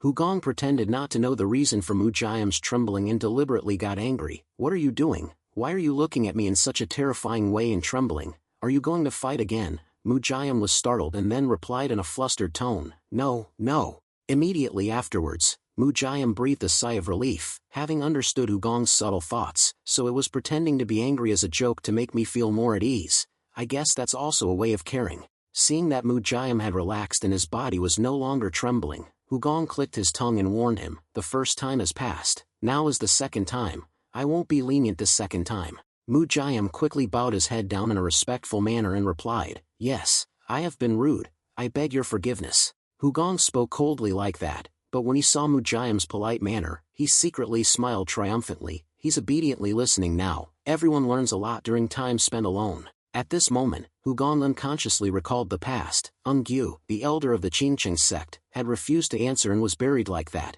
and then he became more obedient. I don't know how happy sect master Dang Myung was at that time. He must be burying people now, right? He even told Hugong, "You know, there's nothing better than letting a beast become a human than to let it taste death." Ha! And Hugong strongly agreed with that idea. I'll have to start burying them too. However, he only had the opportunity to put that into practice now. Hugong clicked his tongue to remind Mujayam, "It's true that you were rude, and remember, I haven't forgiven you yet." Mujayam dejectedly replied, "Yes." Hugong continued to speak, but this time his words were ambiguous, as if they had hidden meaning. "Although I called you here now, it's already late today, so let's meet again tomorrow morning." Mujayam was still dejected and only nodded, "Yes." In the next second, Mujayam's eyes widened at Hugong's seemingly vague words. He hesitantly probed, "Grand Master, what do you mean by meeting tomorrow?" Hugong frowned at him as if he were pathetic. "Hey, Jian Lin, don't forget that you owe me." Mujayam became even more flustered, not knowing what to do. Yes, he was confused, knowing that there must be a reason to meet Hugong again, but no matter how much he thought about it, he couldn't figure out what he had missed. At that moment, cheers erupted from behind Mujayam. The two beggars and Myo Bing Bing rushed into the room with beaming faces. "Let's go. It's done. It's all over now." But Mujayam was still confused and didn't understand anything. Cheongi excitedly raised his hand. "Brother, let me explain it. I'm good at that. Just leave it to me." Myo Bing Bing immediately frowned and stopped the little boy. "Beggar, get out of the way. I said I would explain." Mujayam became even more bewildered. "Grand Master, this is, what's so happy about it?" Anangi grinned in response. "It's something that Jian Lin brother will like." The three members of the Heavens Master Squad had been eavesdropping on the conversation all this time and were only waiting for this moment. They spoke in unison with bright smiles. "We're going to Heavenly Dragon Peak." The next morning, the new carriage purchased with Mujayam's compensation carried Hugong's group and stopped in front of a famous restaurant with excellent craftsmanship. The magnificent exterior of the three-story restaurant was enough to raise everyone's expectations. A dragon pattern surrounded the windows of the building, and large sculptures of various sea creatures were decorated on every external wall, making everyone recognize it as a seafood restaurant. Cheongi exclaimed with sparkling eyes, "Wow, it's huge. I really like this place." Myo Bing Bing was also startled, widening his eyes. "I've only heard the name Longtian Pavilion. It's so magnificent. How much money did they burn to build this building?" As Cheongi and Myo Bing Bing put on admiring expressions, Anangi smirked and interrupted, "You guys are so country bumpkin. Seems like everyone is coming to Longtian Pavilion for the first time." "Ha, I've walked past this place more than 10 times. Myo Bing Bing was annoyed by that arrogant attitude. "You mean you've never been inside, only in front of it?" Cheongi also clicked his tongue and muttered along, "Then you're a real beggar." Meanwhile, Hugong calmly stepped down from the carriage with a relaxed smile. He had tasted countless delicacies in the world, so he wasn't as excited as the others, and the reason why they didn't go directly to the renowned Namgung clan but instead wandered to this place It was because there was still time before going to the renowned Namgung clan to participate in Heavenly Dragon Peak. Therefore, Miao Bingbing suggested going sightseeing, and everyone agreed, although there was one person who disagreed, Mu Jiam. His words had no value here. At this moment, Anangi was grabbing Cheongi's collar and threatening him. "How dare you talk to your senior brother with that kind of tone? Watch your mouth." Meanwhile, Mu Jiam politely asked Hugong, "Grand Master, this is your first time at Longtian Pavilion, right?" Although when he was still the leader of the Miram Alliance, Hugong had been here 3 times, he couldn't say that. Instead, he replied politely, "Yes, it's the first time. I didn't even know there was a place like this. It's truly amazing." Mu Jiam grinned, "Ha, after you taste the food, you'll forget the magnificence of the building immediately." Mu Jiam warmly said to the group, "Come on in, everyone." Cheongi and Anangi immediately cheered excitedly. "I can't wait to see what dishes will be served. Now I can go everywhere and say that I have officially stepped into Longtian Pavilion." Hugong had just taken a step when he suddenly raised his head to look at the window above the restaurant, as if he was attracted by something. Hugong's gaze was directed towards the open window on the 2nd floor. The sound of joyful laughter was also echoing from there. From the open window, a woman was also looking down at Hugong. She was truly beautiful, with delicate eyes and a pretty face like a blooming flower. The beautiful woman who was looking at Hugong with curiosity was the young miss of the renowned Namgung clan, Namgung So-yi. Hugong recognized the girl instantly and smiled. "It's been a year since we last met. She's become even more beautiful. I didn't know that I would see her again before Heavenly Dragon Peak." Seeing So-yi absent-mindedly looking out the window, the girl sitting next to her asked, "Namgung young miss, is there someone outside?" So-yi continued to stare at Hugong and replied, "It seems like one of our protectors is planning to welcome guests for a meal here." A young man sitting at the same table suddenly stood up and looked toward the front yard. "If it's someone the Reno-Wed Namgung clan's protector is receiving, they must be someone of high Jianwu status. It would be a great honor to sit with someone like that, don't you think?" The girl beside So-yi agreed. "That's right," another young man worriedly reminded, "but they might want to talk privately, so it's best to ask their opinion first." So-yi ignored her friend's conversation and continued to look at Hugong. Mu Jiam was known for having no tone or expression. He had never even smiled kindly at himself, but now, he was smiling fondly at a young man dressed like a scholar, making So-yi even more curious. Jianlin seems so enthusiastic. Who exactly is he? It wasn't just So-yi who was curious. As everyone wondered who was coming, Hugong went upstairs following the invitation. Then, everyone's curiosity turned into surprise. "The Heavenly Grand Archives Grand Master, is that really the Heavenly Grand Archives Grand Master?" The young men in the room all responded enthusiastically, welcoming Hugong. "I didn't expect to meet a young master like this. You look completely different from what I imagined." "Of course, I mean it in a good way, please don't misunderstand. The most excited person is the master of the Sama family, S.A. Makang." "Really? I have heard a lot of rumors. The master is a genius who came back from the dead and caused one of the 10 great families, the Seomun family, to collapse." "Failed." "Then it was the young master who wiped out the list of murderers." Other young men also expressed their views. "I've heard rumors about Seomun Jia too. It is truly astonishing. Who would have known they were wearing the mask of a noble family while committing evil deeds?" "That's right, but is it true that the owner of Seomun used all his potential to commit suicide?" "I have heard about the wonderfulness of the illusion array placed outside the library. Does it contain mystery to cause damage?" "I also heard that the eldest son's swordsmanship was extremely excellent, whether he had met with fate or not." The questions that were asked made Hugong temporarily confused. Hugong chuckled nervously and replied vaguely, "Haha, please calm down everyone. The Jianghu rumors have been exaggerated. The Heavenly Grand Archive is not originally a martial arts family, and I am not that skilled." Then he suddenly gave the credit to the Heaven's Master Squad. What stopped the Seomun family was all the efforts of the beggar sect heroes in the famous Northern Anhui family. If it weren't for them, this book would be mine. The loincloth has already been humiliated. These are the disciples of the gang master beggar sect Anangi, Cheongi, and the eldest daughter of Bak Hoa Trang Bac Anhui Miao Bing Bing. While the young men shifted their excitement towards the 2 beggars and Miao Bing Bing, Mu Jiam silently admired Hugong. "The young master is truly humble. Last night, I heard about the incident with Seomun Jia from the Heaven's Master Squad, and it was not at all an exaggeration." Mu Jiam pondered. Although the young master received help from others, he led everyone and directed the entire situation. The truth about subduing Seomun Jia's master was not exaggerated. However, if one thinks about the real knowledge of the Heavenly Grand Archive, those who don't know will think that the strength displayed externally is everything.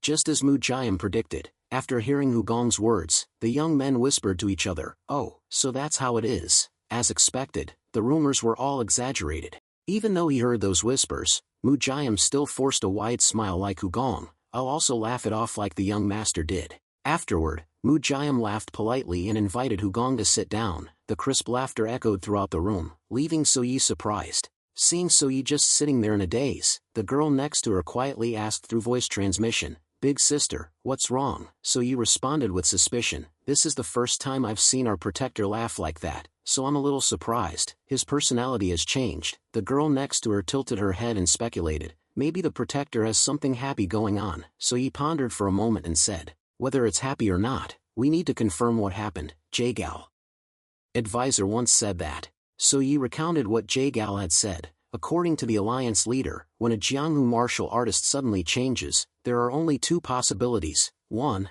they were beaten. 2, they took medicine. The girl next to So-yi speculated, "What? Then they must have taken medicine. The Medicine King sect isn't far from here." So-yi calmly took a sip of tea and then stated her own speculation. "What are you saying? They were beaten?" The girl next to her was astonished and her eyes widened. "Oh, no way." So-yi was curious to find out whose judgment was correct, so she quickly sent a signal to the other young men who were enthusiastically chatting with Hugong. "Let's test it out, shall we?"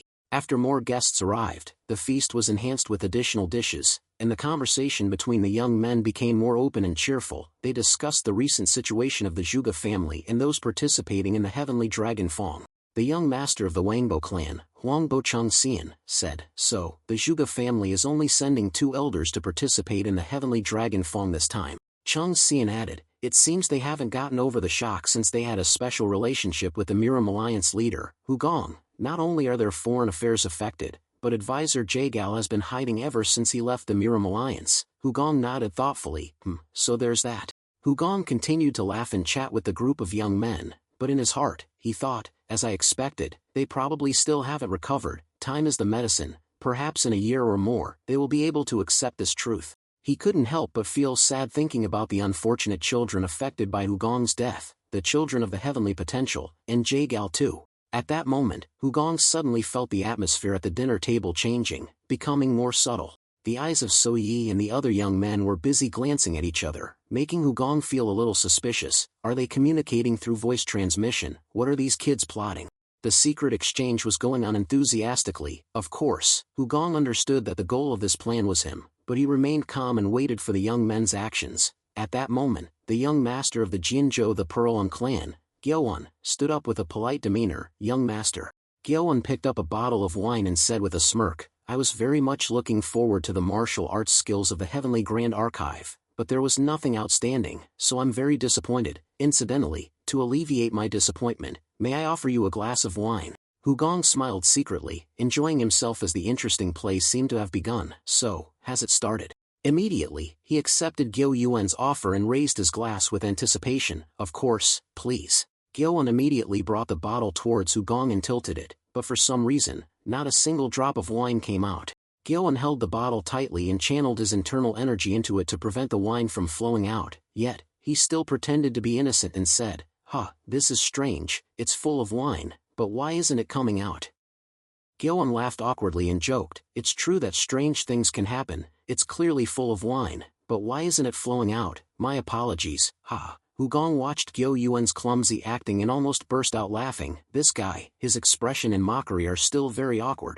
Hugong thought this because he had known Gyeowon since he was a child. When he visited the Jinzhou the Pearl clan as Hugong, he knew he was a gentle and polite boy, but now, because he was acting out of character, his expression became comical.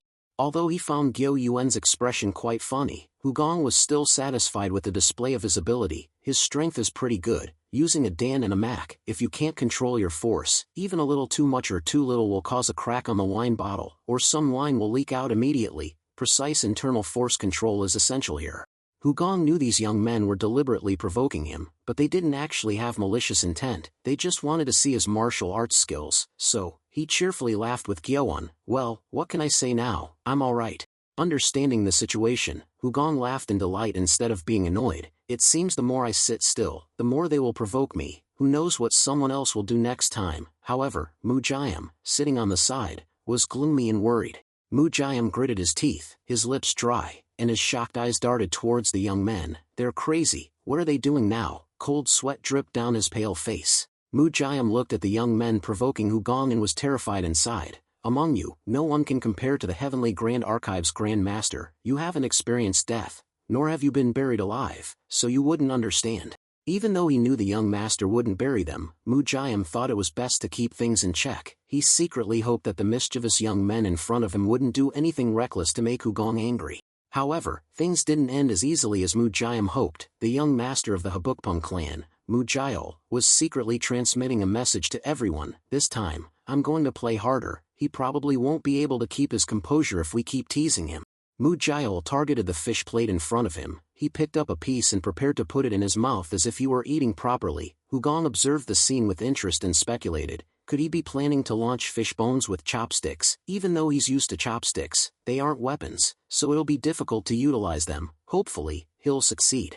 Hugong looked greedily at the tip of Mujayal's chopsticks touching the exposed fish bones. More than 3 fish bones. If it could be used to accurately point acupressure points, there would be nothing better. Mujayal's chopsticks moved as if stirring up fish bones. A small but complex source of energy rose like a whirlwind in a part of the fish. The fish flesh split around the bones. The fish's bones, the fish curls slightly due to the energy drawn up by the chopsticks. Immediately, Mujayal flicked his chopsticks, as if he had accidentally turned his chopsticks in the wrong direction. In the blink of an eye, fish bones about the size of 2 fingers were shot towards Hugong. When the fish bones in Hugong's eager sight seemed to slow down even as they were darting, and even their image widened as clearly as if it were a great spear flying. Hugong laughed comfortably when he realized that the acupoints Mujayal was aiming for were the Tiandu and Zhongfu acupoints. Although he had a protective acupoint, he decided to put on the face of a dead man after being hit by the attack. Hugong closed his eyes and willingly accepted the 2 fish bones with a delighted expression. He almost got hit. However, there was one thing Hugong had overlooked. Mujayam, who was sitting next to him, suddenly stood up and grabbed the 2 thorns before they hit Hugong's body. Everyone was surprised by Mujayam's lightning-fast actions, including Hugong. He was stunned and glanced at Mujayam. What? Mujayam dropped the 2 fish bones and stared coldly at Mujayal. Pengongzi, what are you planning to do now? Mujayal was taken aback by Mujayam's attitude, but Mujayam hadn't finished his criticism yet. He continued in a cold voice, Gongzi, are you looking down on the renowned Namgung clan? Mujayal immediately became flustered and stammered, No, that's not it. Mujayam exuded a terrifying aura and stood up abruptly. Then what is it? Are you just guests of the renowned Namgung clan? Mujayal hesitantly explained, I just wanted to test the power of the Grand Master of the Heavenly Passage Library. Mujayam became even angrier. Test the Grand Master. Mujayam's rage continued, but his target was not just Mujayal. He slammed his hand on the table and yelled, You're not children, and you're descendants of noble families. How can you be so rude? Mujayam's voice of criticism soared high, and everyone was stunned into silence as they became the targets of his reproach. First, Ian Gongzi was wrong, and now Peng Gongzi wants to stand out and test him too. Mujayam looked at the messy dining table and became even more annoyed. Don't you know where you are? This is the first time we've met, and it's at the dining table. Even if you're not close friends, you don't have to go this far here. Mujayam's eyes briefly shifted to Soyi. Even Soyi young miss didn't say a word but just sat there indifferently. I'm really disappointed. There wasn't a single person who tried to stop you. The angry words continued to flow without stopping, even as Mujayam started to tremble. How can you all collude and be so disrespectful like this? You can't just use the excuse of being young to ignore the fact that you're being rude. Mujayam was furious, but his face also showed extreme terror as he yelled, You've never met anyone scary before, have you? Right at that moment, Anangi, who was drinking water, spat it out in laughter. Beside him, Cheongi also chuckled and mocked Mujayam. Then you've met him today. At that moment, a low voice echoed in Mujayam's ear, Hey, because the sound came from Hugong. Hugong immediately stopped his speech in fear. Hugong's forehead was contorted between his eyebrows, and he looked at Mujayam with a gaze that wanted to bury him alive again. Can you just stop talking? You've been so noisy. Mujayam suddenly became flustered and his face changed. He even stammered and hiccuped in shock.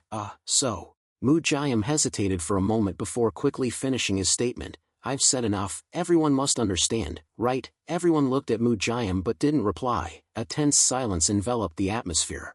The girl sitting next to Soyi transmitted a voice message to her ear in fear. Big sister, what do we do? It seems like he's really been beaten. Soyi was convinced without any further confirmation. That's right. How many times has he been beaten that he's Meanwhile, Hugong was secretly sighing with a sideways glance at Mujayam. I wanted to see more of these kids' power, but because of this guy, the atmosphere is ruined, and there's no hope anymore. The atmosphere became quiet and awkward, but no one dared to speak first. Hugong smiled and cleared his throat in this embarrassing situation. Ahem, we've come to this point. There's nothing else we can do. Since it's our first meeting, I plan to hide my talent, but now I have no choice but to show it. Hugong stood up and took the wine bottle that Gyeowon had been holding earlier. I'll try to pour the wine that even the famous Jinjo the Pearlon clan can't pour. Everyone raise your glasses. I'll pour one for everyone. Gyeowon was the first to feel relieved and smiled. Oh, Grandmaster. That smile spread to the people around him. Hugong poured full glasses of wine for everyone and they drank together until they were tipsy. By early afternoon, everyone was regretful when Hugong stood up to leave the table. Biam Gongzi, have another drink. Hugong smiled politely. Thank you for your kind heart, but I'll stop here today. We still have to go to the renowned Namgung clan.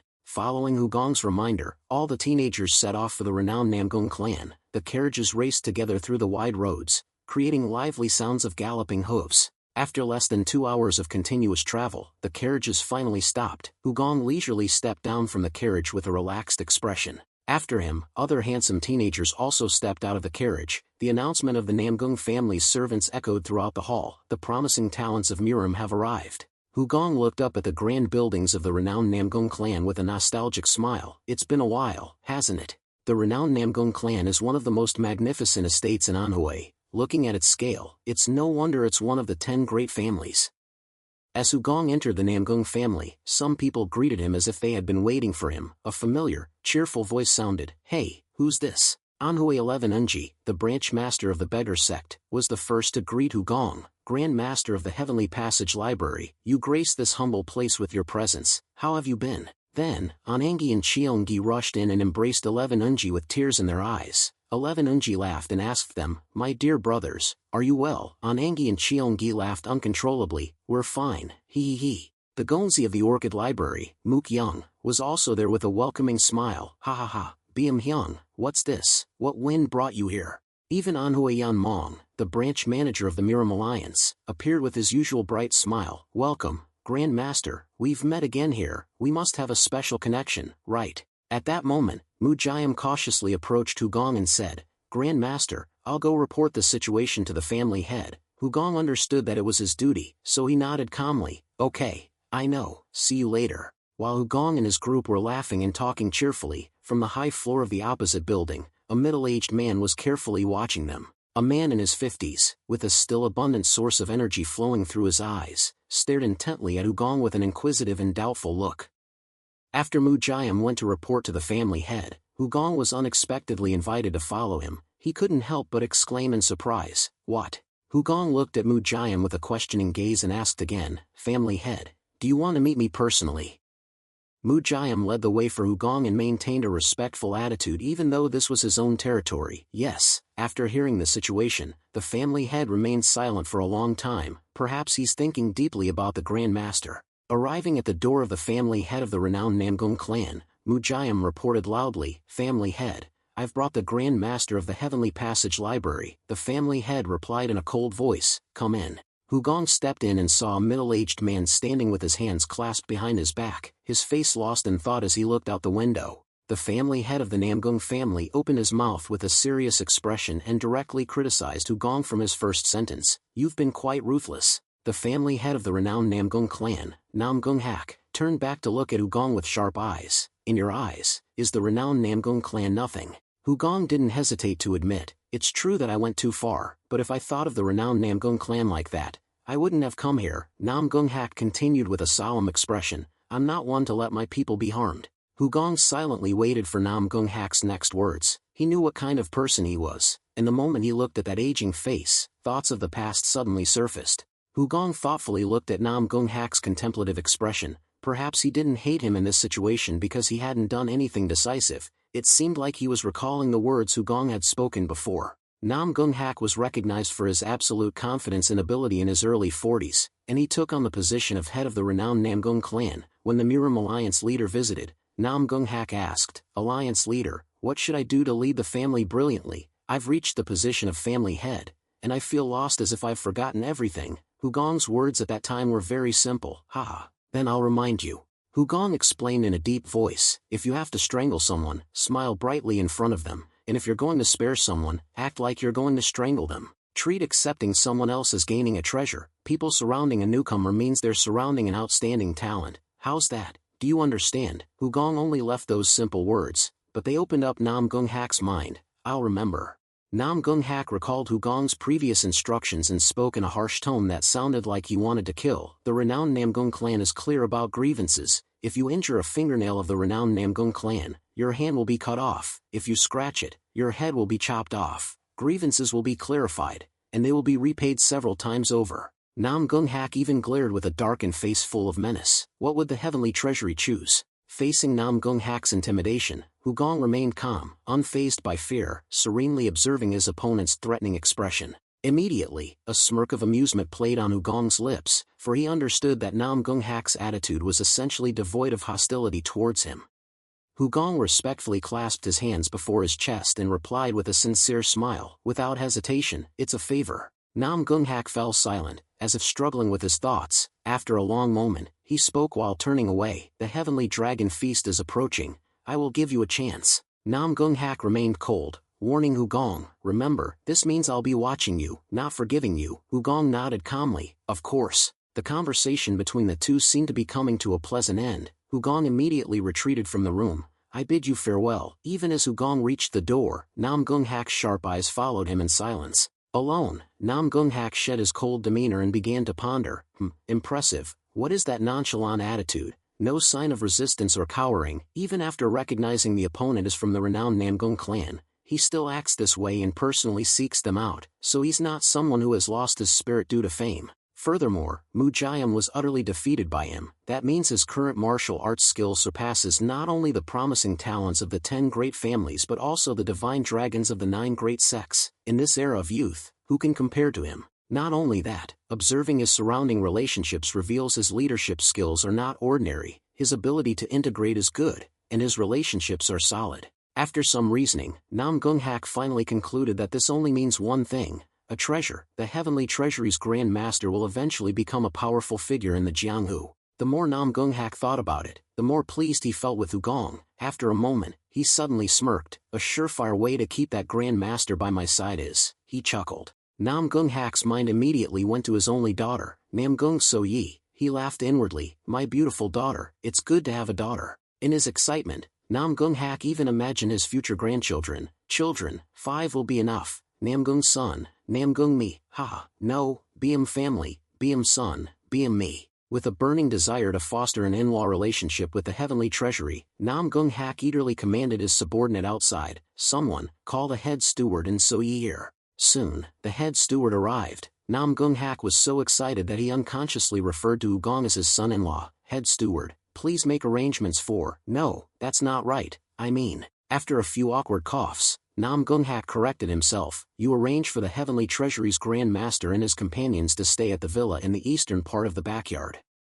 The head steward was surprised and immediately asked, you mean the backyard by the Dongsha River? Nam Gung Hak nodded in confirmation. Just do it. As the head steward left, Nam Gung Hak's eyes turned to his daughter. So Yi, tomorrow, take your time showing the heavenly treasury's grand master around the family estate. So Yi looked at her father with confusion. Take my time. Nam Gung Hak saw that his daughter seemed to want to ask more questions, so he quickly waved her hand and chased her out. Once he understood, he left. So Yi bowed her head in confusion. Yes. After that, So Yi returned to chat with her friend. Seeing So Ye's condition was very strange and kept sighing, the other girl immediately asked with a bewildered face, Big sister, what's wrong? So Yi sighed with a shocked expression. It seems I've been sold. Her friend's eyes widened, and she exclaimed in surprise, sold? Who would dare sell a daughter of the renowned Namgung clan? After the initial commotion, her friend quickly realized that a daughter of the renowned Namgung clan wouldn't be sold, and the moment anyone joked about selling her, that person would certainly be killed. If that's the case, there's only one possible scenario, an arranged marriage.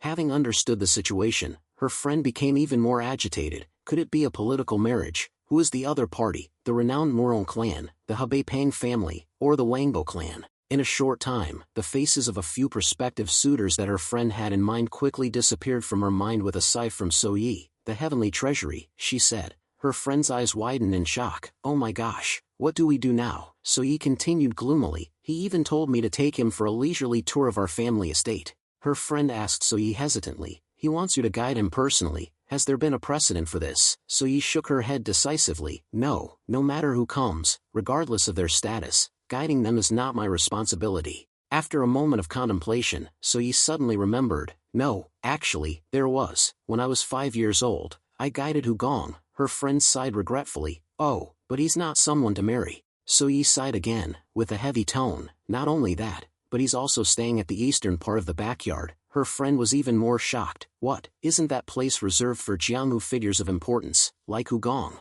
Her friend thought for a moment and then suddenly changed her tone excitedly, oh my gosh, big sister, this must be it. What do we do now? So-yi looked at her friend in confusion, what's it? Her friend grinned and teased So-yi, it's that your father-to-be really loves his son-in-law. So-yi furrowed her brow and pursed her lips with a forced smile. Clearly, she wasn't in the mood for jokes and couldn't even manage a polite smile in response to her friend's teasing. Meanwhile, Hugong and his group were guided to the eastern part of the backyard. The scene before them was so unexpected and incredible that the Qianchuang brigade erupted in cheers. Where is this? It's amazing. How can there be a paradise in the renowned Namgung clan? Is it true that we'll be staying here? Everyone was overjoyed, but they also felt a sense of doubt. Shouldn't they be treating us like this? We defeated Jian Lin, they questioned. Even Hugong felt doubtful. Yes, this is a special place in the renowned Namgung clan, the place where I stayed as Hugong, but now with the identity of the Heavenly Treasury's Grand Master. Anangi continued with a skeptical tone, seems like it's that, keep your friends close and your enemies closer. Cheongi chuckled, ha, that's funny, this foolish beggar brother. Meanwhile, Hugong calmly walked inside to drink tea. Well, I have no complaints, after all, there's no place better than this in the renowned Namgung clan, so it's all good, but Namgung Hak, that guy is really eccentric. Hugong remembered Namgung Hak's face when he first met him. After all, it had been a long time since he last saw him, but his family pride was still as high as before, only his hair was gray, and his face has wrinkles. As Songhua stepped outside, Hugong chuckled contentedly, admiring his handsome appearance in the mirror. Ha! I've become a young man, so he's probably much older than me, this skin is so smooth. Hugong was very pleased with his wrinkle-free face and soft hair. He sat down comfortably, but a strange thought, accompanied by anxiety, crossed his mind. Young man, young. An unbelievable and crazy idea popped into Hugong's head, making him burst into laughter. Namgung Hak, even with his eccentric nature, could he really be intending? At the same time, the Qianchuang brigade was sitting on the roof, laughing and telling 11 Unji about their adventure. Despite the spacious backyard, for some reason, the beggars always preferred to gather on the roof. As the evening drew near, Hugong stepped out of his room and called for Yang So. Yang So, inform the renowned Namgung clan that I wish to meet Mu Gongzi from the Orchid Library. Yang So immediately accepted the order and replied, yes, master. Hugong knows about the Medicine King sect treasure and the story behind it. Mook Young must be curious about it, and he deserves to hear it. After instructing Yang So, Hugong immediately looked towards the bridge in the distance. Songhua, I know you're hiding there. Tomorrow morning, catch 2 birds and bring them to me. Songhua, with her habit of lurking, jumped up in surprise. I've been discovered. Yes, master. Immediately, Songhua ran off as if she'd been caught doing something embarrassing by Hugong. Her hurried appearance made him laugh. While waiting for the invitation to reach Mook Young, Hugong crossed the small bridge over the lake. He enjoyed the time alone, admiring these familiar sights. A frog leaped across the lotus flowers above the pond, causing water to splash. Hugong gazed pensively down at the rippling surface of the pond. It's been a long time, indeed, this place, just like the sound of the frogs. Hugong smiled as he reminisced about his first visit to this place when he was the Miram Alliance leader. So yes, small hand had grabbed his and pulled him along. Sir Alliance leader, today, so you will show you around our home. So ye skipped merrily with a bright and innocent smile. This is the eastern part of the backyard where you'll be staying, Sir Alliance leader. There are a lot of lotus flowers and frogs. Ha! Then, her innocent gaze quickly caught sight of a frog croaking on the surface of the pond. Excitedly, she exclaimed, look, there's a frog over there. Hugong saw this and burst into laughter, teasing her. Ha! So ye, is the home you're showing me the home of frogs? So ye froze in her tracks upon hearing this. The little girl didn't know how to respond to Hugong's joke. She pondered for a while but couldn't think of anything else to introduce about her home except for the frogs and lotus flowers. So ye wanted to cover her embarrassment, so she pretended to be tired, wiping her sweat and sighing dramatically. Phew, I'm so tired today, so I'll stop here. Seeing her adorable expression, Hugong chuckled. What? Ha ha ha. Nam Gung-hak also laughed and said to Hugong, little children are curious and easily distracted. Hugong smiled and replied, it's alright, she didn't get hurt anywhere, it's good that she is healthy and growing up. Meanwhile, So-yi was busy chasing after a frog that was jumping on the pond's surface. The curious child thought about catching the frog and tried to climb over the railing. Nam Gung-hak immediately reminded her, So-yi, climbing on the railing is dangerous, but So-yi wasn't listening to anyone's warnings. At that moment, So-yi slipped from the railing and fell into the pond. Even in that moment of danger, she was still unaware of the risk and reached for the frog. Just as So-yi was about to hit the water, Hugong raised his hand, and a soft purple light emanated from it. Hugong's inner strength formed a cradle around So-yi, holding her suspended in the air and gently pulling her out of the water. So-yi's eyes widened in delight as she floated above the water, feeling the cool drops of water against her skin. In that moment, she forgot about the frog. Hugong gently lifted So-yi into his arms and advised her, you should listen to your father. But So-yi didn't remember a thing about Hugong's advice. She absent-mindedly said, you, the alliance leader. The little girl smiled widely and begged Hugong, ha ha ha ha ha, Mr. the alliance leader, do it again. Hugong was stunned for a moment and then burst out laughing at the girl's innocence. Again, ah, aren't you scared, ha ha ha. Hugong's memories of little girl So-yi and Namgung's family tour stopped there. A gentle smile suddenly appeared on Hugong's face with a look full of nostalgia. Hugong smiled as if he could see little So-yi, carefree and beaming as she floated over the water. He didn't expect that when he returned, the little girl he remembered had become such a beautiful young woman so quickly. The next morning, So-yi, following Nam Gung-hak's instructions, woke up early and prepared to show Hugong around her home. The beautiful young woman sat in her private room, brushing her hair and pondering over this arranged marriage with a clear expression of sorrow. As So-yi carefully groomed herself, she thought about her first impressions of Hugong, the esteemed young master of the heavenly archives. Not to mention whether he was calculating about us provoking him. He changed the stagnant atmosphere caused by being scolded by Mr. Jian Ling, and then he poured wine for everyone during the meal. Well, that action was elegant. There are some people who stand out even without showing themselves. The young master seems to be that kind of person. Feeling that Hugong wasn't bad and that he was the kind of person she could learn about and develop feelings for, So-yi finally encouraged herself. Talking and getting to know each other as father said isn't a bad thing. After thinking it through and feeling hopeful about this relationship, So-yi went without hesitation to the eastern courtyard where Hugong was staying. Manhwa had just brought in 2 sparrows she caught to show Hugong and was leaving when she encountered So-yi. Manhwa cheerfully asked So-yi, young Miss Namgung family, why did you come to this place? So-yi flusteredly bowed her head and replied, that is. After taking a deep breath to gain courage, So-yi said frankly with an embarrassed red face, I came to take the eldest son to visit the family. Manhwa was shocked and opened his eyes wide. What? I didn't expect it, that the beautiful daughter of the Namgung family directly guided her master. As a servant, Manhwa felt happy when Hugong received special treatment but at the same time was shocked. A few minutes earlier, Manhwa happily brought 2 sparrows to Hugong's door. Young master, I caught some sparrows like you asked last night. The maid excitedly asked Hugong with bright eyes, shall I roast them? Hugong was momentarily confused by Manhwa's gluttony. What are you saying? Hugong touched the sparrows that Manhwa was holding. Their fearful eyes darted around wildly, and they trembled with shame as if someone was molesting them. Then, Hugong calmly turned away and ordered Manhwa, all right, release them now. Manhwa was confused and asked, release them? Hugong nodded, confirming, yes. Immediately after, Manhwa slammed the door shut and rushed out to follow Hugong's order. I understand. However, after Manhwa left, a strange silence filled the room. Hugong sensed that something was wrong. Sure enough, just a minute after Manhwa went out, she returned and threw the door open, even shouting, young master, young master. Manhwa hurriedly told Hugong the breaking news. There was Namgung young miss outside looking for her, saying she would take him on a tour. Hugong was stunned and speechless, his eyes widening. So-yi, Nam Gung-hak, this is.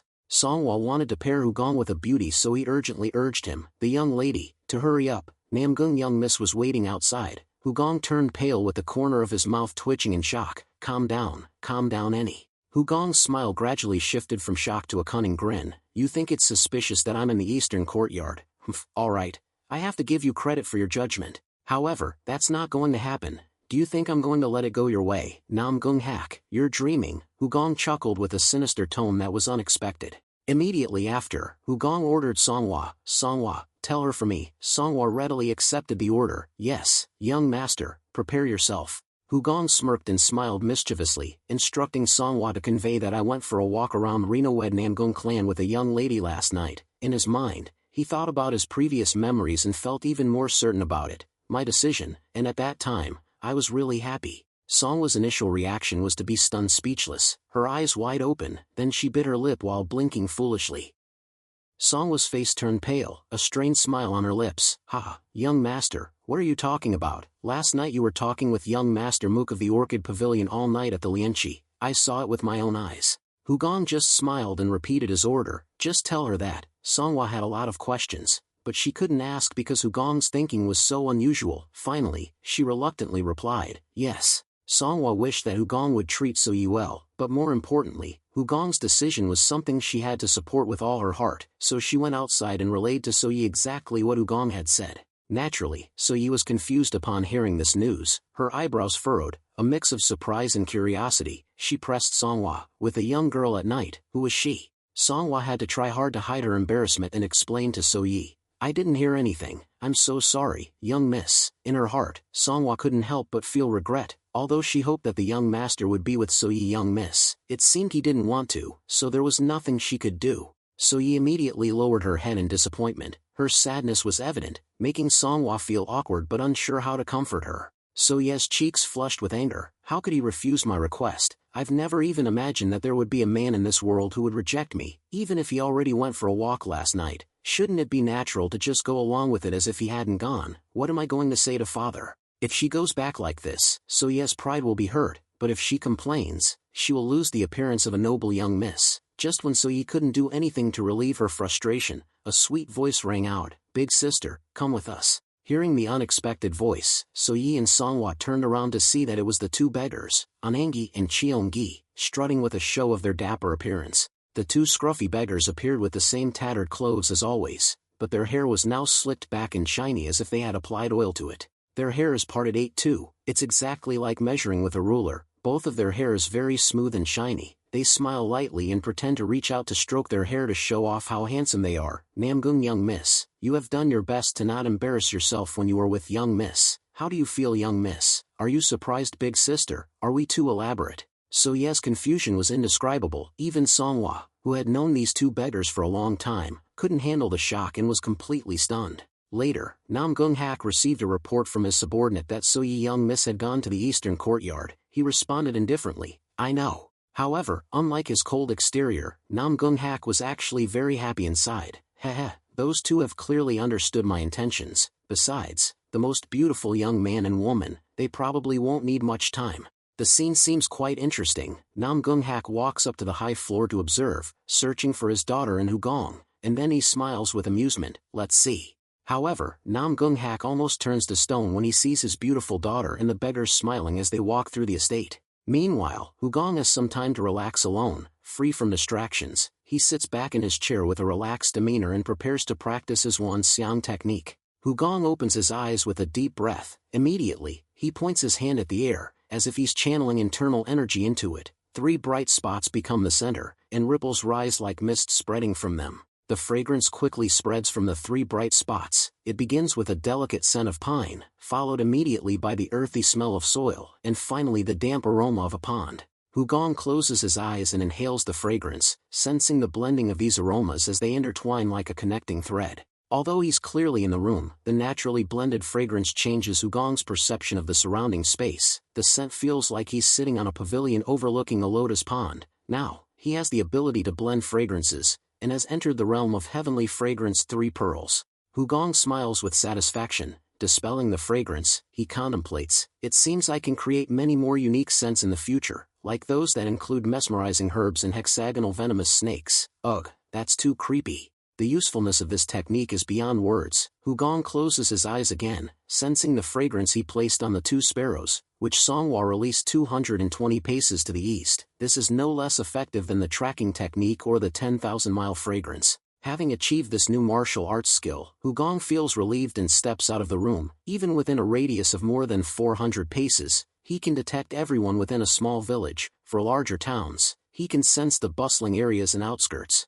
So, I hope I can sense at least within 400 paces. Hugong looks towards the sparrows, which left behind traces of the fragrance, and breaks into a joyful smile. However, Hugong's smile lasts only for a short while. Chuckling sounds reach him, bringing him back to reality. Brother, we're back. Leader, what are you spacing out for? Seeing the two beggars, who both have slicked back hair, Hugong can't help but feel sorry for So Yi. Did those guys really walk around with So Yi looking like that? He wonders. On the other hand, they must have had a good time, for they grin and say to Hugong, don't stay inside the courtyard all the time. Let's go see the prize the Heavenly Dragon Tournament winner gets. We just saw it with So Yi big sister, and it looks delicious.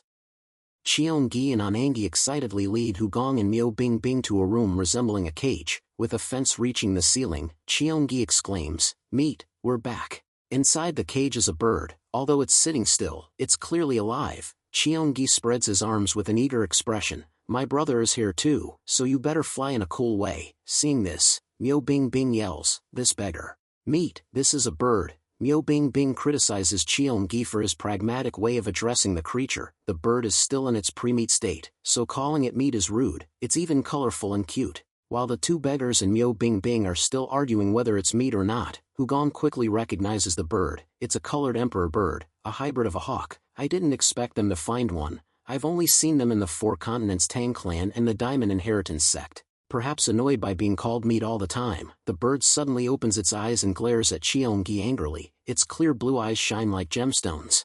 Hugong is briefly astonished as he looks at the bird's eyes. What's with its eye color? All the birds I've seen have fiery red eyes. Is this a hybrid of a hybrid? Hugong looks closely at the bird and becomes even more convinced of his suspicions. The arrangement and shine of its feathers are different too. His doubts persist, but Hugong quickly dismisses them and tells everyone, we've seen the meat, let's go back now. Everyone, say goodbye to the meat. Cheongi displays a disappointed expression. Brother, we have to go back already. Cheongi says goodbye to the bird with a sorrowful tone. Hick, meat, take care. Okay, I'll come visit you again. Hugong raises his hand and waves at the bird. It doesn't matter whether it's a hybrid or not. I'm not taking this bird back home anyway. Goodbye, meat. As they walk out of the bird's enclosure, Anangi looks up at the setting sun and sighs. It's already evening. Cheongi, who was just dejected, becomes excited in a flash. I'm so hungry after looking at the meat. Let's go have dinner quickly. Meanwhile, Hugong silently stares at the distant sky. Hugong checks the whereabouts of the sparrows and the fragrance from them becomes indistinct and completely disappears. The scent was cut off at about 400 paces. Black ravens fly around in the sky near a secluded corner not far from the renowned Namgung clan's estate. A middle-aged man, looking distressed, sits leaning against a tree by the roadside, burying his head in his hands. His clothing is also black, making him look even more gloomy. Suddenly, a drunkard stumbles towards the tree. The drunkard looks at the despondent middle-aged man with a contemptuous expression. Hey, who are you? Why are you acting like you've had a terrible life? The drunkard acts like a thug, hitting the middle-aged man on the head and threatening, got any money? Give me everything you've got. However, the middle-aged man doesn't even move. The drunkard gets annoyed. He stares vacantly at the seemingly weak and useless middle-aged man in front of him. Immediately, he starts to beat the middle-aged man up. When someone's talking to you, you should answer. You think you can disrespect me? The middle-aged man raises his head and snorts with laughter, making the drunkard even more furious. You laugh. You're definitely disrespecting me. The middle-aged man continues chuckling. I don't even know who I am. But I know who you are. The middle-aged man laughs broadly, his mouth torn open to his ears. His eyes only show a small dot like a sesame seed in the middle of the protruding white of his eyes. The drunkard starts to falter. What? But the middle-aged man grabs his neck and lifts him up. You are my dinner tonight. The drunkard is lifted off the ground, trying to struggle with trembling legs. Help, help, but the middle-aged man doesn't intend to let go and continues laughing loudly. The world is beautiful, even food can talk now. Food, who do you think I am? The middle-aged man tightens his grip, as if he's going to break the drunkard's neck. He laughs, baring his sharp fangs like a ferocious beast, and asks again, who could I possibly be? The drunkard trembles, tears of fear streaming down his face. The middle-aged man smiles and keeps asking, who am I? The terrifying scene makes the drunkard cry in despair. Why are you repeating those words? Please stop. When the drunkard is in despair, the middle-aged man bites his neck and devours him. Well, I'll enjoy this delicious meal. The drunkard's body quickly drains of blood and shrivels. The middle-aged man throws him to the ground and chuckles. The middle-aged man takes out a jade bottle from his chest and opens it. He mutters to himself, I heard the daughter of the renowned Namgung clan is beautiful. I wonder what she'll taste like. It must be delicious. How delicious. I have to save her for last. I have to keep her. Right after, he drips the liquid inside the jade bottle onto the drunkard's corpse. Light smoke rises. The smoke thickens and the drunkard's body completely melts away, leaving only tattered clothing. The middle-aged man raises his head, stares blankly at the void, and laughs loudly. She'll be very delicious. I can't wait to eat her. The next day, with resounding drum beats, the Heavenly Dragon Tournament officially begins. Banquets are set up in the main courtyard of the estate, decorated luxuriously. The grand hall is packed with invited guests, including representatives from prestigious families from southern Manhwa and other notable clans nearby. When the formal ceremony and opening speech end, a beautiful melody echoes through the banquet hall. People gather around tables in groups, enjoying lunch and chatting over drinks. Hugong suddenly feels like an abandoned old man in the midst of this grand but overly crowded banquet. The large number of people makes him feel terrible. Feeling bored sitting alone, Hugong looks up at the sky, where the two sparrows have disappeared. Those birds must have flown quite a distance already. I can't sense their fragrance anymore. I'd be happy if they flew back within range. At that moment, Yun Mong approaches Hugong and sits down at the table beside him. Young master, are you waiting for someone? Hugong nods and replies honestly, I'm waiting for the sparrows, but they probably won't come back. Yun Mong, thinking it's a metaphorical statement, tilts his head in confusion. Sparrows. Yun Mong thought Hugong was joking, so he played along with a bright smile. Looks like you're really close to the sparrows. Maybe introduce them to me someday. Hugong also laughed. I can't guarantee anything, but I'll try to talk to them. Haha. Yun Mong said happily. Then thank you, sir. Ha ha ha. By the way, I have something I want to tell you, someone I admire. As soon as Hugong heard it, he realized Yun Mong's intentions. He smiled teasingly. The branch manager is truly a man who doesn't know how to give up. Yun Mong confusedly scratched his head and replied, Ah, you've already guessed what I was going to say. Then what? Yun Mong's eyes then turned serious, his expression a bit stubborn. But in this era, the Miram Alliance truly needs talent like yours. Hugong started to get curious. This era, did something special happen? Is Jianghu in turmoil? Yun Mong nodded. Well, there are a few major events recently. Yun Mong didn't hesitate to tell Hugong the situation in Jianghu. For those in a hurry, half a year is a long time. Now that your death is confirmed, those who were once timid are starting to bare their fangs. Those who held back their anger have come out. Disputes between sects are becoming increasingly common, and among them are those who act absurdly like the Ling Lei sect. Yun Mong added with a sigh, You've heard of the Ling Lei sect, right? They're always angry. Hugong was immediately skeptical. Always angry? I've never seen or experienced that. On the contrary, while they are experts in explosives, they are really nice kids. Yun Mong became increasingly serious. I don't know if it's because Wudong's sect angered them or they have some kind of grudge, but they seem to think that now that you're gone, they need to blow up Wudong's sect, so they're digging under Mount Wudong, burying a large amount of explosives, intending to blow up the entire mountain. Seeing Hugong attentively listening in silence, Yun Mong became even more serious. But there's a problem. The mountain has many large rocks. They can't dig through it, so it stopped. And then while they were continuing to dig, they started arguing. I've dug this much already. Why have you only dug that little? Yun Mong continued excitedly. One of them said, I'll kill you first, then it's Wudong's turn. Then they said, let's die together and blow up the tunnel, while they haven't even dug very much. At this point, Hugong couldn't help but chuckle in his heart. What the hell, this guy is really good at making up stories. Yun Mong even pretended to be heartbroken and lamented. The mountain shook violently, so Wudong only realized what was happening after. Even though it was infuriating and confusing, the first thing was to find those Ling Lei sect members. Before Yun Mong finished, Hugong couldn't hold back and sarcastically asked, Are you sick? Hugong's face darkened because of Yun Mong's fabrications. You should have some restraint. Yun Mong was immediately embarrassed by his stern attitude and could only laugh awkwardly.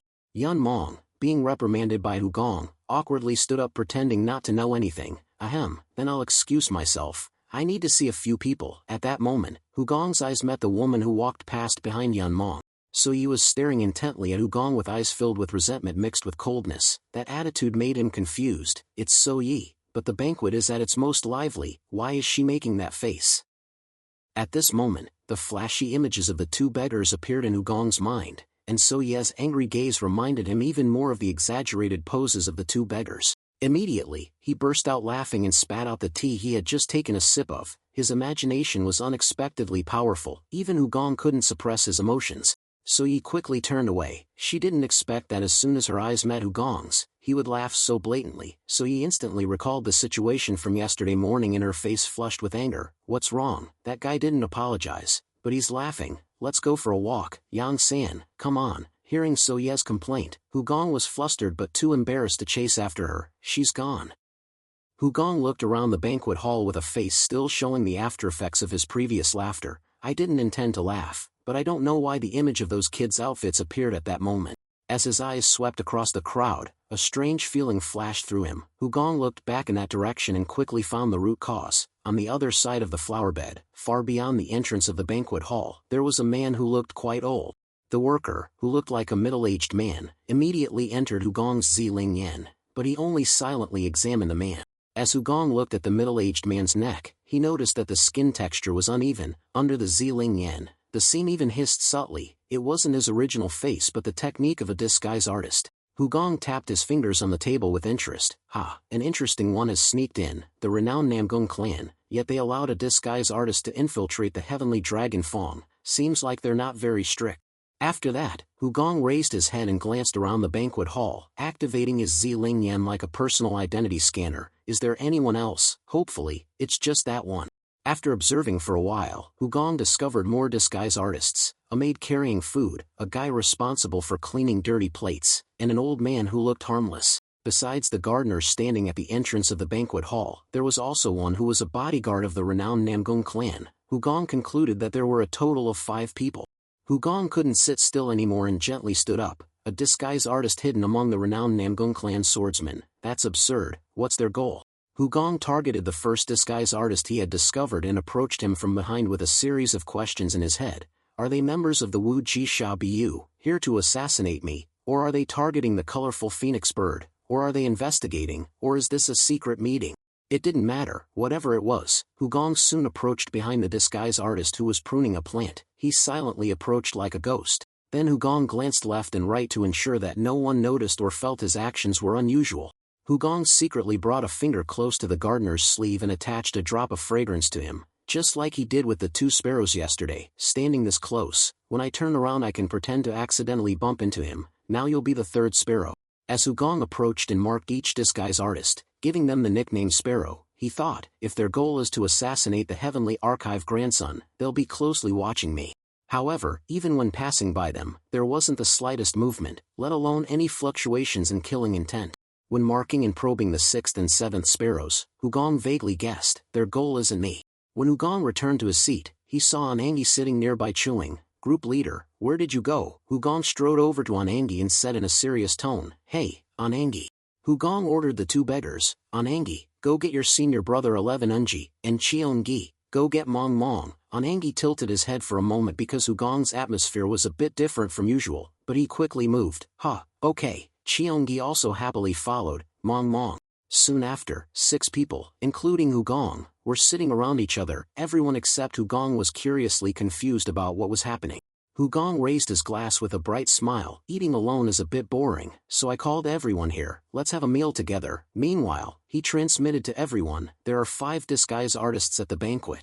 Anangi and 11 Unji acted together, eating ravenously. Senior brother, the meat of the renowned Namgung clan is better than the Heavenly Archive. What are you saying? The renowned Namgung clan, of course. However, they secretly transmitted to Hugong in their minds.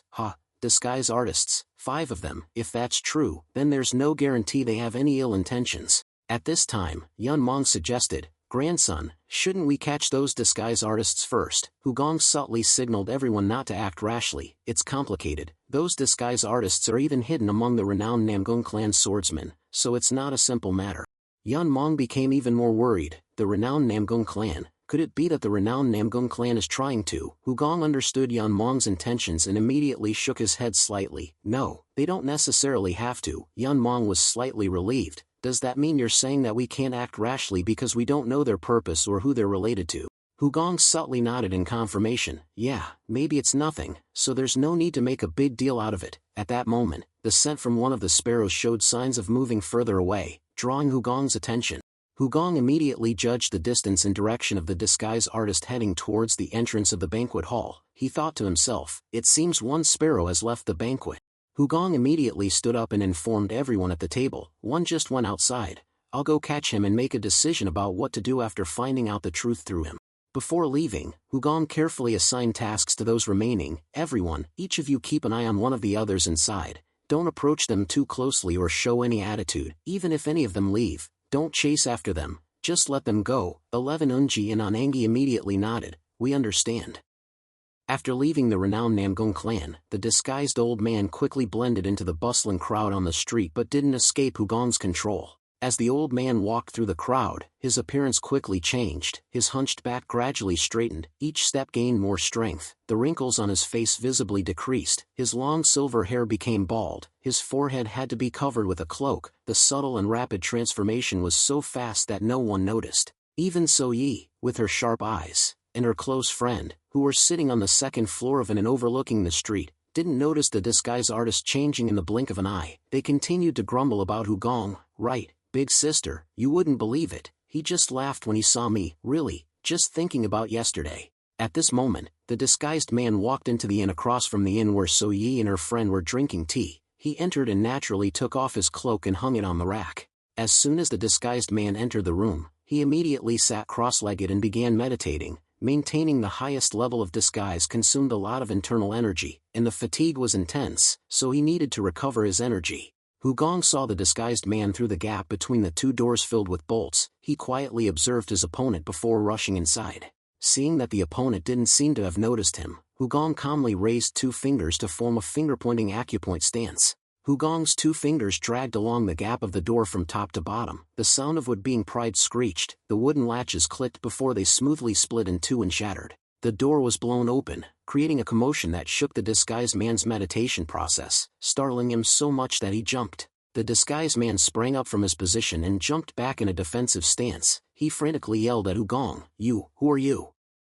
Hugong frowned as he stepped into the room. The opponent's reaction was shameful, and he uttered a voice of fear that was no different from an admission of his weakness. You are the Heavenly Grand Archive Daigong Z. With only this level of courage and skill, he was able to infiltrate the Namgung family, which further increased Hugong's suspicion. He glared and asked, who are you? Why are you hiding in the renowned Namgung clan? However, after realizing that the opponent was the Heavenly Grand Archive Daigong Z, the disguised man calmed down. He quickly brushed aside his surprised heart and glared at Hugong with defiance and a threat. The disguised man secretly exclaimed with delight, surprisingly, the one who recognized my disguise is this white-faced the Heavenly Grand Archive scribe. I didn't even sense his presence until the door was cut off. His stealth ability is truly admirable. The feeling of curiosity and excitement instantly urged him to challenge Hugong. Don't be afraid, come on. Hugong frowned uncomfortably at the bald man. His eyes were full of indifference and an indifferent attitude. I don't like to beat around the bush, let's get to the point. Who are you? What's your purpose? Facing Hugong's threat, the bald man didn't flinch at all. Instead he looked excited, his eyes shining brightly. You say you, meaning he also recognized more than 2 of us, those who used top-notch disguise techniques. What talent, truly amazing. Now I'm even more curious about the martial arts ability of the Heavenly Grand Archive Daigong Z than about revealing my identity. The bald man became even more excited as he thought about it. Perhaps his martial arts skills like his eye techniques and body techniques are also amazing. He immediately took on a dangerous look and asked Hugong back, you must be very curious about me, right? However, Hugong had lost his patience at this point and bluntly dismissed him. You just missed your chance. The bald man laughed happily at Hugong's arrogant attitude. Your spirit makes me like you. Yes, young people should have this flavor. I'll give you 30 moves. I'll only use one hand, so go all out. He had just finished speaking when he put one hand behind his back and the other gently pushed forward in provocation. While Hugong indifferently didn't even bother to glance at the bald man, he continued to arrogantly challenge him. In 30 seconds, if you can touch my collar, then I will fulfill all your desires. The bald man put on the appearance of a martial arts master and arrogantly puffed up his chest. Of course, the first 3 moves I will concede, but at that moment, a burst of energy shot towards him, immediately interrupting his arrogant words. The window of the room suddenly bulged as if something was pressing from inside, causing the wooden beams to bend like fish bones, and the crackling sounds signaled an impending collapse. The window finally shattered. The bald man flew out with the fragments, flying through the air. He didn't have wings, but he was flying. He thought something was flashing before his eyes, but before he could react, he was flying out the window with several teeth missing. The bald man was knocked out of the room and landed on the ground with a thud, shattering the pavement. Hugong didn't want to leave him alone in the street, so he quickly leaped down next to him. There was a commotion as passers-by screamed in fear at the sight of an old man falling out of the window. Naturally, So Yi and her friend at the guest house across the street also witnessed this scene with startled eyes. "Hey, Tai, big sister, someone flew out of the building opposite and fell down. Is someone daring to make trouble with the renowned Namgung clan right in front of them? Who dares to do that?" So Ye's friend stared at Hugong and quickly recognized him in shock. "The Heavenly Grand Archive Dai Gong Zi, it's him. I don't know what that person did, but he was beaten up." So Yi immediately opened her mouth and stared at the road opposite, speechless. Hugong approached the bald man with very gentle movements. Then, he suddenly grabbed his collar and jumped up. The bald man had absolutely no ability to resist, so he could only bear it silently, tears in his eyes. Hugong flew onto the roof of a nearly 4-story building at once, landed, then jumped a few more times to step onto the roofs of other buildings in succession. Very quickly he was carrying the bald man and disappeared from the sight of those in the neighborhood. In that moment, So Yi and her best friend both widened their eyes and followed Hugong's direction, but they couldn't keep up with his movement. They could only ask each other in bewilderment, "Whoa, what happened just now?" Hugong had taken the bald man to a deserted alley to interrogate him. Obviously a coward with weak martial arts skills could do nothing but honestly confess their plan. Hugong opened the interrogation concisely. "So, what now?" The man was the elder of the Yining men. Guan knelt down in a submissive manner and confessed in a stammering voice, "The truth is, I am an elder of the Yining men." The disguise. It was actually a request from the Namgung family head, to evaluate the Mirim's promising talents. Hugong was startled when he heard Guan's explanation, Yining men, and it was a request from the Namgung family head. Really? Guan saw Hugong's reaction, immediately grinned and tried to befriend him. "Hey, great warrior, do you know the Yining men?" At this moment, Hugong realized the reason why he had been feeling so uneasy and hadn't been able to figure it out. So that's it. So his martial arts skills are really terrible compared to his disguise abilities. "I remember hearing about the Yining men before. A strange guy told me when I was still the alliance leader. Do you know the Yining men? They are a bunch of really strange guys because they put all their effort into tricks like disguise, so their martial arts skills are always terrible." Hugong couldn't help but feel regret. "So I broke the game intended for the kids." Guan misunderstood because he saw Hugong looking serious and worried. His heart pounded as he wailed and begged miserably. "In short, everything is true. There's no conspiracy at all. Great warrior, you have to believe me." Hugong had lost interest and waved his hand. "I believe you, but I just want to ask this." Then he curiously probed further. "Although I have found 5 of you, but how many people are infiltrating in total?" Guan looked up at Hugong with a bewildered expression. "Sorry, but there are only 4 of us. Maybe there is someone you are mistaken for," Guan said with a completely honest voice and even looked doubtful and confused. The moment he heard the confirmation from Guan, Hugong's eyes widened, shining brightly. He immediately realized there was a serious issue with the remaining infiltrators. However, Hugong's cold, glaring eyes made Guan jump. He hastily shouted and covered his face with his hands. "Hick, why are you looking at me with that look? I've come to this point, why should I lie? If you doubt me, come back to the renowned Namgung clan with me and we can face each other." Guan panicked and shut his eyes for a moment, but he didn't feel any blows coming, not even a sound, making him curiously open his eyes cautiously. Guan looked around in confusion, but Hugong's image had disappeared before him, leaving only a little gentle dust swirling around the spot where he had just left. Where did he go? Hugong dashed towards the estate of the renowned Namgung clan. He didn't dare delay, fearing that the infiltrator outside the plan would cause something terrible or had disappeared beyond control.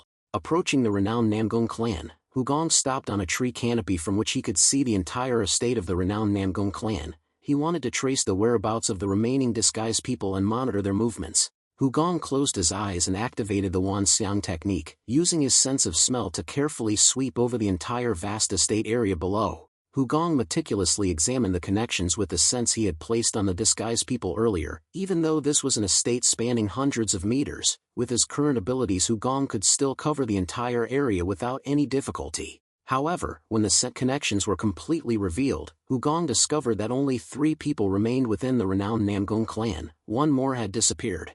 Hugong traced the remaining scent of the mysterious infiltrator and looked towards the house in the south. The last trace of disappearance is at Long Tien Kak in the south. If he's an elder of the Yining men, he should be in the north like Guan. Hugong followed the trail of the mysterious infiltrator and stopped on the roof of Long Tien Kak with a frowning expression. "Unidentified disguised person, you're lucky, you managed to escape so easily." Gong's sharp eyes looked towards the direction where the clues ended, and he secretly thought to himself, but sooner or later, we will meet again, then, I will let you know that your luck has run out. Meanwhile, there were 8 people from the generation of Miram's promising talents participating in this Heavenly Dragon phone competition. Nam Gung-hak was explaining this year's rules to them. At the banquet, a competition has been prepared for you. It is to find the disguised person. Nam Gung-hak explained the rules in detail to the young talents. The process of finding the disguised person will take 4 days, including today. The ones supporting this competition to differentiate disguises are the elders of the Yining men. The teenagers were listening to the explanation with shining eyes. This competition, besides a simple evaluation, is also a meaningful period of time for each of you. Remember, our expectations are also very high. Now, if you have any questions, please ask. A teenager raised his hand and asked, may I ask how many people are participating from the Yining men's side? Nam Gung-hak immediately replied, I can't answer that question for you. The reason, I believe you can guess. The others immediately understood and nodded. The ambiguity of the numbers prevents the exploitation of carelessness from the Yining men, increasing the possibility of errors and making it difficult to distinguish. Therefore, the accuracy of the evaluation increases. Another question was asked, is the level of disguise consistent from the first day to the last day? Nam Gung-hak laughed with delight at the intelligent question. No, it's not consistent. Today is the first day. The level is extremely high. Tomorrow is high level. The final 4th day is the lowest level. In short, the level of disguise will decrease in order each day over the 4 days. In a flash, the competition among the Miram's promising talents became intense, so the comparison of skills will be clearer. The faster you find, the more honor. What else? If you are too late, you will become a stain. Nam Gung-hak chuckled in satisfaction at seeing the teenagers reach the desired understanding, but in his mind, he thought of something even more exciting.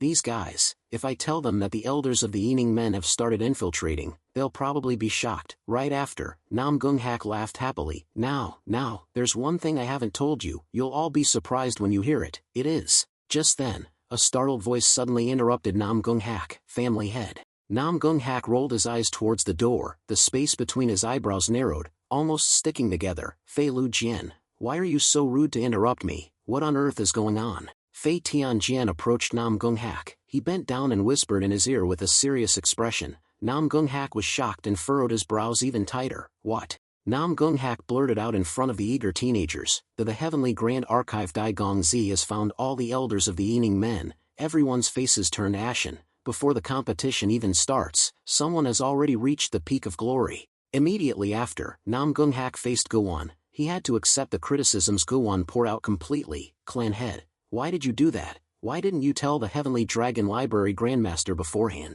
Gowon shouted loudly with a face full of resentment. If he had only told the Grandmaster the key points, he wouldn't have stood there, and we wouldn't have been in this dangerous situation. At least you should have let us know that the Heavenly Dragon Library Grandmaster had reached a higher level of martial arts than the information we received. Gowon became even more agitated as he spoke. If I had known his level, I wouldn't have challenged him. I would have told him everything as soon as I saw him. Then I wouldn't have been knocked out, wouldn't I? Nam Gung-hak, facing Gowon's anger, had to concede slightly. The elder is right. I didn't think it through. But Gowon took advantage of the situation and even shouted, moreover, you think I'm the only one who flew? Look, my teeth. Seeing Gowon's excessive behavior, Nam Gung-hak started to cough subtly, reminding him to behave. As expected, Gowon's anger subsided, and he was startled, looking at his own actions. Damn, what have I done to the clan head of the renowned Namgung clan? Nam Gung-hak's eyes looked up at Gowon sharply, and he opened his mouth in a deep voice. More importantly, his cold tone made Gowon terrified, thinking he was about to die because of his rash behavior. Nam Gung-hak asked Gowon in a harsh voice, do you have nothing else to say, elder? I think you do. Gowon, facing the pressure, could only force a smile. I think I've said everything. Deep down, Gowon was trembling constantly. Was he being pressured silently to try speaking up and see what the outcome would be? However, Nam Gung-hak's question was sincere. He actually wanted to probe Gowon's attitude towards Hugong but didn't receive the necessary information, so he simply nodded thoughtfully. All right, I understand.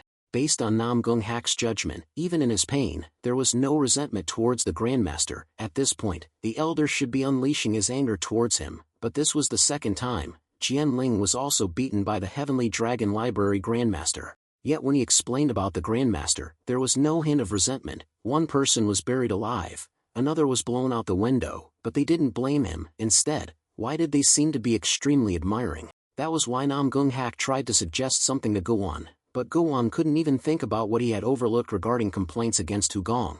A strange thought flashed through Nam Gung Hak's mind. What is going on? Is he enchanting people?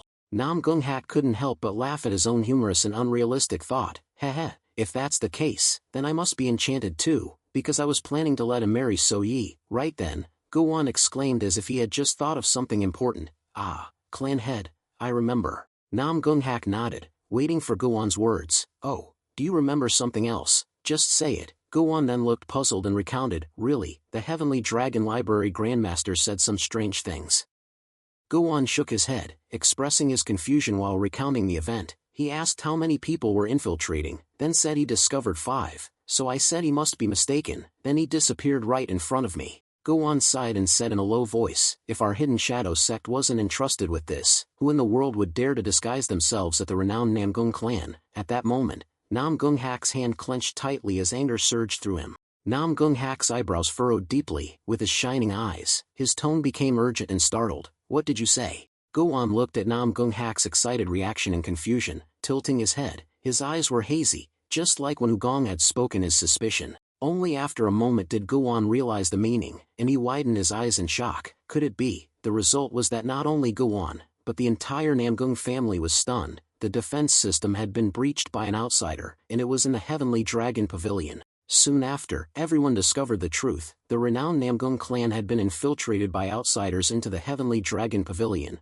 11 Unji took the opportunity to recount the entire situation. Immediately, the renowned Namgung clan conducted a thorough internal investigation to find the outsider, but it was difficult to catch the suspicious stranger, as he had left early that afternoon. Naturally, the truth about the infiltration in disguise caused chaos among the clan heads of the 10 great families and the leading figures. Some believed that the reputation of the 10 great families was shaken, while others admired the talent of the Heavenly Dragon Library Grandmaster. However, some people also criticized the Heavenly Dragon Library, saying that Hugong knew about the situation but disappeared without a trace and didn't inform the elders. Others tried to suppress their desire to criticize. Young Jin, the young master of the renowned Morong clan, was also present at the meeting, but he only silently observed the heated debate between the elders and clan heads. The increasingly heavy criticism of the Heavenly Dragon Library by some people finally made young Jin annoyed. Unable to listen any longer, he clicked his tongue, shook his head with a grumpy expression, and turned away. Young Jin left the meeting room immediately with a grumpy look, leaving behind some who were still loudly criticizing Hugong for being disrespectful to the renowned Namgung clan and the 10 great families present at the Heavenly Dragon Pavilion, and for leaving without any notice. However, at that same time, the Heavenly Dragon Library Grandmaster secretly returned to the renowned Namgung clan, but he only met with the clan head of the renowned Namgung clan privately, not with the elders. Hugong explained the whole situation from beginning to end, including the information he had gathered and, of course, his plan to deal with the problem. Nam Gung Hak listened throughout the conversation with unwavering faith in the young man before him. Then, that very night, the Heavenly Dragon Library Grandmaster left the renowned Namgung clan without hesitation, informing only Namgung clan head. A quiet night passed, but with internal tension brewing. On days like this, having friends by your side is the best. After leaving the meeting room of the 10 great families, young Jin went to talk with Mook Young. Mook Young immediately noticed young Jin's grumpy attitude. How's the atmosphere now? As soon as young Jin entered, he threw himself onto the bed with a dejected expression. There's no chaos, everyone is dissatisfied with the Heavenly Dragon Library Grandmaster. Some support him. Mook Young stood by the window, smirked, and teased him. Oh, and what about you? Aren't you also dissatisfied because the main character of the Heavenly Dragon Pavilion isn't you but Byum Hyung? Young Jin sat up abruptly, showing a frustrated expression. Are you kidding me? I can't believe I'm hearing this from you. How dare I compare myself to the Heavenly Dragon Library Grandmaster? Young Jin mumbled a comparison. Look at Jim Chiok, the master, the 3 demon-subduing gorges, the 2 heroes of Wozen as his subordinates, and just today's events, he's already incredibly outstanding. Plus, he lives in the East Courtyard. It's clear enough, right? Mook Young simply nodded in agreement with a smile.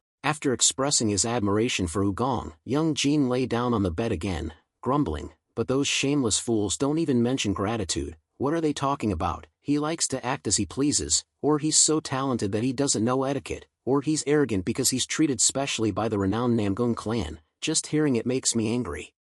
After sighing, young Jin continued to complain, and do you know what's even more annoying? Mook Young burst out laughing and teased him, haha, of course I do, you've been telling me about it for ages. Young Jin yelled as if he was having a seizure, that's right, I can't meet the Grandmaster at Long Tien Pavilion, even at the banquet today. I couldn't even greet him. Today I was so happy thinking I could have dinner with you and him and talk freely, but then what? He just vanished. What the heck is going on? Mook Young saw young Jin crying and complaining, and he found it even more amusing, teasing him, ha ha ha. But the Heavenly Dragon Library Grandmaster is very different from the geniuses of the Lan Hoa Library. Young Jin sat up grumpily and stared at Mook Young. You're mocking me now, aren't you? Mook Young grinned and replied without any hesitation, that's right. Young Jin shouted angrily, you bastard. But he was met with laughter even louder than before. That night, Sui was also confused and uncomfortable. What is father thinking? Sui pondered while wandering around the courtyard. He just let the Heavenly Dragon Library Grandmaster leave like that. Could it be because he saw something that the renowned Namgung clan didn't see, so he sent him away? But that's ridiculous. It's not just funny, but it also seems petty. Sui went to the door of Namgung Hak's room but saw him busy discussing with the elders, so she hesitated and turned away. I want to see father. But he seems busy, so I can't, I'll have to ask older brother. Immediately after, Sui rushed to find her brother, even bursting into his room without knocking, older brother. However, the room was completely silent, with no one there. Sui looked around the empty room, confused. Older brother isn't at the training grounds and isn't in his room either. He must know something. Where on earth has he gone in this situation? After searching for a while and not finding her brother, Sui let out a heavy sigh and made a decision. I have no other choice then. After taking a deep breath and letting it out slowly, Sui finally gathered the courage to go back to see her father. Sui waited until Namgung Hak was alone and then cautiously entered the room. Father, I have a few things I want to ask. Namgung Hak was engrossed in reading documents and responded casually without looking up at his daughter. What is it? Sui bowed respectfully and spoke softly in a low voice. I'd like to know why you didn't keep the Heavenly Dragon Library Grandmaster today. I'm curious about the reason. Namgung Hak unexpectedly threw the scroll onto the desk with a cold voice. Sui was slightly anxious, waiting for his answer. Yes, father. However, immediately after, Namgung Hak spoke to his daughter bluntly with a cold tone. Go out. Sui widened her eyes in surprise at Namgung Hak's somewhat harsh order. Yes. Namgung Hak furrowed his brows and glared at his daughter with sharp eyes. His attitude became even harsher as he repeated his demand. Out. Sui was so surprised and embarrassed that she lowered her head with her eyes trembling as if they were about to cry. She responded in a tiny voice, yes. Sui pursed her lips, suppressing the frustration in her heart before retreating from the room. When he was alone, Namgung Hak unexpectedly dropped the sullen expression from before and let out a sigh. This adorable little kid. Namgung Hak no longer had the stiff, cold expression. Instead, he was smiling slightly, looking more relaxed. Thanks to you, great master of the Heavenly Library. Meanwhile, Hugong followed the scent of the impostor and arrived at Long Tien Pavilion. The impostor's scent last appeared in this Long Tien Pavilion. However, he didn't directly enter. Instead, he stayed at an inn not far from Long Tien Pavilion and quietly observed it. If he took this place as the center, it would be easier to search outwards. Since the impostor had been here, there was a high chance he had gone to the nearby areas. Today's reconnaissance was probably not the only one. There's no way it had only a simple meaning for him. Whether it was necessity or playing within that necessity, he still showed no fear and had a lot of confidence in his disguise skills. Hugong looked up at the night sky, lost in thought. He must have had a lot of fun today. He wandered around the renowned Namgung clan and escaped with ease. Such happiness is intoxicating to people, making them entranced. Carelessness will be created that way. Following the task Hugong assigned, the two beggars and Myo Bingbing left the room one after another. Group leader, we'll be back. Older brother, I'll be back. Older brother, I'll be back too. Hugong nodded. Okay, go and come back. At this moment, a young, unfamiliar teenager sitting in the room hesitantly asked Hugong, where are everyone going? Shouldn't I go too? During last night's conversation with Namgung Hak, Hugong revealed his plan. It's not hard to find him, even if we don't know what face he'll change into. I can still recognize his aura. Namgung Hak nodded thoughtfully for a moment before agreeing with Hugong's suggestion. Well, it's better for the great master to stay outside. However, in case you need to urgently contact our family, someone should accompany you. Namgung Hak assured Hugong, I will send someone to handle both communication and errands. As a result, the great master of the renowned Namgung clan, Namgung Yun, accepted this task. Hugong was still surprised by Namgung Yun's presence in the group, so this Namgung Hak treats his eldest son, the future successor, as a carrier pigeon. Hugong smiled awkwardly and explained, "It's not something that requires Brother Namgung to move. The beggar sect has gone to meet some gangsters to gather information. They will be back soon." Namgungyam looked at Hugong with a confused expression. Gangsters? Hugong smiled at Namgungyam, who looked as confused as an idiot. He didn't want to explain further, so he directly said, "After midnight, we'll be going around this area, so you can rest first." Namgungyam, even though he still didn't understand what gangsters meant, obediently listened to Hugong. "I understand." While everyone else went to gather information, Hugong silently sat cross-legged on the floor, starting to breathe evenly, collecting and feeling the sense around him. At midnight, he let out a long, light sigh, signaling the end of his meditation. Today's training is enough. At this moment, a shadow approached the room where Hugong was training. The steps were light and careful, attempting to minimize their presence as much as possible, but still creating slight creaking sounds on the wooden floor. Of course, even such a small sound couldn't escape Hugong's keen hearing. He immediately turned his eyes towards the closed door with heightened vigilance. Then, the door slowly opened. A small, white hand gently pulled the door open, but no sound came out except for the slight creaking of the hinges. The mysterious shadow peeked in, but didn't seem to intend to enter. An eerie silence enveloped the room as the shadow's eyes stared intently at Hugong. The room was pitch black, but Hugong could see the other person's face as clearly as day. The mysterious shadow stared for a moment and then prepared to close the door again. When he had a clear look at the other person's face, Hugong slowly spoke. "Songhua." Songhua, not knowing she would be called, was startled and responded in a panicked voice, "Why yes, sir."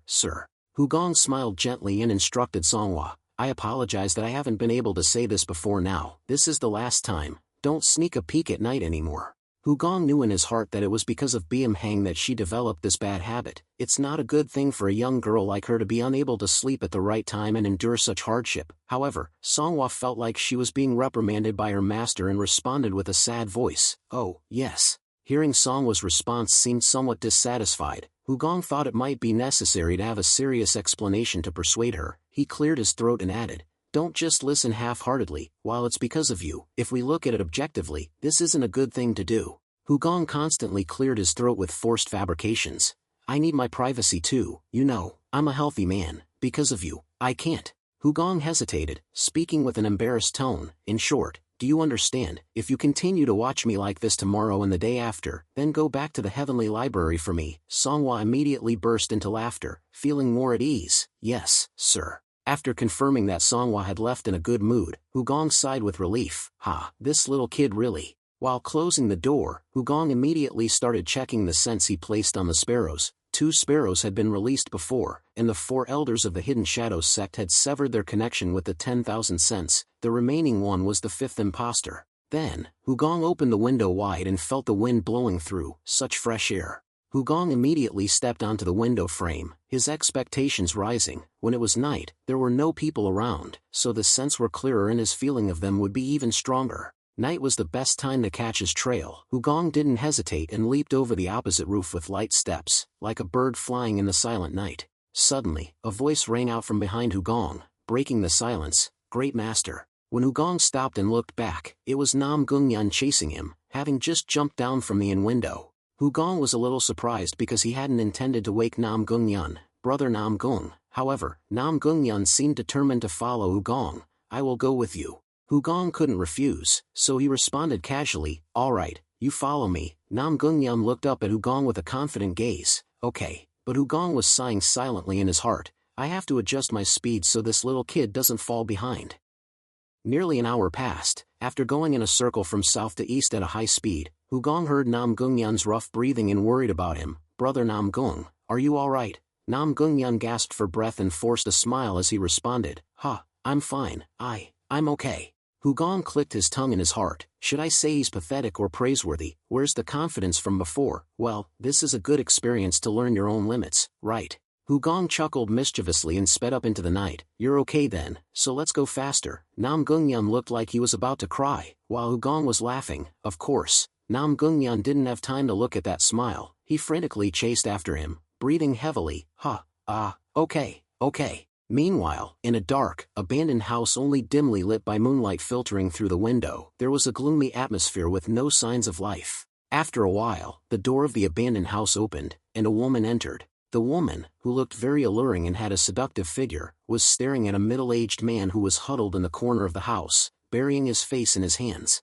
The woman, known as Ghost Four Spirits, was in her late 30s. There was a strange allure in her eyes and lips. She looked at the man with a hazy gaze. "What are you doing?" The man, nicknamed Ghost Five Spirits, continued to bury his face, his body trembling. He mumbled, "It's just, I'm shaking." Ghost Four Spirits thought Ghost Five Spirits was shaking because of hunger. "Have you eaten?" Ghost Five Spirits continued to stammer nervously. "Yes, I ate a lot. I've eaten 2 meals already." Ghost Four Spirits asked in surprise. "Then why?" Ghost Five Spirits trembled as he said, "I keep thinking about the great master of the heavenly library." Ghost Four Spirits calmly lifted her skirt and sat down at the table near the window, revealing a seductive smile. "Oh my, did you meet him?" Ghost Five Spirits continued to tremble as he recounted to Ghost Four Spirits. "Yesterday I went to meet him, but he saw me, and he came close to me, but he spared me. I was surprised." Ghost Five Spirits recalled the scene when Ugong approached him, becoming even more terrified. "I didn't want to be near him, but I couldn't escape. It was terrifying. I almost trembled in front of him. I didn't want to pass by, but I did. If I turned around or pretended not to know, I would have died. No, I should have died." Ghost Five Spirits swallowed dryly. "Besides me, there are many imposters. There are 4 of them. Thanks to them, I survived. If I were alone, I would have become the target and been killed." Ghost Four Spirits, curious, asked him, "Lucky for you, but how did you get in there?" Ghost Five Spirits explained in a shaky, intermittent voice, "I just wanted to go sightseeing. I wanted to meet the daughter of the Namgung clan leader. I need to eat, so I wanted to meet her first. But I can't remember that face. The reason is because of the Heavenly Archives Grand Master, Biam Hang." The 4th spirit demon smiled with interested eyes. "I understand now. So he looks like that. Is he the Heavenly Archives Grand Master?" The 5th spirit demon finally lifted his head from his knees. A terrible laughter hung on his lips. Soon after, his face changed completely. A glimmer of death appeared in his frightened eyes. In a frenzy of confusion, the 5th spirit demon laughed contortedly and tangled his messy hair. He stammered incomprehensible words. "No, it was just something that looked like it. I was so scared I couldn't see clearly. He was a terrifying fellow. Perhaps if you met him you would also be astonished." The Heavenly Archives Grand Master. Seeing that the 5th spirit demon was almost driven mad with fear, the 4th spirit demon immediately comforted him. "Try to be patient, it's only a few more days." The 4th spirit demon smiled insincerely to encourage the 5th spirit demon. "The spirit demon lord is coming soon. Madam Eom will be here soon." The 5th spirit demon, as if he was given renewed strength, became excited. "That's right, Madam Eom is coming soon. Madam Eom, I'm sure Madam Eom has a very bland taste." The 4th spirit demon swung the wine bottle in her hand with a mischievous smile. "You try to hold on until then. The world will be amazed." The 5th spirit demon also began to relax and breathe a sigh of relief. "I know, Hugong is dead. Without him, I feel much lighter." However, just a few seconds of calmness, the 5th spirit demon became frantic again, tearing at his hair with a lewd laugh. "But why am I so scared? Ah, I know now. It's because of the Heavenly Archives Grand Master. If I eat him, I won't be scared anymore. I have to see that calm gaze become tired with fear. After his contorted expression passes, he will become withered and emaciated." The 5th spirit demon became increasingly excited as he thought about Hugong's sharp but calm gaze. Finally, the 5th spirit demon laughed wildly. "It's worth looking forward to. I'll laugh in his face." The 4th spirit demon closed her eyes and savored the taste of the wine melting in her mouth with a cunning smile. "Oh, that's cool, isn't it?" After that, although Hugong walked around until dawn, he still could not find any trace of the guy who had infiltrated the Reno Wed Namgung clan. At noon, Mong Yang Mong and 11 Unji, both Simple the Spirit, also came. However, even after scouting everywhere, they could not find any valuable information. In the late afternoon, Hugong stood thoughtfully on a roof next to Long Tien Pavilion and observed the entire area. "This time I have to go further."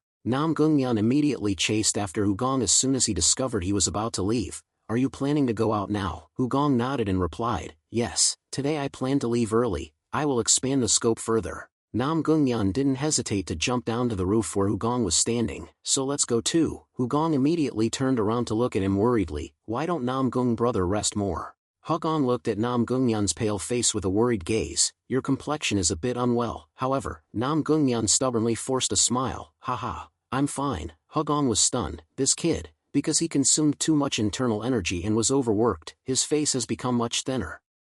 For a moment, Hugong suddenly remembered Nam Gung-yan when he was young. Since childhood he was completely different from So Yi. His face was always serious, his personality was calm and composed, but now it seems he has become more relaxed. Hugong didn't want to stop Nam Gung-yan from gaining more life experience, so he smiled kindly and said to him, "Then let's go." Nam Gung-yan, having been granted permission to follow, grinned. Understood. Hugong couldn't help but be happy to see his bright smile. Yes, you should smile like that. Today, Nam Gung-yan has more free time, because of the different departure time. Today Hugong occasionally stopped in the middle and adjusted his running speed to be more leisurely than yesterday. While chasing after Hugong like a shadow, Nam Gung-yan thought back to what happened last night. Compared to yesterday, today has been more relaxed. If we talk about internal energy, in this era of Jianghu youth, I'm proud to say I'm not inferior to anyone. Nam Gung-yan was originally very proud of himself, but the experiences of last night forced him to humble himself. When he returned at dawn, he vomited while his legs trembled. Thinking back now he suddenly felt ashamed.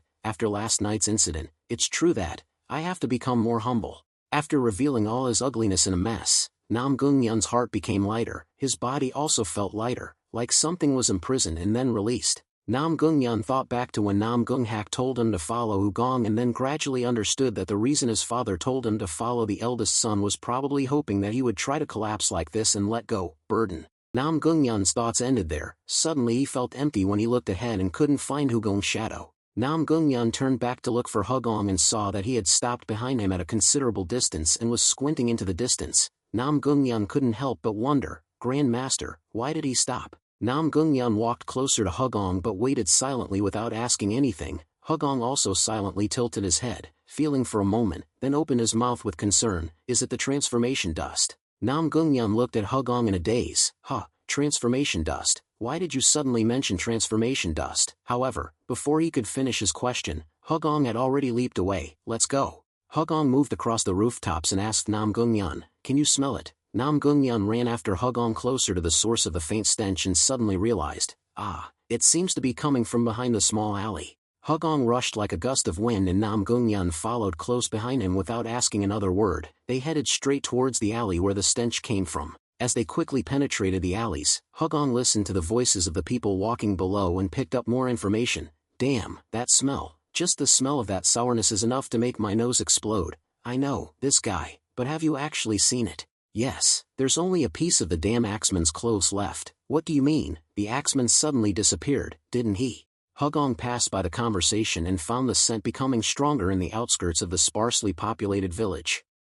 In Hugong's perception, the smell of dead bodies and the strong aroma of transformation dust spread through the air, forming a clear column of thick red smoke against the sky. In a bush in a hidden place, Hugong could not only see small pieces of clothing, but also bones that had not been completely removed. When entering the thicket, Nam Gung-yan automatically covered his nose and recoiled in shock at the strong smell of the corpse, while Hugong calmly emitted a deep voice as he looked closely at the partially decomposed body. Were they reckless, or careless? Hugong pondered in deep thought while muttering about his speculations, or perhaps both, while Nam Gung-yan was still amazed by Hugong's keen sense of smell. How can the Grand Master know the smell of transformation dust from such a distance? Meanwhile, Hugong had quickly guessed the culprit. It's definitely that guy's behavior. If you want to erase the traces, you just have to cover the ground after spreading the transformation dust. But he didn't do that. His confidence that no one would discover him is just like the attitude of the guy who wandered around the Reno Wed Namgung clan.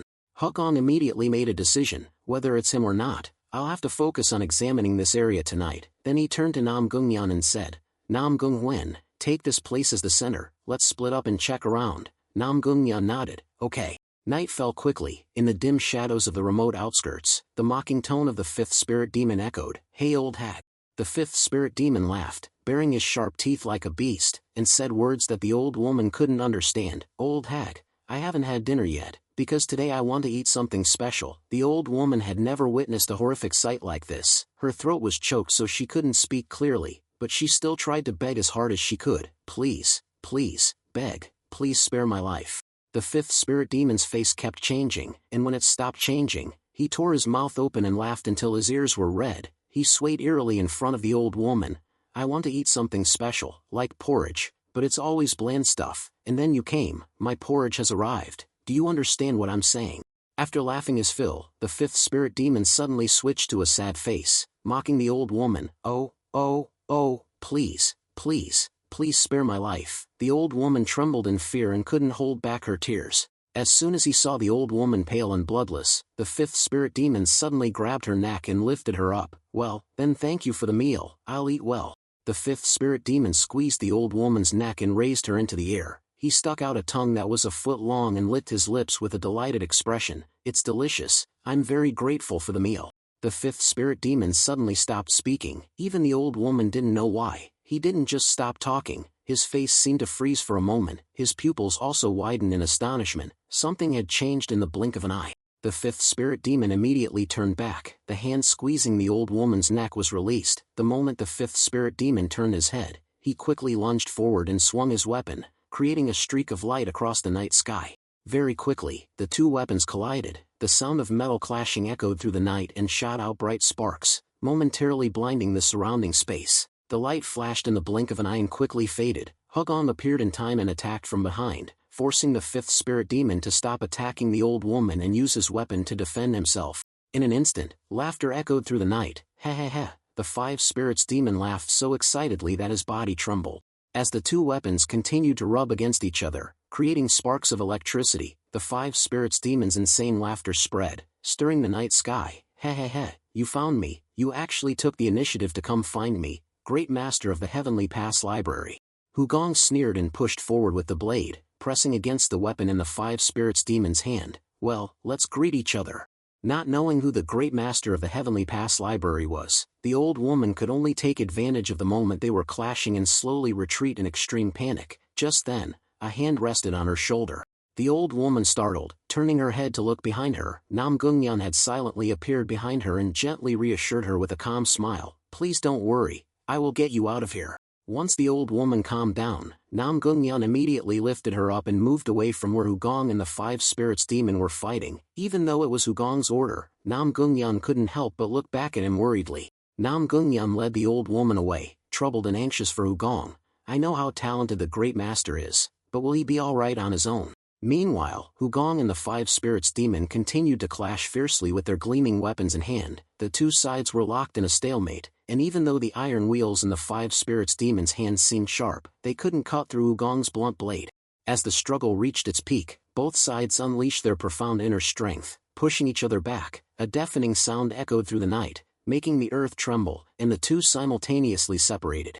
The five spirits demon was pushed back, his feet dragging across the ground for a long distance, but he still arrogantly asked Hugong, "I knew you would come, but how did you find me?" In contrast, Hugong landed incredibly lightly without losing his balance like the five spirits demon. He calmly stepped forward, questioning him. "Although I said we should greet each other, it seems you already know me, so, all you need to do now is introduce yourself." Suddenly, the anxiety in the five spirits demon's eyes intensified as he looked at Hugong. What happened next was completely unexpected. The five spirits demon scratched his head and pulled his ears, with a twisted smile. "Humph, that expression. So terrifying, you bastard. Why are you so calm?" "Why?" the five spirits demon roared, exaggeratedly yet sincerely, expressing his utmost fear. Meanwhile, Hugong just stood there calmly, watching. He had an indifferent expression. In a way, it was natural. The five spirits demon's madness was nothing to Hugong. The people Hugong had met and experienced were those who had reached the peak of true madness. They were incredibly quiet, to the point where it was impossible to distinguish them from ordinary people. They were the ones who resided in the deepest part of the abyss. In a fit of madness, the five spirits demon suddenly attacked Hugong repeatedly with his iron wheels. "Why aren't you tense or afraid when you see me? You're terrifying. It's like I'm nothing to you." Hugong simply stepped back, avoiding the attacks without a word.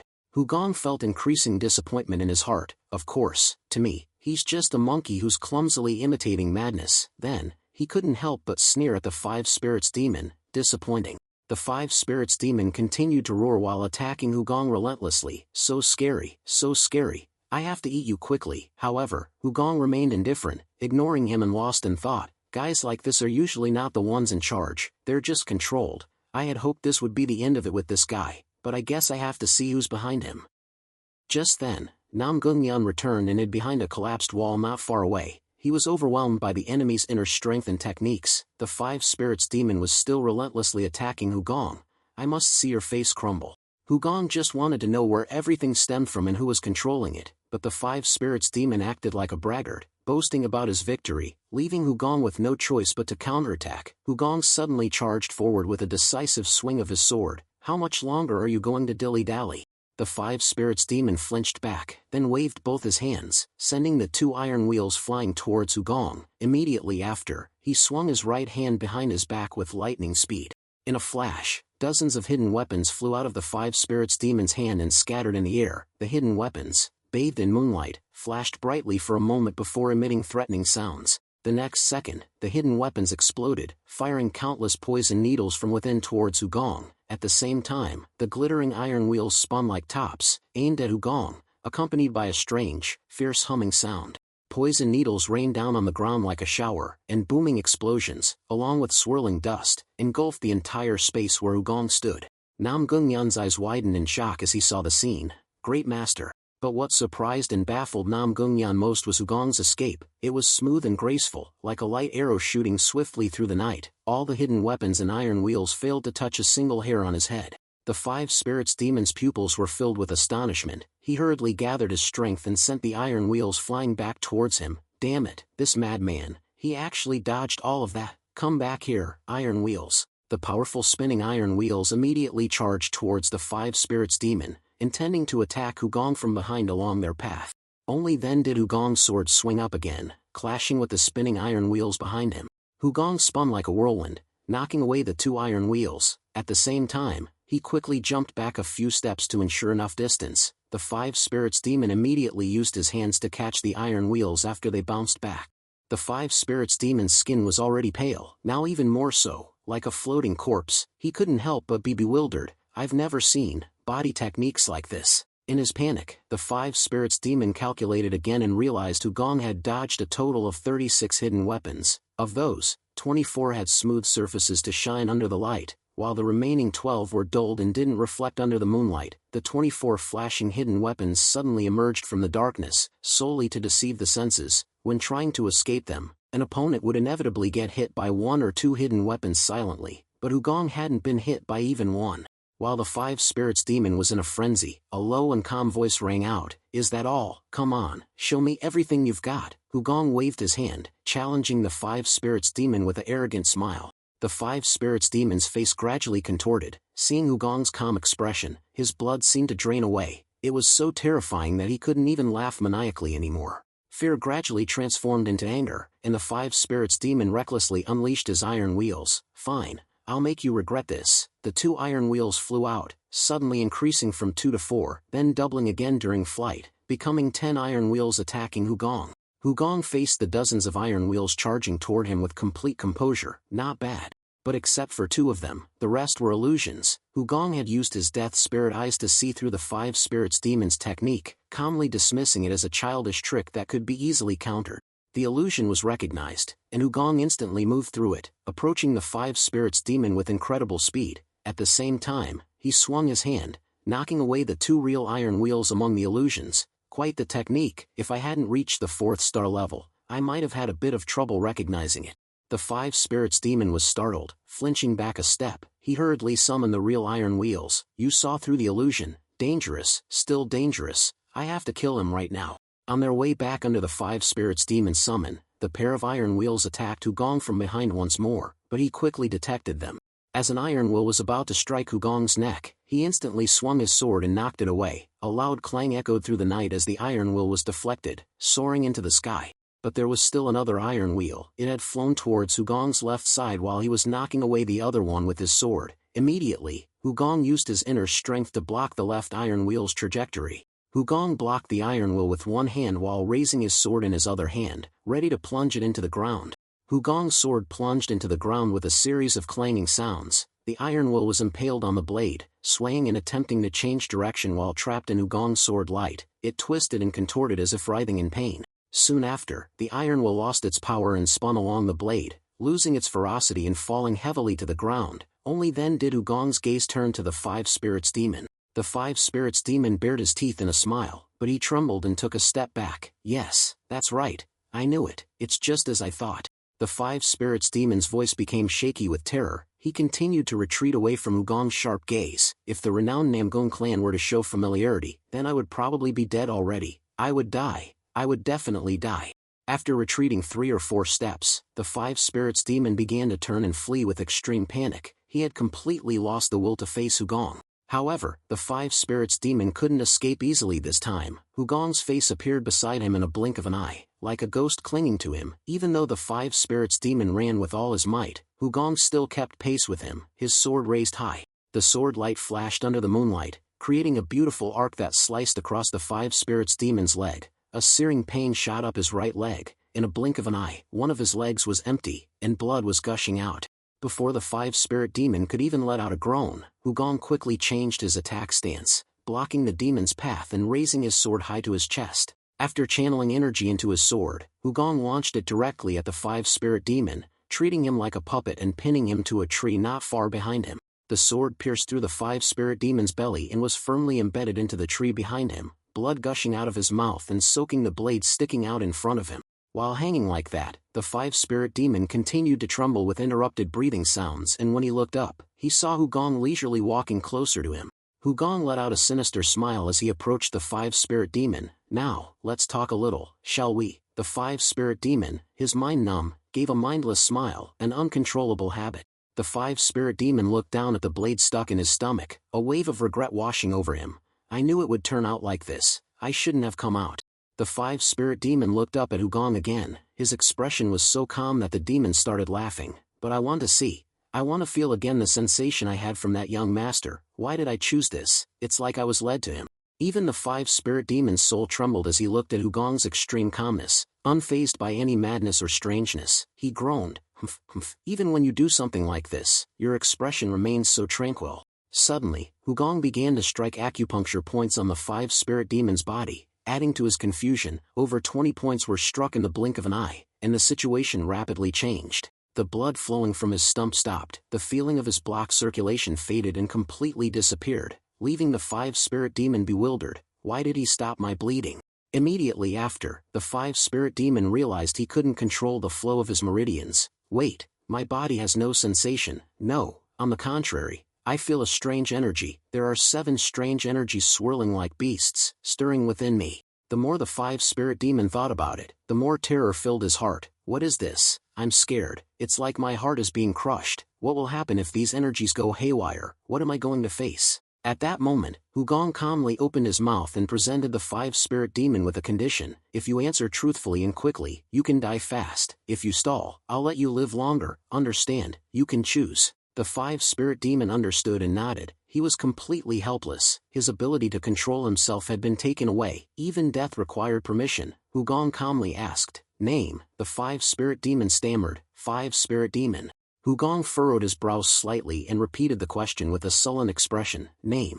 The 5 spirit demon was confused upon hearing the question repeated. "I just said it, why ask again?" Then, he suddenly remembered something. The 5 spirit demon laughed bitterly and slumped his head. "Right, I have a name too. No one ever asked, so I forgot. I was so curious, when would someone ever ask me that?"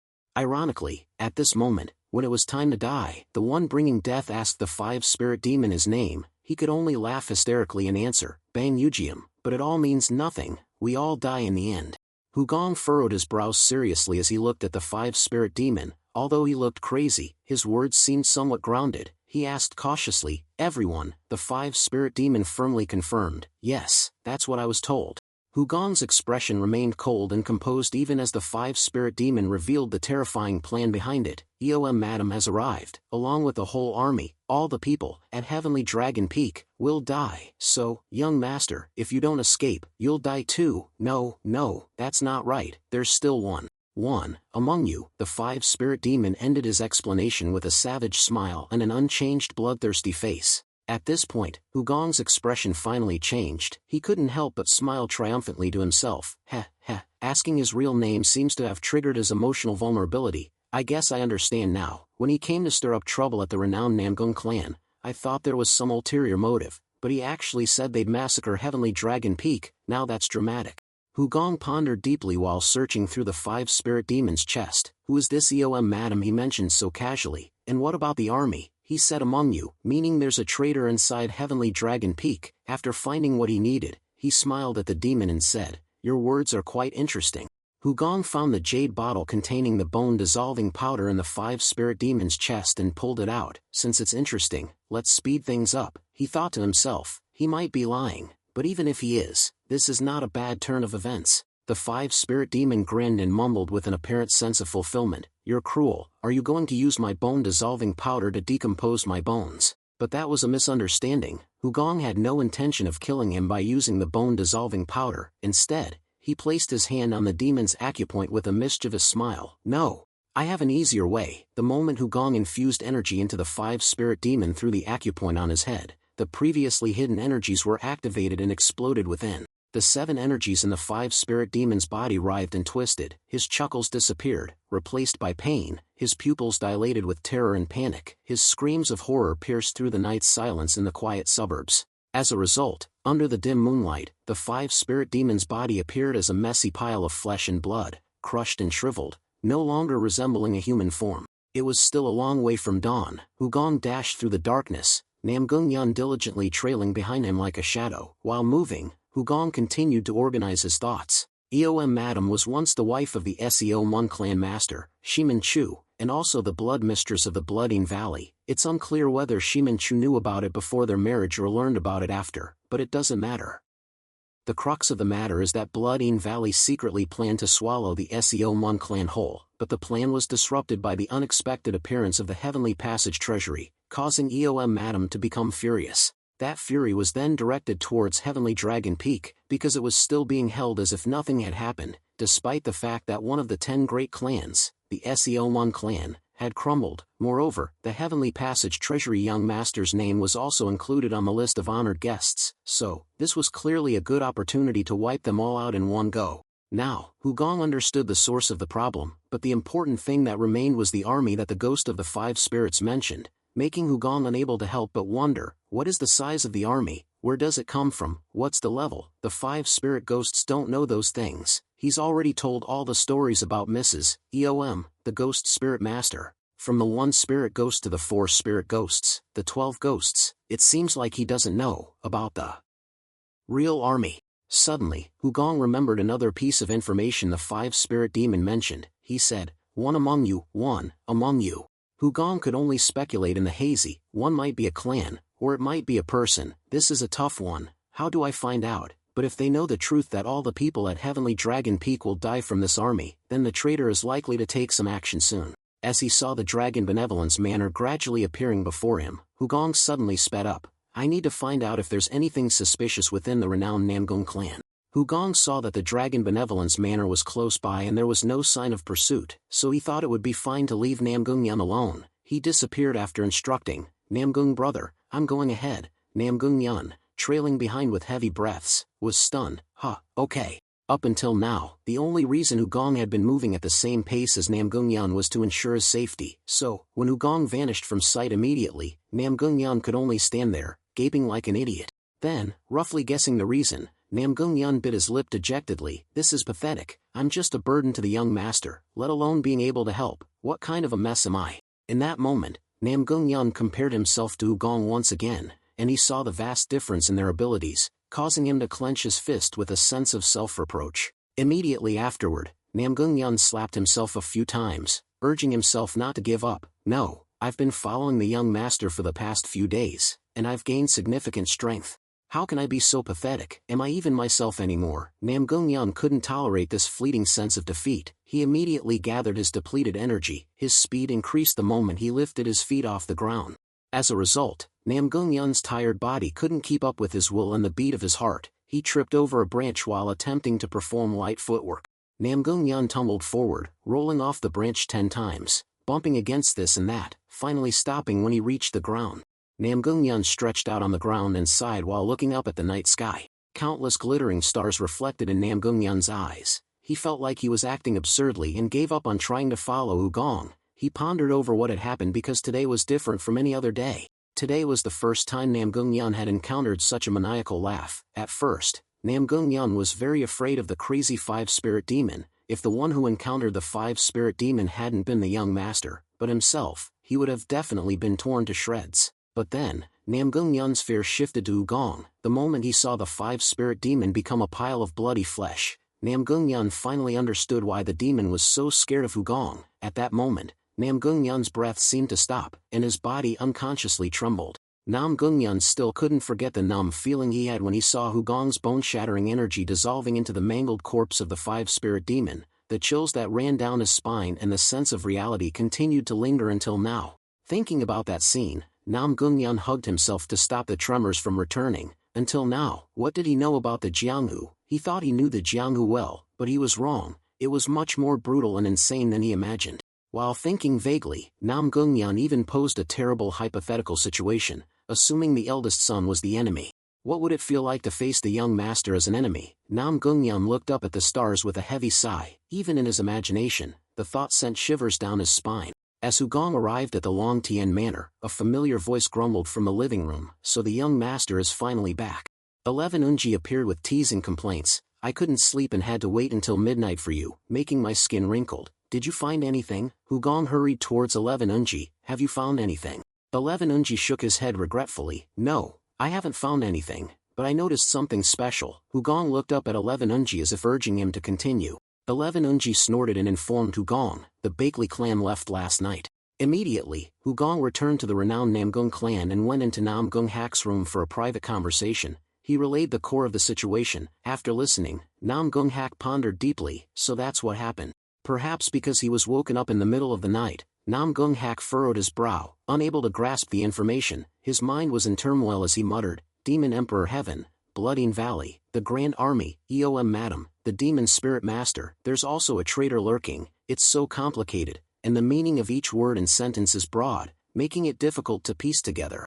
Confused, Namgung Hak chose the quicker route and directly asked Hugong, "So the traitor is the one who left earlier?" Hugong shook his head. "I'm not sure yet. Were there no suspicious actions within the Heavenly Dragon Wind?" Namgung Hak thought for a moment and said, "Now that I think about it." 11 Unji suddenly interrupted with a resolute voice, "If it's suspicious, then there's only one thing. The Bakley clan left last night." "No, it was the previous night."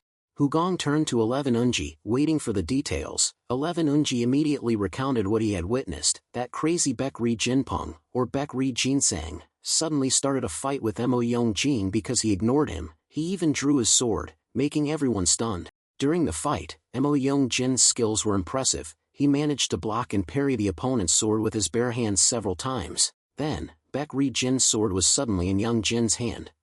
You have to admit it was a swift and clean move. It's no wonder he's considered one of the strongest candidates in the Heavenly Dragon Wind this time. 11 Unji clicked his tongue and concluded, "In short, the Bakley clan used this as an excuse to leave." Hugong laughed immediately after hearing the details. "They confessed without even fighting. That's good. It saves us the trouble of searching." Hugong smirked and thought to himself, "I've been racking my brain trying to figure out how to differentiate them. Even if I explain it 100 times that this was an act of concession and to avoid a commotion, there's no way I can see leaving the Heavenly Dragon Wind as something without problems." Hugong found their supposed intelligent action increasingly amusing. The scale of the chaos was small, and there was no need to leave in the middle of the night. The Bakley clan surely knew they'd be dragged into it, so they ran before anything happened. "But you won't escape my grasp." Namgung Hak still hadn't come up with a plan, so he immediately asked Hugong again, "So the traitor is the Bakley clan. What should I do?" Hugong smiled because Namgung Hak's reaction was satisfactory. He didn't ask again or say anything nonsensical. He asked directly, showing his great trust in Hugong. Hugong immediately offered the immediate course of action. "The first thing we need to do is capture the head of the Bakley clan to gather more missing information. Please dispatch the martial force team to the west, following their direction. If they're using carriages, they couldn't have traveled far yet. If they stayed at an inn last night, the distance will be even closer." After a moment of contemplation, Hugong added, "In case the head of the Bakley clan has traveled far using light kung fu, we have to rely on the Medicine King sect in the west. Besides the Medicine King sect, other forces or sects can't handle the head of the Bakley clan, so there's no need to send messages to them." Namgung Hak was incredibly surprised, not expecting the young master to have such accurate knowledge of the sects and forces in the Jianghu. However, he still had a concern. "There's one problem, it's difficult to expect their help." Namgung Hak expressed his worry. "Even though we have a good relationship with the Medicine King sect, it's not certain they will intervene in Jianghu matters. They maintain neutrality." Hugong chuckled, his face full of confidence. "Don't worry about that."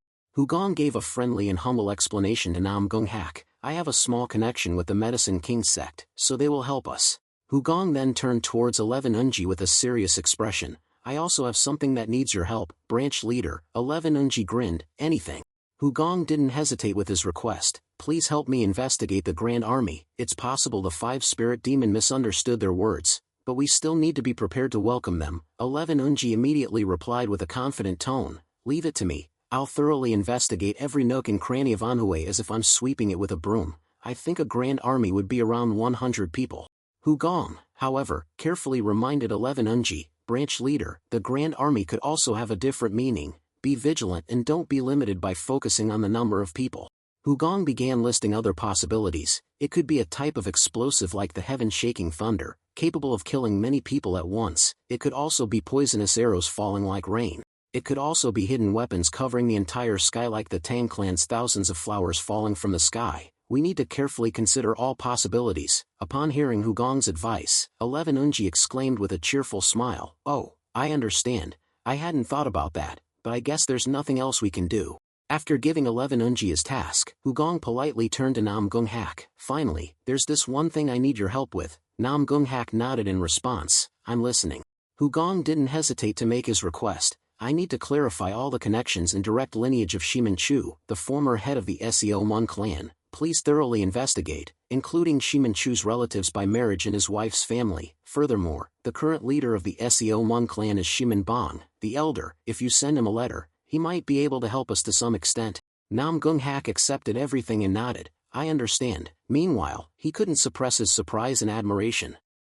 Nam Gung Hak silently observed Hugong with respect. Though the young master maintained his polite manners while talking, the current situation was no different from giving orders. However, the orders were subtle, clear, coherent, and flowed smoothly like water, leaving Nam Gung Hak able only to nod in agreement without any objections. After a moment of contemplation, Nam Gung Hak realized something was missing from this plan. He curiously asked Hugong, do you have a separate plan, young master? Hugong smiled and replied, I'm going to meet them. Hugong curled a corner of his lips and took out the pair of iron wheels he retrieved from the 5-spirit demon.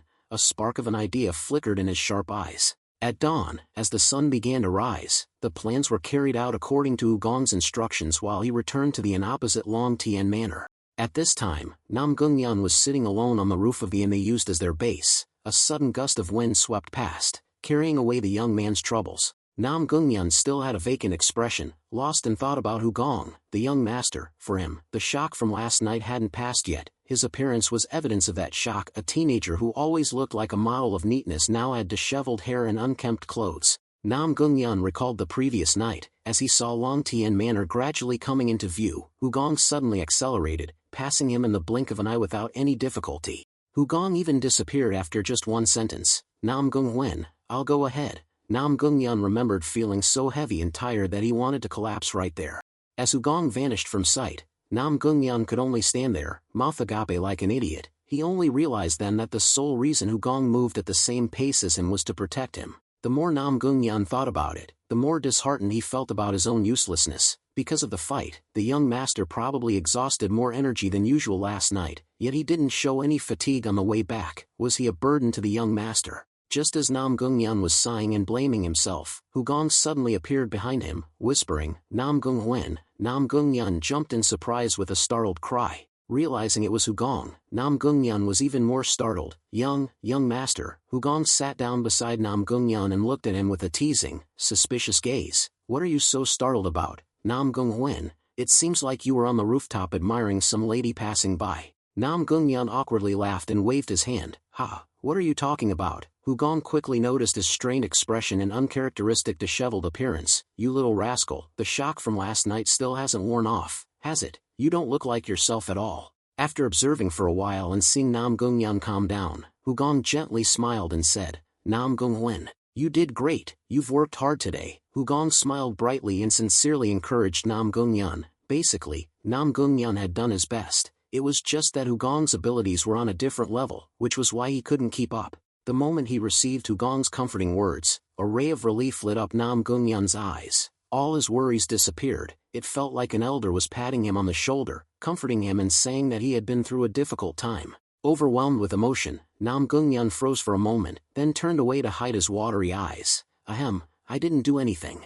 Seeing Nam Gungnyeon trying to avoid his gaze, Hugong understood what he was thinking. He quickly changed the subject and instructed him, "Go back and rest today, come tomorrow at midday, it's best if you take a bath and change clothes." Nam Gungnyeon immediately recovered and replied, "I'm fine, I'll wait here." Hugong pursed his lips and shook his head. "No, that's not right." Hugong looked weary and coughed, saying, "Even I need a break, you know, I'm going to rest properly." At this point, Nam Gungnyeon realized that even Hugong felt hesitant to show his fatigue around others. Nam Gungnyeon laughed happily in his heart when he learned that Hugong is also a normal person. It turns out that the eldest son likes to talk in circles like this. The burden of his own weakness disappeared and Nam Gungnyeon comfortably replied to Hugong with a bright smile, "Haha, then I will return here too."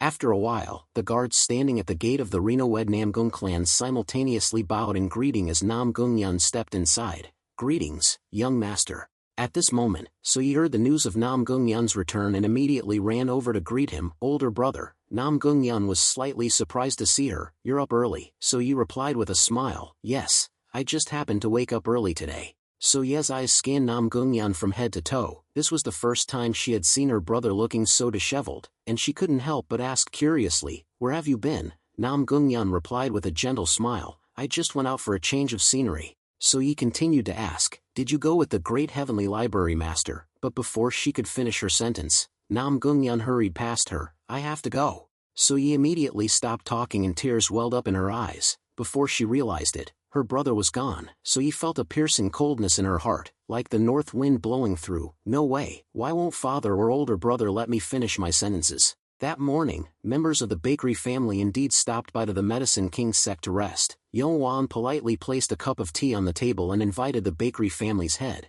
"This is a tea we at the Medicine King's sect are very proud of, please have some." A sweet fragrance filled the room, and the bakery family head, Baek Ri-jong, without hesitation, took a sip. Baek Ri-jong gave a false smile of praise. "Truly the Medicine King's sect, the fragrance of the tea is so refreshing, even just one sip and I feel my energy surging and my mind is clear." Yong-Wan responded with a flattering smile, "Haha, you flatter me." Baek Ri-jong continued to maintain a friendly facade. "Don't say such things, I hate flattery and grandstanding the most." Yong-Wan replied with a subtle smile and got straight to the point, "But it's unexpected that you came in the middle of the night without warning. Isn't the Heavenly Dragon Fong currently taking place? What happened at the Heavenly Dragon Fong?" Baek Ri-jong sighed, his face also stiffened. Here and there was a little bit of sadness.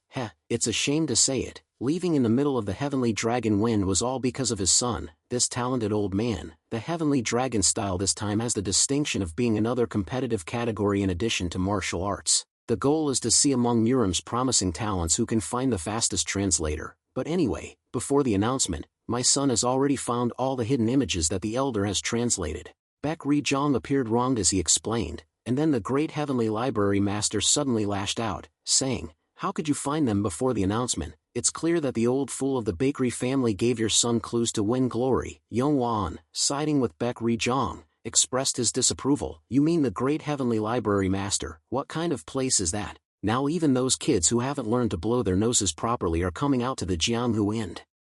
Acting disrespectful." Baek Ri-jong, filled with resentment, lamented to Yong-Wan, "But that's not all. Some families took advantage of the situation, and ultimately the relationships between the factions became heated. In that situation, how could I possibly stay at the Heavenly Dragon Fong any longer?" Baek Ri-jong continued to portray himself as understanding, adding, "Although the Namgung family head personally met with me and asked me to stay, I had already decided to leave." Yong-Wan, unable to hide his astonishment, exclaimed, "Oh my, this is unbelievable."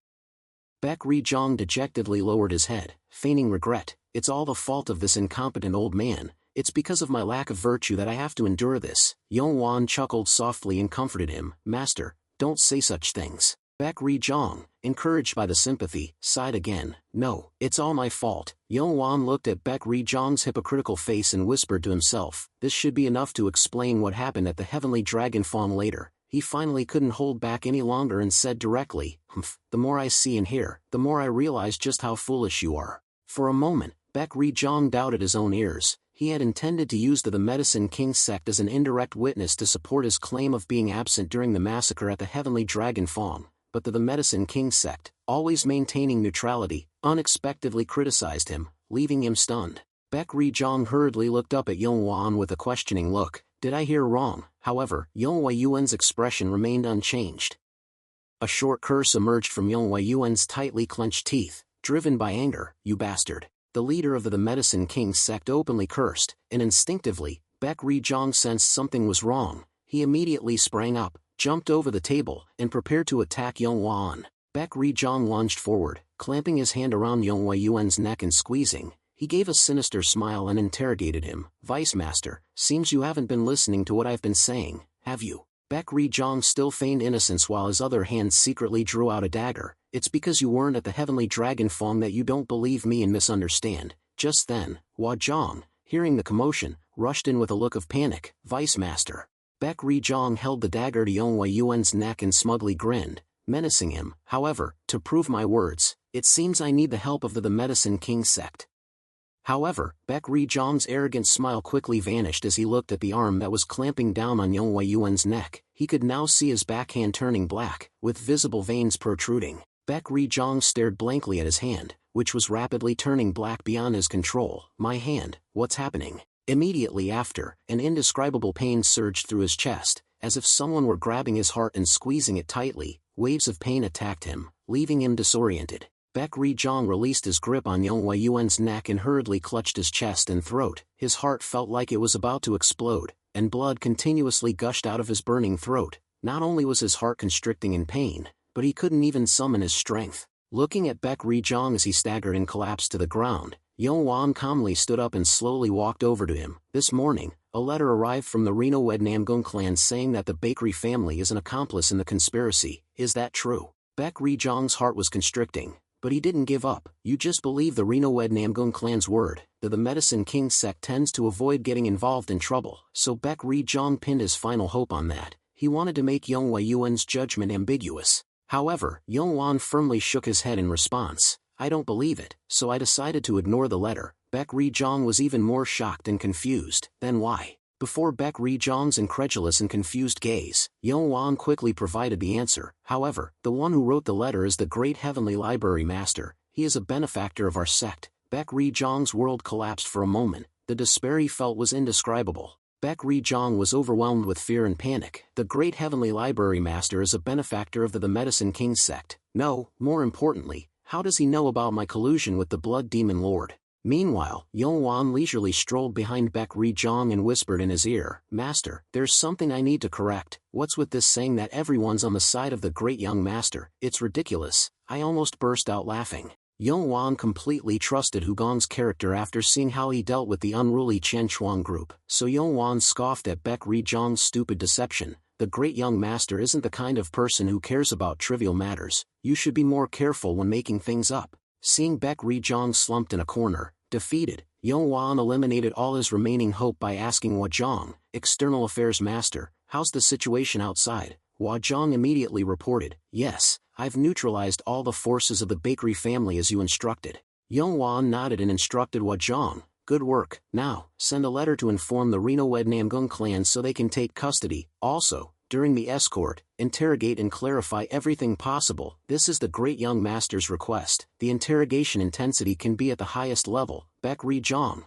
facing Hu Gong's arrangements, felt utterly hopeless and resentful. He gritted his teeth in frustration, but he couldn't do anything to resist. A few hours later, night fell again. Hu Gong led Nam Gung-yun to an abandoned inn near the site of the battle with the 5 spirit demon from the previous night. The old inn looked like it could collapse at any moment. It was covered in dust, and even several broken wooden planks had fallen off, creating a deafening silence. Nam Gung-yun had to take a deep breath to stay calm, as he felt the 5 spirit demons' insane laughter echoing in his ears. It's so creepy. What's the great young master doing in a place like this? Could it be? Suddenly, Hu Gong made a request to Nam Gung-yun. Nam Gung-wen, you can go back now. Nam Gung-yun widened his eyes at the unexpected proposal, then immediately shook his head. Excuse me. Nam Gung-yun immediately recalled his conversation with Nam Gung-hak before leaving that morning. Nam Gung-hak had said, it seems like the great young master intends to meet with them. Aware that Hu Gong was heading into danger alone, Nam Gung-yun thought to himself, if that's the case, I can't go back alone. He resolutely said to Hu Gong,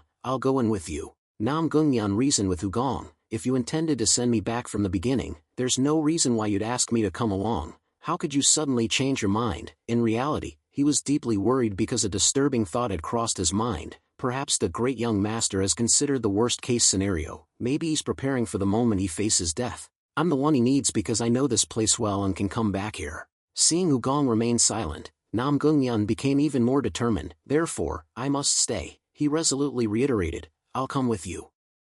Nam Gungyun's eyes fixed on Hugong with unwavering determination, and nothing seemed capable of breaking his resolve at this moment. He anxiously awaited Hugong's final decision. Hugong looked at Nam Gungyun in silence, then let out a sigh of frustration. Right after that, Hugong turned away and gave Nam Gungyun a cold look that clearly showed his distaste. He opened his mouth with a cold voice and commanded, "Let's go, right now." Before Hugong's cold eyes, Nam Gungyun's promise to never back down was broken. He was overwhelmed and stiffened because Hugong's tone was nothing more than a cold threat. Nam Gungyun sadly left without daring to say another word. Hugong looked at his back suspiciously. These days the kids seem to be too sentimental, or is it because that kid is especially sentimental? Stop. Remembering Nam Gungyun's appearance when he thought Hugong was willing to sacrifice himself, Hugong couldn't help but wonder. I brought him here alone because observing is a way of learning, but I told him to go back because I was worried about the danger. But what was he thinking? To the point where he was almost crying. Why was he crying? Hugong was left alone standing in front of the abandoned inn,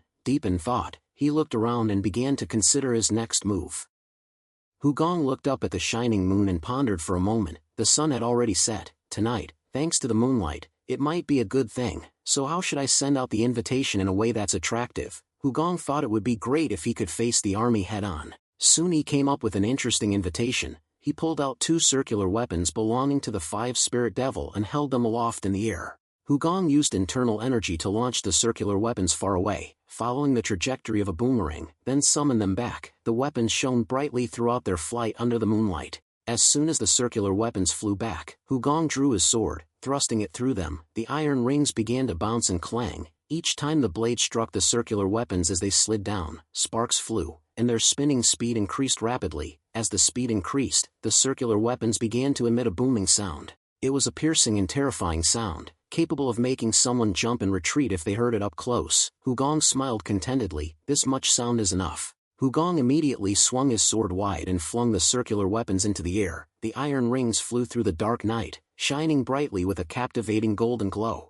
As the circular weapons flew upwards, they left behind a long beam of light accompanied by a terrifying roar. The scene was truly spectacular as the light illuminated the night. From afar, this wondrous sight was clearly visible. The roar echoed far and wide. The beam of light was even more visible in the town's open space. The circular weapons created trails of light, and because they spun and flew as if they were intertwined, it looked like 2 golden dragons were flying towards the sky. The children, as soon as they saw this sight, exclaimed, "Look over there." The children excitedly pointed at the beam of light. "Aren't those dragons?" "They are dragons, right, there are 2 of them." The sound is so terrifying. Some adults began to look at it curiously, while the children clapped, exclaiming that it was an amazing spectacle. Not only were the children surprised, but people walking on the street also stopped for a moment, looking up at the sky. Everyone, whether they were at home or out on the street, came out and were amazed to witness the sight. "Look over there, are those dragons? What sound is that?" However, when the 2 golden beams rose for the 2nd, 3rd, 6th, and 7th time, as if there was no stopping, things changed. Everyone's faces changed. A sense of horror took hold as they remembered the roars and screams that came from the abandoned house last night. People shouted to each other,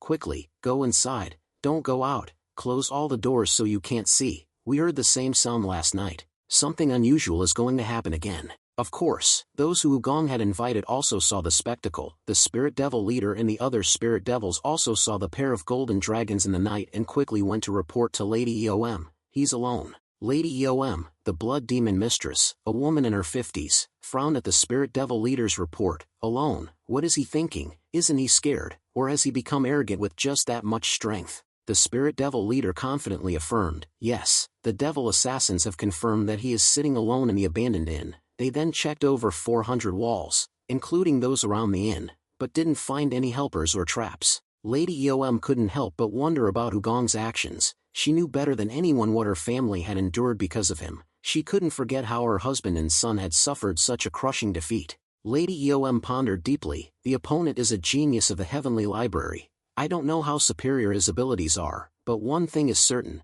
he is both a schemer, a tactician, and a brilliant strategist. My husband and son were both tricked by his strategic smile and calmness. Moreover, he He is not only confident in the power of the heavenly library, but also knows how to fully leverage assistance from surrounding forces. Yet, he is acting alone now. There must be some hidden trick that others cannot grasp. Even though I don't know what his intentions are, I must face him with the assumption that he would never enter a battle that he is destined to lose. After a long time pondering, Lady Eom worriedly asked the Spirit Devil leader, "Does he know anything about the army?" The Spirit Devil leader firmly replied, "It's impossible. I have strictly limited the information revealed to the 5 Spirit Devil." Lady Eom silently nodded. The reason she asked the Spirit Devil leader was not to receive doubts or new answers. She was simply flustered and wanted to reassure herself and regain her composure. Then she quickly formulated a plan to respond. "So, the method is..." Lady Eom's gaze shifted to a large jar resembling a pot placed in front of the window. It was a large chestnut-colored jar. She opened her mouth and said,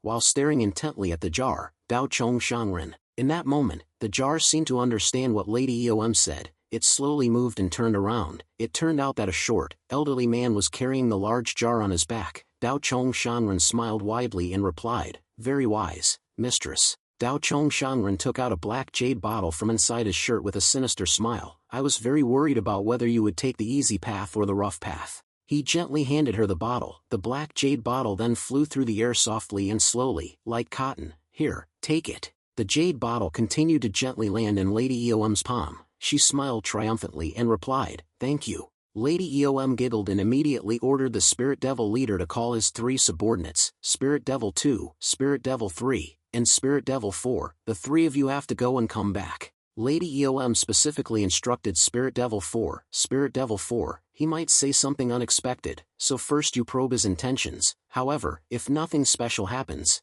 deal with him immediately without mercy. Spirit Devil 4 nodded affably, "Understood."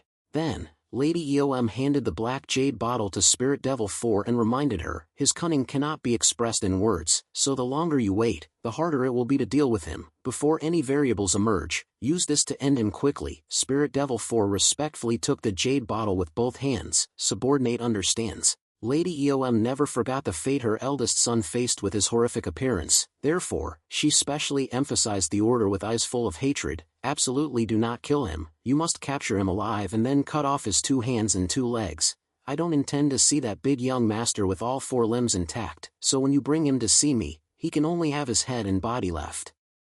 Lady Eom was filled with hatred that was deeply rooted in her heart. "That young master made my son become like that. I'll let him know that cutting off his limbs is only the beginning." Then she said in a cruel tone, "Once you're done, bring him to that place." The Spirit Devils immediately bowed their heads and replied, "Understood."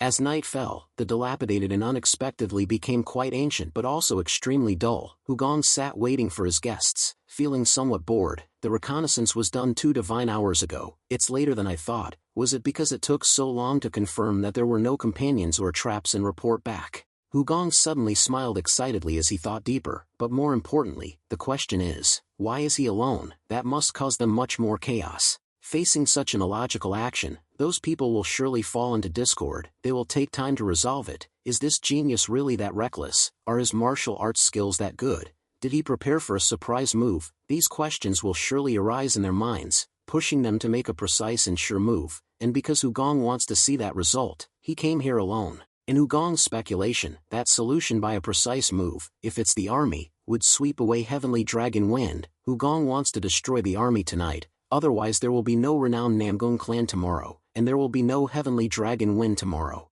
At this moment, Hugong felt the presence of strangers around the abandoned inn. He quickly scanned his eyes to pinpoint their locations. They've arrived. Hugong didn't make a move but could still pinpoint one of them sitting on the roof of the house which had a hole in it, observing through the large hole in the roof. Another one, holding a bough, was lying in ambush on a branch that allowed him to look down at Hugong through the hole in the roof. Because the windows were all closed, their observation points were forced to be high up. There was also one more person, making a total of 3. One of them was walking towards Hugong inside the inn. The wooden stairs creaked as the enemy stepped onto the 2nd floor of the inn. A woman's delicate voice rang out, surprising Hugong. "Well, I'm a little late, darling. Sorry for making you wait."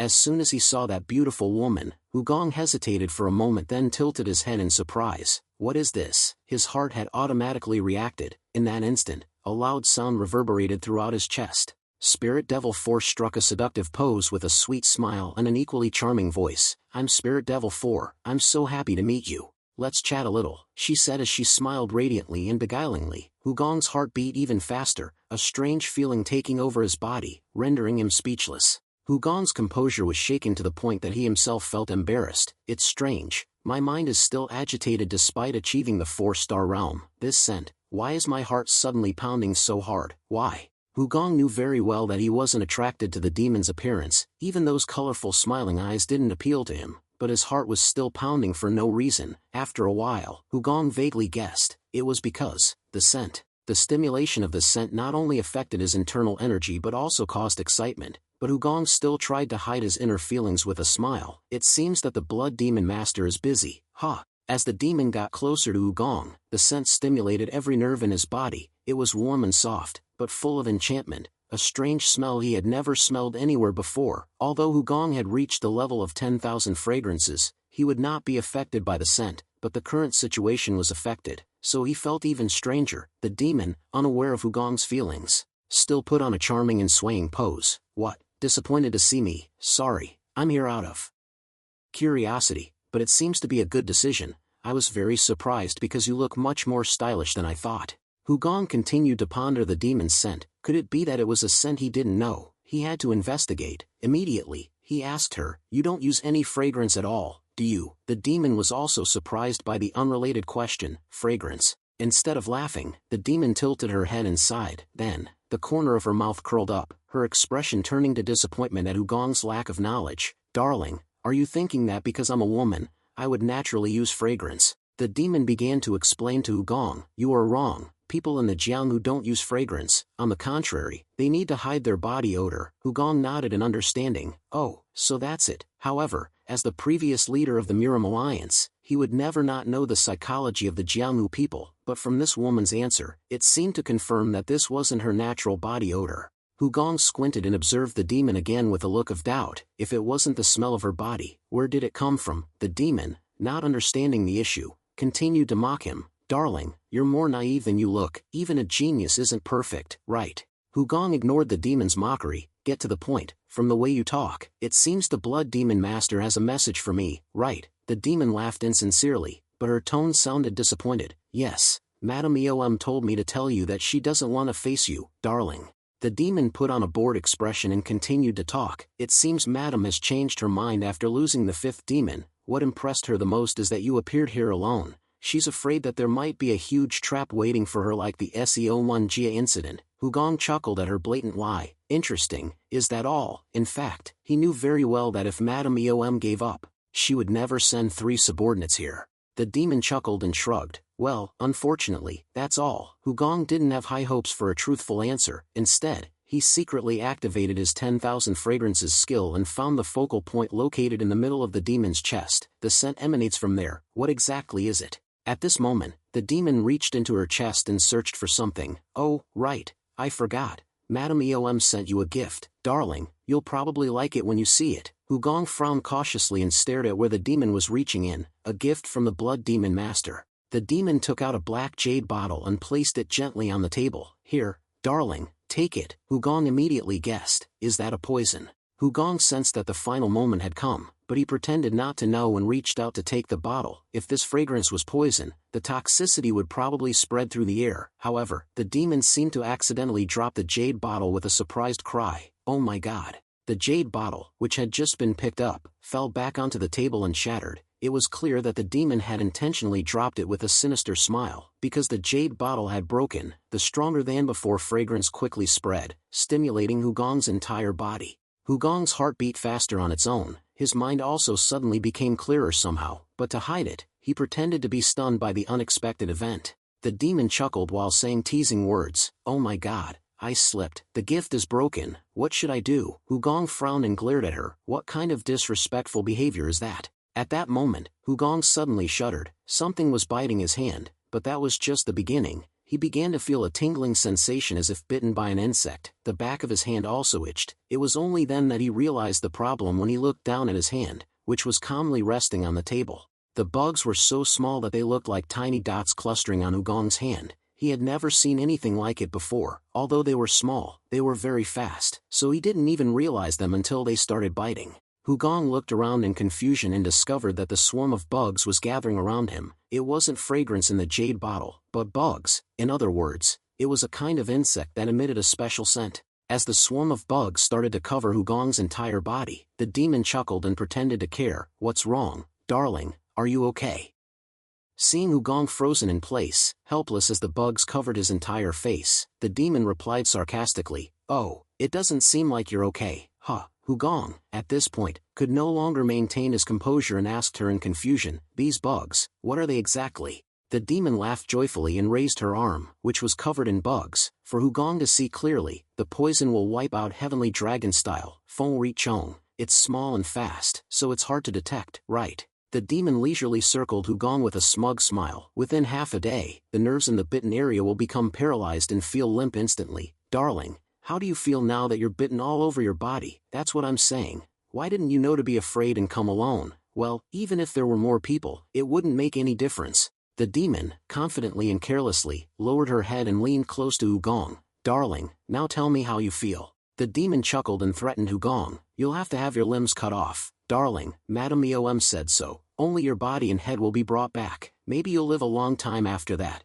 She's planning to throw you into a pigsty and roll you in the mud. Ha ha ha. Too bad. You look handsome, but you'll probably roll around miserably." Hugong opened his mouth with difficulty. "Let me ask one thing. Wind heat insect. I have never heard of it. Where does it come from, and how is it possible?" Having it in hand, the ghost of four spirits tilted its head and blinked. "Several times it seemed like I didn't understand. At this point I still want to learn. So this is the thinking of a genius." The ghost of the four spirits also did not want to refuse a person who was about to become a waste, so he explained indifferently, "There are people around us who are knowledgeable about insects or worms, so they have roughly heard that poisonous worms give off a scent that attracts children. The bait is windworm, so no matter how far away windworm is, it will gradually be lured back." In the end all questions were resolved. Hugong immediately smiled mysteriously. "Ah, so that's it."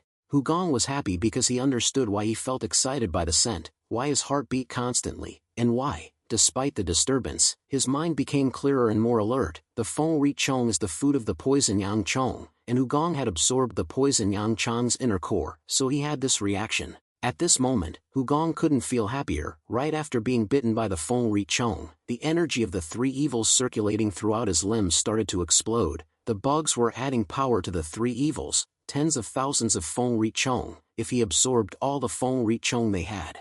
Hugong was so happy that he started laughing out loud. The demon, seeing this, curiously asked him, "Darling, why are you laughing? Have you resigned yourself to fate?" Hugong's smile deepened and he calmly spoke, no longer with the confused voice he had before, "Demon." The demon also smiled because she was having a beautiful dream, thinking that Hugong was in a situation where a person's despair reached its peak, and they would rather collapse with a big smile. Hugong grinned at the demon, "You're so kind, because my limbs are still intact." The demon blinked a few times and chuckled, "Oh my god, what should I do?" "Darling, are you secretly paying attention again? I thought you were pretending not to notice. Stay safe." The demon leaned towards Hugong with a playful smile. "All right, don't worry, I'll cut carefully so you won't feel any pain." "Darling," Hugong questioned her, "how do you do that without pain?" The demon shrugged and replied nonchalantly, "I don't know. Isn't it enough to cut accurately?" Hugong pouted, dissatisfied. "You don't know how, but you just say it like that." The arrogant demon didn't notice that the sword next to Hugong was shaking. Immediately, the demon laughed so happily that she closed her eyes. "Ha ha ha, how should I do it well?" At this moment, two streaks of light flashed and intersected through her body in a blink of an eye. The demon vaguely sensed the flashing sword streaks, so she immediately opened her eyes. However, when she looked at Hugong, she couldn't help but be surprised. Hugong was still sitting in the same position as if nothing had happened, but there was a clear difference. Even though she didn't see when the sword was drawn, strangely, the blade was now sheathed. Moreover, it was leaning against the table next to him, not in his hand as it was before. The very next second, both of the demon's arms separated from her body as gently as if a doll's joints were being taken apart. This time, it was Hugong's turn to chuckle. "Then I'll teach you." The demon looked at her shoulder in a daze. She didn't feel any pain, but somehow both her arms were gone. She couldn't wave her hand even though she tried to shrug her shoulders. Even when she saw blood spilling from the severed part, she didn't have a real feeling, even though it was her own blood. After that, the swarm of bugs on Hugong's body gradually dispersed. He calmly stared at the demon. "Does it hurt?" The demon just stared at Hugong in a state of shock, unable to speak. Hugong calmly invited her, smile again, but the demon couldn't laugh anymore, her face contorted involuntarily. The very next second, the demon knelt down and cried, letting out a desperate scream. The scream signaled the beginning of a massacre. The second demon was stunned for a moment after hearing the demon's heart-wrenching scream. Then, he quickly raised his bow and shot 3 long arrows from a tree branch outside, aiming directly at Hugong through the hole in the ceiling. The air was torn apart by the arrows rushing into the inn. Hugong, without flinching, determined the flight path of the arrows and immediately came up with a plan to deal with them. Hugong grabbed the demon's collar with his hand and lifted her up.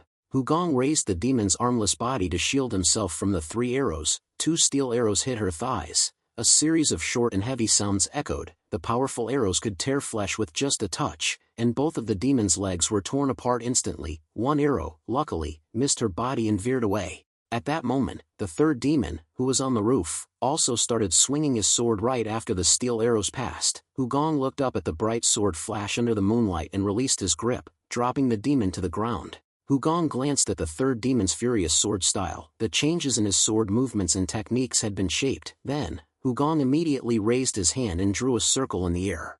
Hugong unleashed the Wan Ming technique. In the state of having just absorbed the 3 evils, he couldn't use this technique, but because the Feng Ri Chong had enhanced his strength, the activation could be done in the blink of an eye. Hugong created a transparent circle that could contain illusions. It existed for a certain period of time and, depending on the activator's decision, it could become a barrier, a swamp, or a trap. As the third demon's sword struck the circle, it swayed and was obstructed as if it fell into a swamp. At the point of impact, ripples appeared as if mist rising in the space. The feeling transmitted to the hand through the sword was also very real. The 3 spirits demon quickly became confused. His sword couldn't be pushed further and couldn't be retracted. He couldn't let go of the sword and was trapped in that space with panic. What? The sword can't move. As the 3 spirits demon's skin turned pale, Hugong's hand patted his shoulder before he realized. His face seemed to have lost all its blood. This miraculous technique, I've never seen it, nor heard of it. The 3 spirits demon dropped his sword and hastily retreated upon realizing Hugong's hand had touched his shoulder. He was so startled that he fell backward. However, Hugong wasn't about to let him escape easily. His recently retracted hand once again reached towards him. Hugong followed closely behind the 3 spirits demon and grabbed his collar. At the same time, his other hand gathered energy for a counterattack. Then, Hugong's other hand formed a tiger's pounce stance, preparing to strike directly at the 3 spirits demon's face. The moment Hugong tried to unleash a powerful energy blast towards the 3 spirits demon's head, 4 steel arrows were fired in rapid succession at him. Hugong instantly retracted his attack and quickly dodged the 4 arrows. Meanwhile, the 3 spirits demon had widened the distance between them. However, instead of anger, Hugong smiled contentedly, as if wanting to praise the archer outside for attacking at the perfect moment. From the beginning, Hugong had intended to let the 3 spirits demon be rescued. He only tried to give him a chance to escape in the most logical way possible. The heavenly fragrance had been attached, and he would become a sparrow flying back to its nest. To achieve this, they had to be given some space. Hugong was happy but couldn't reveal his inner emotions. He frowned, as if unable to contain his anger, then leaped into the air through the hole in the roof and chased after the troublesome 2 spirits demon. The 3 spirits demon gasped for breath after miraculously escaping death. He trembled, his entire body drenched in sweat, and shuddered in thought, if the 2 spirits demon's crossbow hadn't been accurate, I would have. The 3 spirits demon didn't waste much time making a decision. Confronting him now would be suicide. He had to get out of there quickly. Just as he was about to flee, the 2 spirits demon's moaning voice echoed, 3 spirits demon. The alluring woman with the captivating smile was no longer there. The 4 spirits demon was reduced to only a head and torso, blood flowing from her severed limbs. Her mind had descended into hell with the screams and agonizing groans swirling around her. Kill me, please. The 3 spirits demon, preoccupied with his own safety, coldly threw back a shout before running straight ahead. I don't have time to listen to your wish. Meanwhile, a cat and mouse chase was unfolding in the forest. The 2 spirits demons' emotions were no different from the 3 spirits demons. The thought of confrontation had been blown from his mind a long time ago. Why is the Feng Heat Worm ineffective against this guy? I have to get out of here quickly and go to the Bloodmaster's location. With no time to calculate if it would succeed or not, the 2 spirits demon only placed his hope in his legs and discarded the heavy bow and arrows. I have to be faster, abandon anything that becomes a burden, at maximum speed. The 2 spirits demon ran like a madman, occasionally glancing back to check for Hugong's presence. Fortunately, he no longer sensed his aura.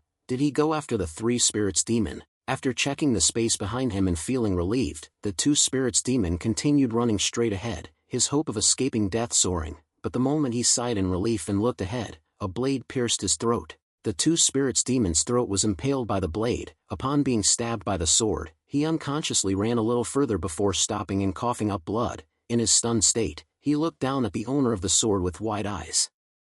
Even with the sword impaled in his opponent's throat, Hugong seemed unfazed, seemingly indifferent. He then muttered nonchalantly, "It seems the sparrow is moving." Hugong chuckled and continued to mutter, "Lead the way to the Bloodmaster's location and the entire army, let's go." The two spirits demon vaguely heard Hugong's voice before completely losing consciousness. Sparrow, three spirits demon. Half an hour later, Hugong followed the sparrow's trail and found a cold, damp cave. Instead of returning to his nest, the three spirits demon had sought out this cave to hide and recover his depleted energy. While cultivating to restore his internal energy, the three spirits demon couldn't calm down. "Our judgment was completely wrong. He's not someone we can handle." The three spirits demon gasped for breath with fear while trying to reassure himself. "As soon as I regain my chi, I must leave immediately." He had no idea that Hugong was already approaching the cave entrance with leisurely steps. The three spirits demon, after desperately fleeing, finally found a cave to hide. He felt safe enough to sit down and recover his depleted energy. Thus, he quickly entered a meditative state and focused on regulating his breath. But suddenly, the three spirits demon heard the voice of death in his ear. Hugong appeared from the cave entrance with a disgusted look. "What are you doing?" The three spirits demon was shocked, jumping up as if he had just heard thunder strike. The three spirits demon immediately coughed violently while clutching his chest and writhing in pain from a sharp ache in his dantian. Hugong raised an eyebrow in disdain, watching him writhe in agony over such a simple question. "Oh, wow, this guy." He got so startled that his chi cultivation failed. Although enduring unbearable pain, questions flooded the three spirits demon's mind. When did he arrive? Could it be that he's been right beside me all this time without me noticing? If I can't escape him, then why have I been running like crazy this whole time? Hugong glanced at the three spirits demon with an annoyed, disgusted look. "He seems quite weak, huh? But I'm not exactly full of energy either. I thought he was leading me to the Bloodmaster's location. Why is he cultivating in a place like this? If I had known, I would have used acupoint pressure instead of heavenly fragrance." After grumbling and complaining to himself, Hugong wondered if the three spirits demon had run here out of loyalty. He directly asked him, "Are you going to protect the Bloodmaster?" The three spirits demon weakly denied, "No, not at all." Hugong furrowed his brow even deeper, his gaze dubious as he stared intently at the three spirits demon. "Not going to protect the Bloodmaster, then why is he here?" After a moment of hesitation, the three spirits demon finally stammered, Before." Hugong tilted his head, waiting for the three spirits demon to continue. He didn't dare look directly into his eyes, so he hurriedly knelt down and bowed his head, pleading desperately, "I'll tell you the truth, but first, please promise that you will kill me, painlessly." Hugong had seen more of these submissive pleas for death than anyone else in the world. Most of the opponents he encountered were those who feared death and didn't try to survive. Since he was so used to it, he wasn't surprised by the three spirits demon's request. After all, he could hear the truth without spending time on torture. He calmly replied, "All right." Hearing Hugong's unhesitating agreement with a nonchalant attitude, the three spirits demon felt a sense of relief. This was because, in his mind, the Celestial Treasury's Grand Master before him was the one who wanted to destroy the Bloodine Valley alone. That not only meant he was confident in his own strength but also that he didn't want anyone else to face danger. The three spirits demon also saw in Hugong's indifferent eyes the will of someone who wanted to protect someone. He knew that the words he was about to reveal would undoubtedly provoke him, and those who had reached his level had terrifying hands beyond imagination. Obviously, he was afraid that he wouldn't be able to die immediately. Even when he had resigned himself to the fate of death, the three spirits still couldn't help but tremble and stutter in fear. The Blood Demon Queen, that is, Lady Eom, had arrived. "Reno Wed Namgung clan. If we catch you, we will take you there." Hugong immediately questioned the three spirits demon. "How long has it been?" The three spirits demon hastily swallowed, trying to give an answer. "Approximately 1 hour. No, longer than that. We arrived quite late. And they will probably arrive soon." The three spirits demon was about to say that, but an overwhelming sense of coldness made him swallow the words before he could utter them. He nervously looked up at Hugong, trying to gauge his mood. As the three spirits demon feared, Hugong's eyes blazed, staring intently at the back of his neck. It felt like he could sever his head with just his gaze. Of course, Hugong felt anger, but more importantly, he was worried. trying to calculate a solution in his mind. It's already too late. Even if I go full force now, it will still take more than an hour to return, but the foam heat worm only takes about a moment to sweep through heavenly dragon wind. I need to reduce the travel time to at least half an hour. If I arrive later than that, then... In a split second, many familiar and beloved faces flashed through Gong's mind like a kaleidoscope. Cheong-gi, Anangi, Myo Bing Bing, Yun Mong, Namgung Yun, Namgung Hak, So Yi. The influx of faces didn't stop. Mook Young and many other teenagers in Miram's promising talents generation also appeared in Gong's stream of thought. Numerous different faces appeared and disappeared in a flash, as if reminding and urging him to hurry back. Immediately after, he decided to take out an object that he always kept with him, just in case of an emergency like this. When Gong opened the pouch, inside was a small pill, the original spirit pill. This was only used when it was necessary to push one's inner strength to the limit or even activate one's potential. Gong didn't hesitate to swallow the pill immediately, even knowing that using it could risk mental damage. However, he could only place his hope in it. The original spirit pill's instantaneous support and enhancement of internal energy might be the only thing that could help him return in time with a burst of strength. Immediately, the energy of the three evils erupted as the original spirit pill's effect took hold. The meridians throughout Gong's body rapidly expanded, a powerful torrent of chi surged within him and began to flow chaotically. On the outside, his entire body was enveloped in a dazzling light, and swirling winds whirled around him. The three spirits demon was astonished, stepping back and widening his eyes at the immense energy erupting before him. His face turned pale as a corpse as he witnessed Gong's power explode, even more terrifying than anything he could have imagined. Meanwhile, Gong's hair was flying in the wind, along with the flaps of his robe, and a magical white light enveloped him, making his power stand out even more against the backdrop of the night. The three-spirit demon was stunned as the energy in Gong's eyes erupted with violet light, the beams stretching out like shooting stars across the night sky, his gaze fixated on the Reno-wed Namgung clan. In an instant, the three-spirit demon forgot his fear and looked at Gong with awe. He vaguely felt Gong's two fingers gently touch his forehead, the gesture fleeting and quickly withdrawn. Before the three-spirit demon could react to Gong's actions, dust erupted in a blinding cloud, and Gong had flown far away, becoming a mere dot in the night sky. Only after the three-spirit demon recovered from the shock of the energy surge and saw Gong's shadow disappear did he realize that Gong had kept his promise. The next second, the three spirit demons' head exploded, blood spraying like a fountain. The sight was gruesome, but it was a quick death, sparing him any pain. A few hours earlier, the atmosphere in the Reno-wed Namgung clan was heavy. Things had become more serious with the arrival of Ri Zhang. During the handover, the Medicine King sect had recorded his confession, but it wasn't enough. From somewhere deep within the Reno-wed Namgung clan's basement, screams echoed relentlessly. Ri Zhang was paying the price for his betrayal. All the previous suspicions had been confirmed, but the most crucial information remained elusive, forcing Namgung Hak to personally interrogate him. He asked again.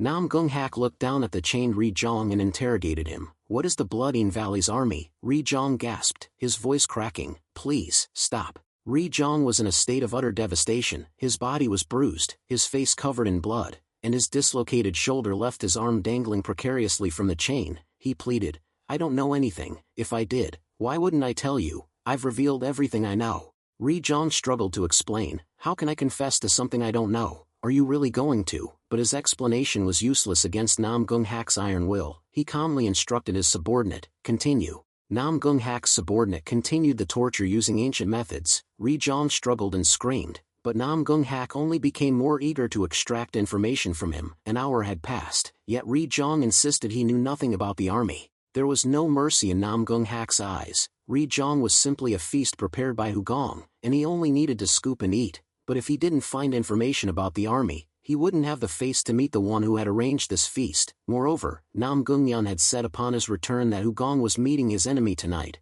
making Namgung Hak feel even more pressure to succeed.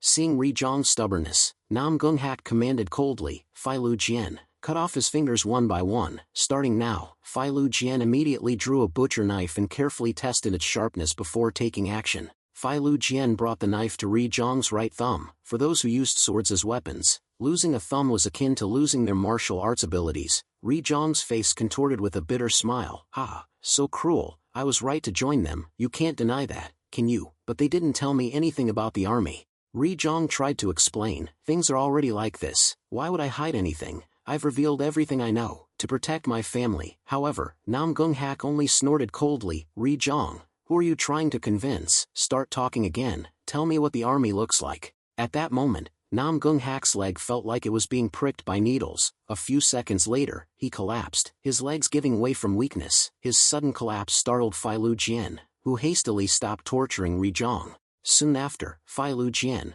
about to run to Nam Gung Hak, suddenly stopped and stammered, "Master, Lord, ugh." Meanwhile, Nam Gung Hak, paralyzed, looked around in confusion. A tingling sensation spread rapidly from his legs to his back, chest, and neck, but he couldn't even raise his hand to scratch. Lying face down in helplessness, Nam Gung Hak finally saw the small insects buzzing around him. He was speechless in shock as he realized these were the army. The fact that the insects had managed to reach the underground stone chamber meant that the situation outside had ended. Seeing both Nam Gung Hak and his subordinate lying motionless on the floor, excited tinkling sounds began to emanate from the chained Ri Zhong, accompanied by a cruel laugh as the insects, having completed their task, quickly retreated toward the door. Ri Zhong himself was attacked by the wind heat insects, but that wasn't a concern for him. The tables had turned, and he laughed gleefully. The army is insects. How miraculous, how amazing, ha ha ha. Soon, the heavy wooden door of the basement creaked open, its eerie sound sparking joy and excitement in Ri Zhong's heart. 3 men stepped into the stone chamber, the Spirit Demon Lord and Lady Eom's subordinates. The Spirit Demon Lord held a vial in his hand, which contained a solution to collect the wind heat insects that had been released in the room. The Spirit Demon Lord glanced at the motionless Nam Gung Hak, whose breathing was shallow and weak. He placed his hand on the hilt of his sword, seeming as though he wanted to end Nam Gung Hak's life immediately. However, the sword he drew was aimed at Ri Zhong. The Spirit Demon Lord swung his blade, severing the chains that held Ri Zhong's arms, causing him to collapse to his knees. As soon as the Spirit Demon Lord helped him up, Ri Zhong asked curiously, "Spirit Demon Lord, those insects are?" The Spirit Demon Lord responded briefly, pushing a black pill into Ri Zhong's mouth. "They are wind heat insects." A short time later, after the antidote permeated his body, Ri Zhong moved his hand with excitement. "Good, I can move now." Soon after, as the paralysis in his body dissipated, Ri Zhong immediately erupted into a frenzy of madness and pride. He picked up the knife that Fai Lu Jian had dropped. "Ha ha ha, Nam Gung Hak,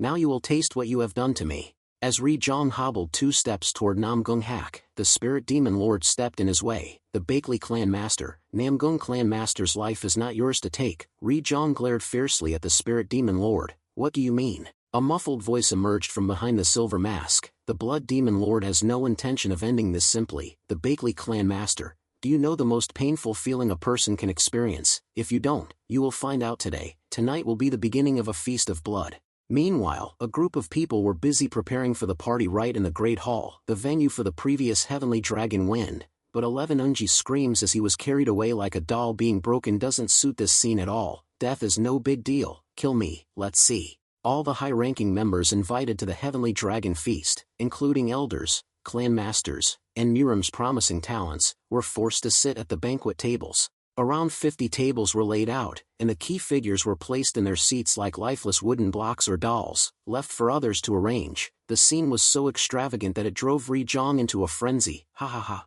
Blood Demon Lord, this is truly a moving sight." Lady Eom responded subtly, "The Bakley Clan Master, this must be your dream." The true mastermind was the Blood Demon Lord, but everyone's anger towards Ri Zhong was even greater. Boos erupted from the guests. "Ri Zhong, how could you be so cruel? It's unbelievable that you are worse than a beast." "Indeed, the betrayal of those you trust is even more painful." The clan masters all vented their anger with curses. "Ri Zhong, even if you escape today, you can't escape the heaven's net. The Bakley clan will forever live in shame. Don't you feel ashamed of the Bakley clan ancestors?" However, Ri Zhong didn't care about the criticism, and he didn't even bother to look at the clan masters below. Ri Zhong grinned as if he hadn't heard anything, and he spoke to Lady Eom, "Blood Demon Lord, I'm eagerly awaiting this feast. Can you tell me how it will proceed?" Lady Eom smirked wickedly. "Of course, I think we'll give them a grand present." Ri Zhong became even more curious. "A present? What kind?" Lady Eom politely gave a warm smile. "The final moment of their lives will be unforgettable and forever etched in their minds." While Ri Zhong still couldn't grasp Lady Eom's intention, she continued to chuckle. "Now, for them, wealth and treasures are meaningless, so I've been very troubled. What kind of present could leave a lasting impression on them?" And then I remembered. Lady Eom raised her glass and laughed loudly. "Let's give them a final memory gift, to send them to hell, a peak of sorrow to take with them to the other world." Lady Eom was so excited that she crushed the wine glass. Let's create a horrific memory that will linger in their minds even after they die. That will be a timeless gift, isn't it valuable? Having said that, Lady Eom covered her mouth and cackled mischievously. The more she laughed, the scarier she seemed, as her noble appearance and the grace in her every movement didn't match her cruel smile. After a second of silence, which made the air more solemn, Lady Eom began to describe the present in detail. Their children will have their legs cut off one by one. They won't be able to die, but they'll writhe and scream, they'll crawl and struggle to reach their parents, and then we'll stab knives randomly into their faces and bodies, but not enough to kill them. The parents, seeing their children in that state, will surely go mad. Moreover, the children, seeing their parents in the same state, will also suffer and go crazy. Despite that, neither the parents nor the children will be able to do anything. They can only watch helplessly. Perhaps their intestines will also be ripped out. The father will witness his daughter's death. The mother will watch her son slowly dying. Hearing this, sobs erupted from the women everywhere. They were the wives of the clan masters. They were also mothers. Even if they cried their hearts out, they couldn't blame the clan masters for staying silent, simply because the clan masters were crying without making a sound. Lady Eom, satisfied, turned her gaze to those who weren't related by family but were brothers in arms, and continued, the elder brother will also watch his younger brother cry pitifully in a pool of blood. At this point, even 11 Unji couldn't handle the anxiety and fear in his heart, and he trembled. Lady Eom happily ended her speech with a radiant smile under the moonlight. Tonight will be absolutely beautiful. That beautiful memory will be unforgettable, even if they go to hell. Then, Lady Eom looked into Ri Zhong's eyes and smiled. The Bakley clan master, what a profound gift, isn't it? Ri Zhong swallowed dryly, pretending to be calm, and burst out laughing. Ha, yes, it's wonderful. Ri Zhong's voice trembled. Even if he wanted to regret joining forces with Lady Eom, it was too late. Throughout the time he heard about her present, he was also in a panic,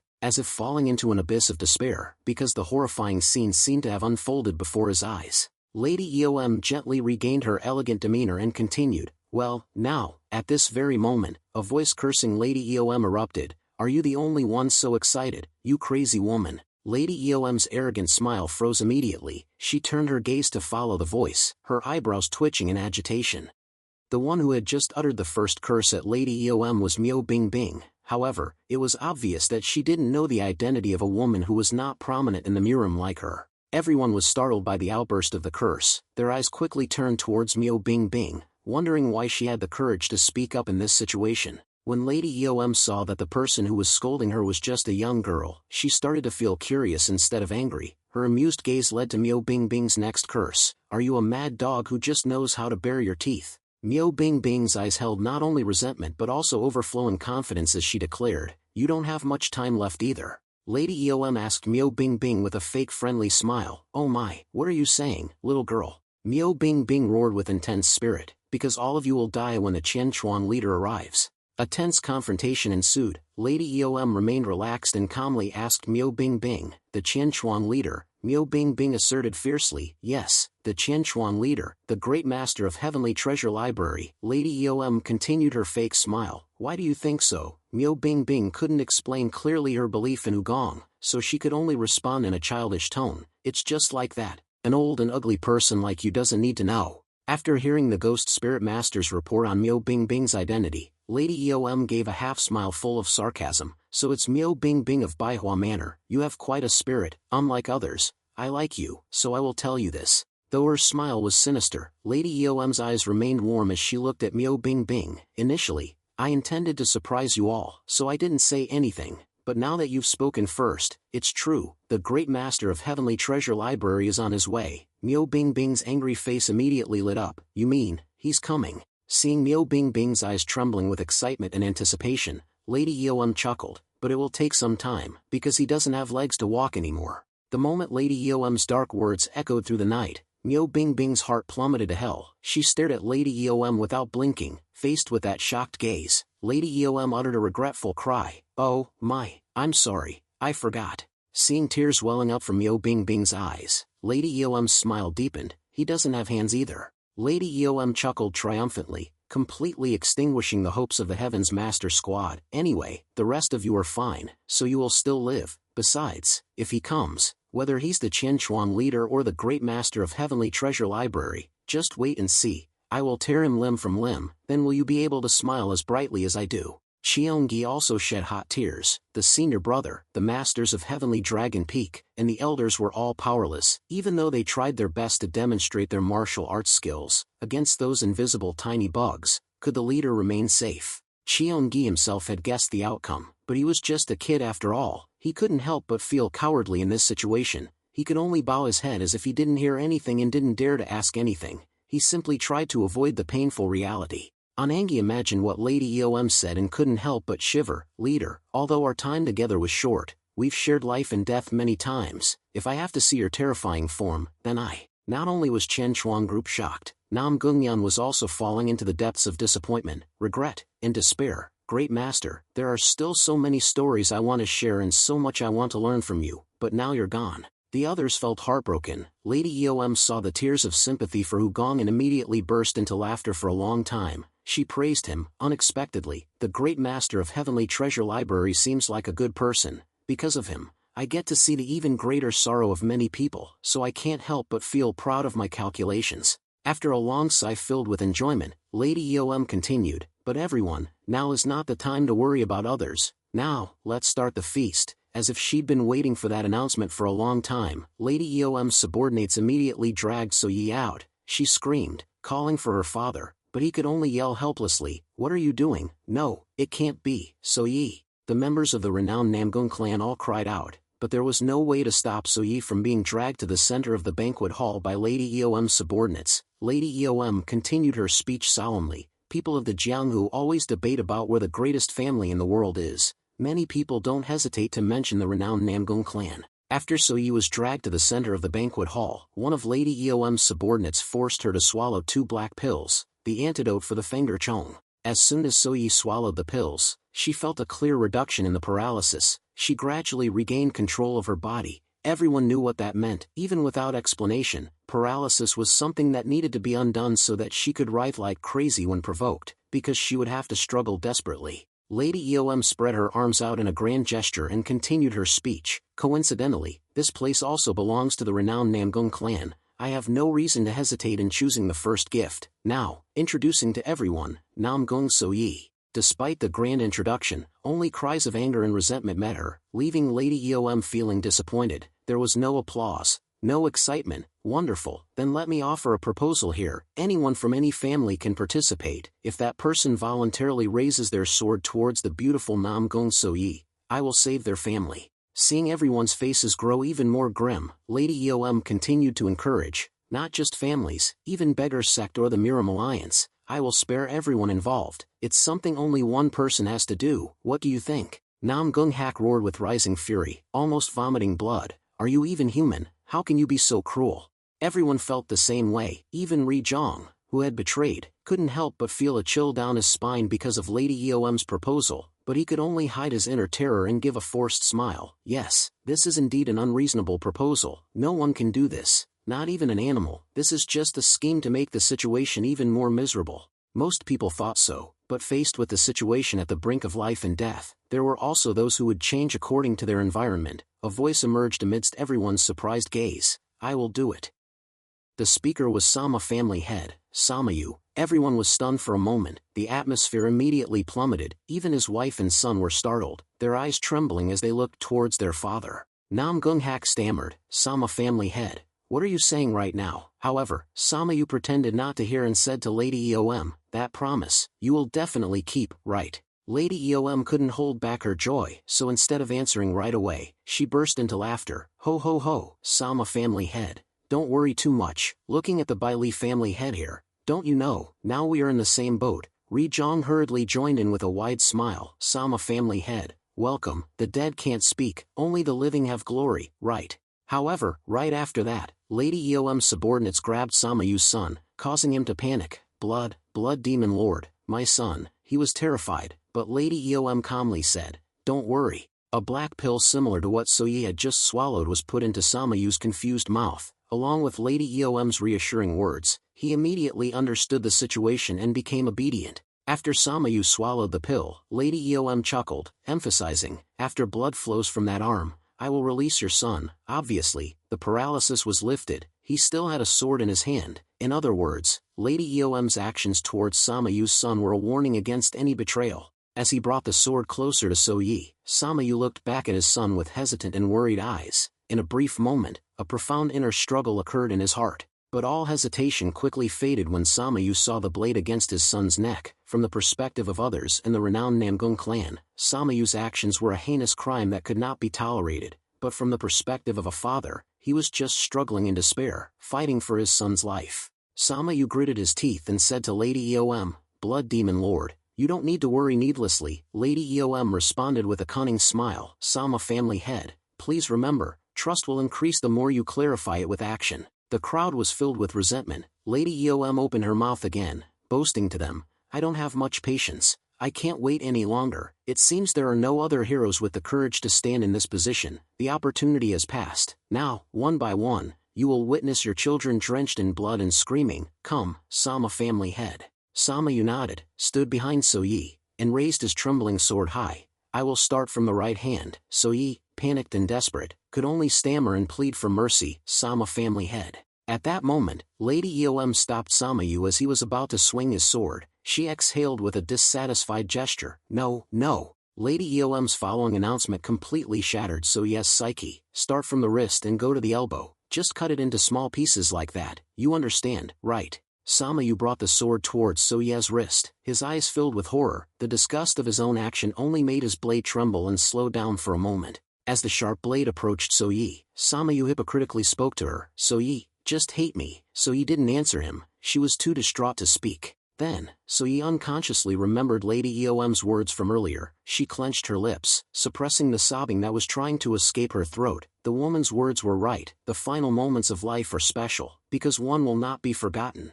So that her loved ones wouldn't be too heartbroken when remembering her suffering, she tried to appear strong even though her voice was trembling. "I'm fine, father, mother." In So-yi's eyes now, there was no room for resentment towards those like Samayu. In her eyes, there were only her parents, and her brother. How could they not recognize that heart of So-yi? The members of the renowned Namgung clan couldn't hold back their tears. As Samayu's sword swung high, So-yi smiled brightly, the brightest smile she could muster, making this moment the most beautiful, the happiest memory. "If I could be born again, I would still want to be the daughter of my father and mother." Suddenly, a long whistle echoed. The whistle came from Wugong's mouth, who was flying through the night sky, but he hadn't yet appeared before the crowd. Samayu stopped and frowned, quickly turning his head towards the source of the sound. His spirit was shaken instantly. The whistle contained a sense of threat that caused his sword to pause mid-air. The whistle, echoing for just a moment, quickly caught everyone's attention. "What is that sound? It's getting louder. Is something coming?" Everyone looked up simultaneously, a flicker of hope igniting within them.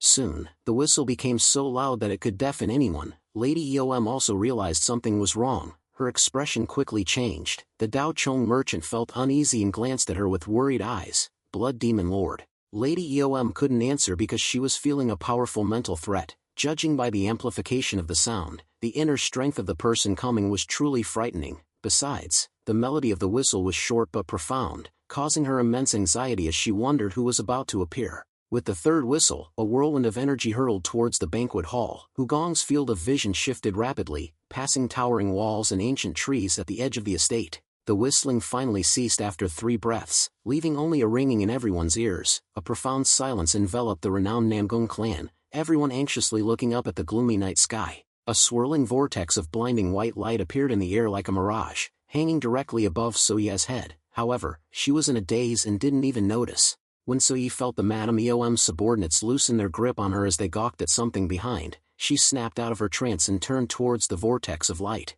2 beams of light erupted from the vortex, plunging straight down from the sky towards So-yi, like meteors striking the banquet hall. The sound of wind tearing echoed along with the air being split into 2. The 2 streaks of light crashed into the arms of the Madame Eom's subordinates. The hands holding So-yi instantly released her as their elbows were severed. What cut through them were 2 sharp rocks that plunged into the floor. In a flash of light that dispelled the gloom of the night sky, a gentle hand reached towards So-yi. So-yi's body gradually lifted into the air, floating like a balloon, and was swiftly pulled towards the outstretched hand. A familiar sensation of soaring filled So-yi's mind, but she couldn't recall any memory connected to it. She curiously turned her head, wanting to see clearly the figure inside that dazzling light. Hugong embraced So Yi and whispered softly, "You might feel a little dizzy." So Yi, held in his arms, finally recognized him by his voice. The white light surrounding his body made everything feel even more dreamlike. The demon spirit master, upon seeing Hugong, immediately shouted orders to his subordinates to raise their bows. "What are you doing? Shoot them down." Dozens of arrows shot towards Hugong in a flash, enough to turn him into a Swiss cheese. However, Hugong remained unfazed by these trivial things. A ribbon of soft light, as smooth as silk, slipped through the gaps between the arrows. Hugong disappeared from his spot in an instant. Instead of kicking the arrows away, he didn't want everyone around him to get caught in the crossfire. In a moment, So Ye's body spun several times, slightly unsteady in the air. The sound of fluttering clothes gradually subsided, and she realized that her feet were slowly touching the ground.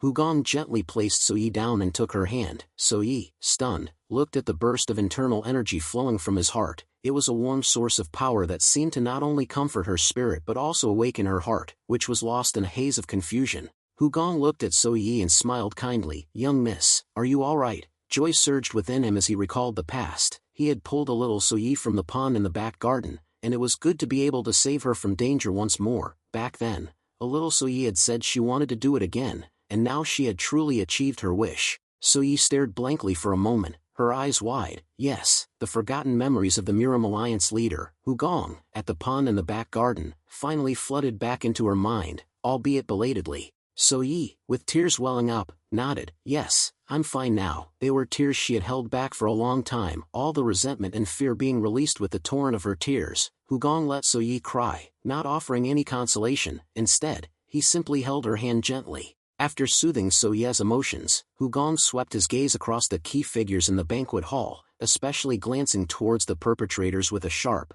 knife-like stare. As expected, the heavenly dragon seal had been destroyed by the attack of the wind heat insects, but the game was only just beginning. However, something unexpected happened. It seemed the Sama family master had betrayed them, a real surprise. However, Hugong didn't pay much attention to him because he would be punished soon enough. Hugong then shifted his gaze around the people who were like stunned dolls, their expressions a mixture of shock and gaping mouths, while none spoke a word. "Is this a dream or reality?" Hugong seemed to hear this question in their eyes. He breathed a sigh of relief. Fortunately, it seemed everyone was safe. No matter how shocked everyone was, they quickly confirmed that this was real, for in the center of the banquet hall, Hugong stood tall and proud, his limbs intact. He pulled So Yi behind him and looked at the Madame Eom with a taunting smile. "Blood Demon Master, are you satisfied with the game?" Madame Eom stammered in disbelief, her eyes wide. "Heavenly Scroll Keeper, how did you?" Hugong already knew what she was thinking without hearing her complete sentence. She must have been panicking because even the wind heat insects couldn't stop him.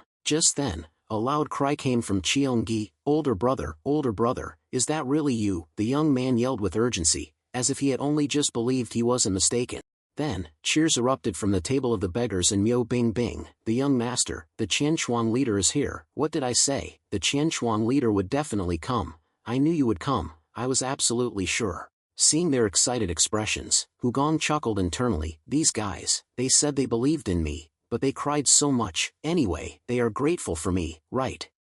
Hugong quickly turned back to the main target that needed to be dealt with first. He looked at Madame Eom. "Blood Demon Master, I have to admit, I made a mistake." Madame Eom frowned in doubt. "What are you saying?" Of course, if an opponent made a mistake, it would be beneficial to her. However, Madame Eom was aware that Hugong's words weren't as simple as that. Hugong sneered with a mocking, contemptuous tone. "I should have known about your existence when dealing with Shiman Chu and finished you off then. It's not like me at all, so it was indeed a mistake." This was an arrogant statement that instantly provoked Madame Eom. However, she didn't react too violently. She only clenched her fists and swallowed dryly. "Heavenly Scroll Keeper, you arrogant fool." Madame Eom forced herself not to act rashly at this time. This was because a deep concern lingered in her mind, making her hesitate. "I gave the wind heat insects to the demon force spirits, but his limbs are still intact. Could it be that the demon force spirits was killed before he could open the box containing the wind heat insects, or maybe the wind heat insects were ineffective? I need to be sure from his mouth whether he knows anything about the wind heat insects." Although very curious, Madame Eom was afraid of what she would hear if she asked Hugong. It wasn't for any other reason, just because of the scene a while ago when he descended from the sky. She felt a chill down her spine. With his martial prowess just now, if even the wind heat insects couldn't do anything, then the Blooding Valley would be doomed. A seasoned man like Hugong couldn't help but notice Madame Eom's hesitant anxiety. He chuckled inwardly, her thoughts were all too clear. Hugong decided to act kindly, as if he were incredibly curious. He politely asked Madame Eom, I have a question, is this so-called great army a poison? What kind of poison is it? Just with that simple question, the torture called hope, more painful than anything else, began to grow in Madame Eom's heart. Joy bloomed in her eyes. He doesn't know about the wind heat insects. That's great. It seems that with his extraordinary martial arts skills, the demon force spirits was killed before he could even act. Madame Eom fell for the trap too easily, while Hugong was thinking how interesting it would be to watch her fall from the peak of hope. Anangi and Cheongi suddenly shouted, Leader, it's not poison, it's a strange kind of insect that attaches to the body. Just looking at it, there are tens of thousands of them. You can't handle it, run. Hugong couldn't help but laugh inwardly. These fools, what do you think will happen if I run away from here right now? You guys are the ones who will die if I do. You're worried about me. Although he chuckled at their foolishness, Hugong still liked those words because they were worth saving. Hugong then tilted his head up towards the sky, taking a deep breath. Just wait a little longer, my banquet is just beginning. At this moment, a refreshing scent filled his body. Unfortunately, no one else could smell this mysterious fragrance. The stimulating aroma was on a completely different level, incomparable to the black jade bottle in the demon force spirit's hand. The energy of the three evils within Hugong began to stir and churn like a hurricane. He couldn't help but excitedly look at the jar on the back of the peachworm merchant. Was that scent coming from that jar? The aroma of the wind heat insects is so strong, it's making me excited. What if I absorb those tens of thousands of wind heat insects? Meanwhile, the peachworm merchant, unaware of Hugong's eagerness, urged Madame Eom, Blood Demon Master, things are going smoothly, take the easy way out, hurry. Hugong couldn't hold back his anticipation. He burst into a mocking laugh. Haha, Blood Demon Master, those so-called great army are just some stupid insects. You're just as incompetent as Shimanchu. With no more concerns, Madame Eom immediately replied in a loud voice, All right, let's see how your arrogant attitude changes. She commanded the peachworm merchant. Do it. He nodded and placed a large tube the size of a finger into his mouth. No sound came from the bamboo tube, but as if only insects could hear it, the wind heat insects began to pour out of the jar, a menacing black mass. Tens of thousands of bugs wriggled and moved towards Hugong, making the scene incredibly strange and terrifying. It was truly a black army. Looking at the scene, Hugong stood calmly, motionless as a statue, but those around him thought he was frozen in shock, so they shouted, No, young master, get out of the way. Amid those cries, Hugong calmly raised his right hand towards the approaching swarm, his hand stretched slightly, as if catching falling snowflakes. I'll show you. Who is the master of the three evils and heavenly fragrance? Then, Hugong calmly released the scent of the poisonous young insects in the palm of his hand. Immediately, the wind heat insects, captivated, rushed towards Hugong. They were driven mad by the strong scent of poisonous young insects emanating from his hand. The wind heat insects scrambled towards the fragrance, as if vying with each other. They were so excited that they were jumping around even though they didn't have wings. The buzzing sound they made when they collided was truly amazing. The wind heat insects clustered in the palm of Hugong's hand like moths to a flame. Some were flung away but still stubbornly charged in. Those insects that touched his palm met a blissful death as their bodily fluids were quickly absorbed into his hand, drying up and disintegrating. A situation that left everyone stunned. Those who had once wondered why Hugong was so confident, why he dared to go to that dilapidated inn alone, would now see the answer. Witnessing what was happening, Madame Eom's skin no longer looked human. In that deep, captivating fragrance, Hugong could feel his energy realm expanding explosively. However, he couldn't absorb it all at once, so the energy naturally burst outward. His exposed skin glowed like a burning torch, and his hair whipped in the wind, making the scene even more mysterious. Naturally, the energy of the three evils became frenzied. The three evils absorbed the wind heat insects, and their strength increased exponentially. The energy began to rush into Hugong's meridian system like a raging torrent. Meanwhile, the number of wind heat insects decreased rapidly, and soon they were scattered in the air like dust. The whole process took only 10 breaths. After finishing the meal, Hugong created a blue flame in his palm, burning away the remaining debris of the wind heat insect on his hand. Hugong smirked. Blood Demon Empress, at this moment, can I be arrogant? There was no answer, no words, only a profound silence, but it only lasted a moment, and cheers erupted from below the banquet hall. Wow, our alliance leader is amazing. The Qian Chuan alliance leader is number one, the young master. Ri Zhang and the Dao Chong merchant were both stunned.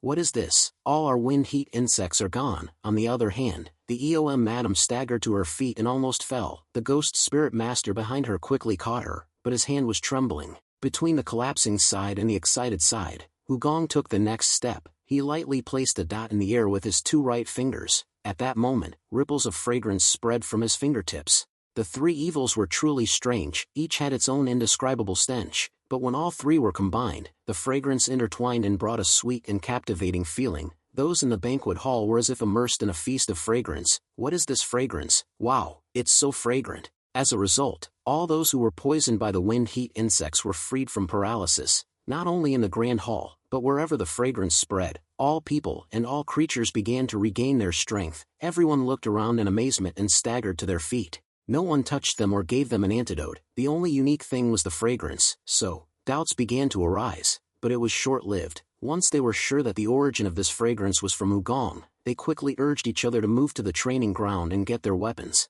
Everyone was amazed and quickly reunited with their families. Even Nam Gung-hak felt puzzled. Hugong not only destroyed those insects, but he was also a person who could control fragrance, and this fragrance was the sweetest and most refreshing thing he had ever smelled in his life. Seeing Hugong turn and nod at him, Nam Gung-hak couldn't help but feel fortunate. If the Heavenly Vault Grand Master hadn't been invited, what would we have faced? From the time the disguised infiltrator entered until now, we would have been completely unaware and been harmed with our eyes wide open. That was a situation that Nam Gung-hak didn't even want to imagine. However, now was not the time for emotion. Hundreds of the EOM madam's people were still surrounding the place. When Hugong's and Nam Gung-hak's eyes met, he immediately realized what he had to do and nodded solemnly. Hugong could have purged the blood demon sect people himself, but he had yielded and given those who had suffered humiliation the chance to settle their grievances directly, and Nam Gung-hak was very grateful for that consideration. He immediately pointed at the EOM madam and shouted, "Quickly, take down the blood demon empress and her accomplices."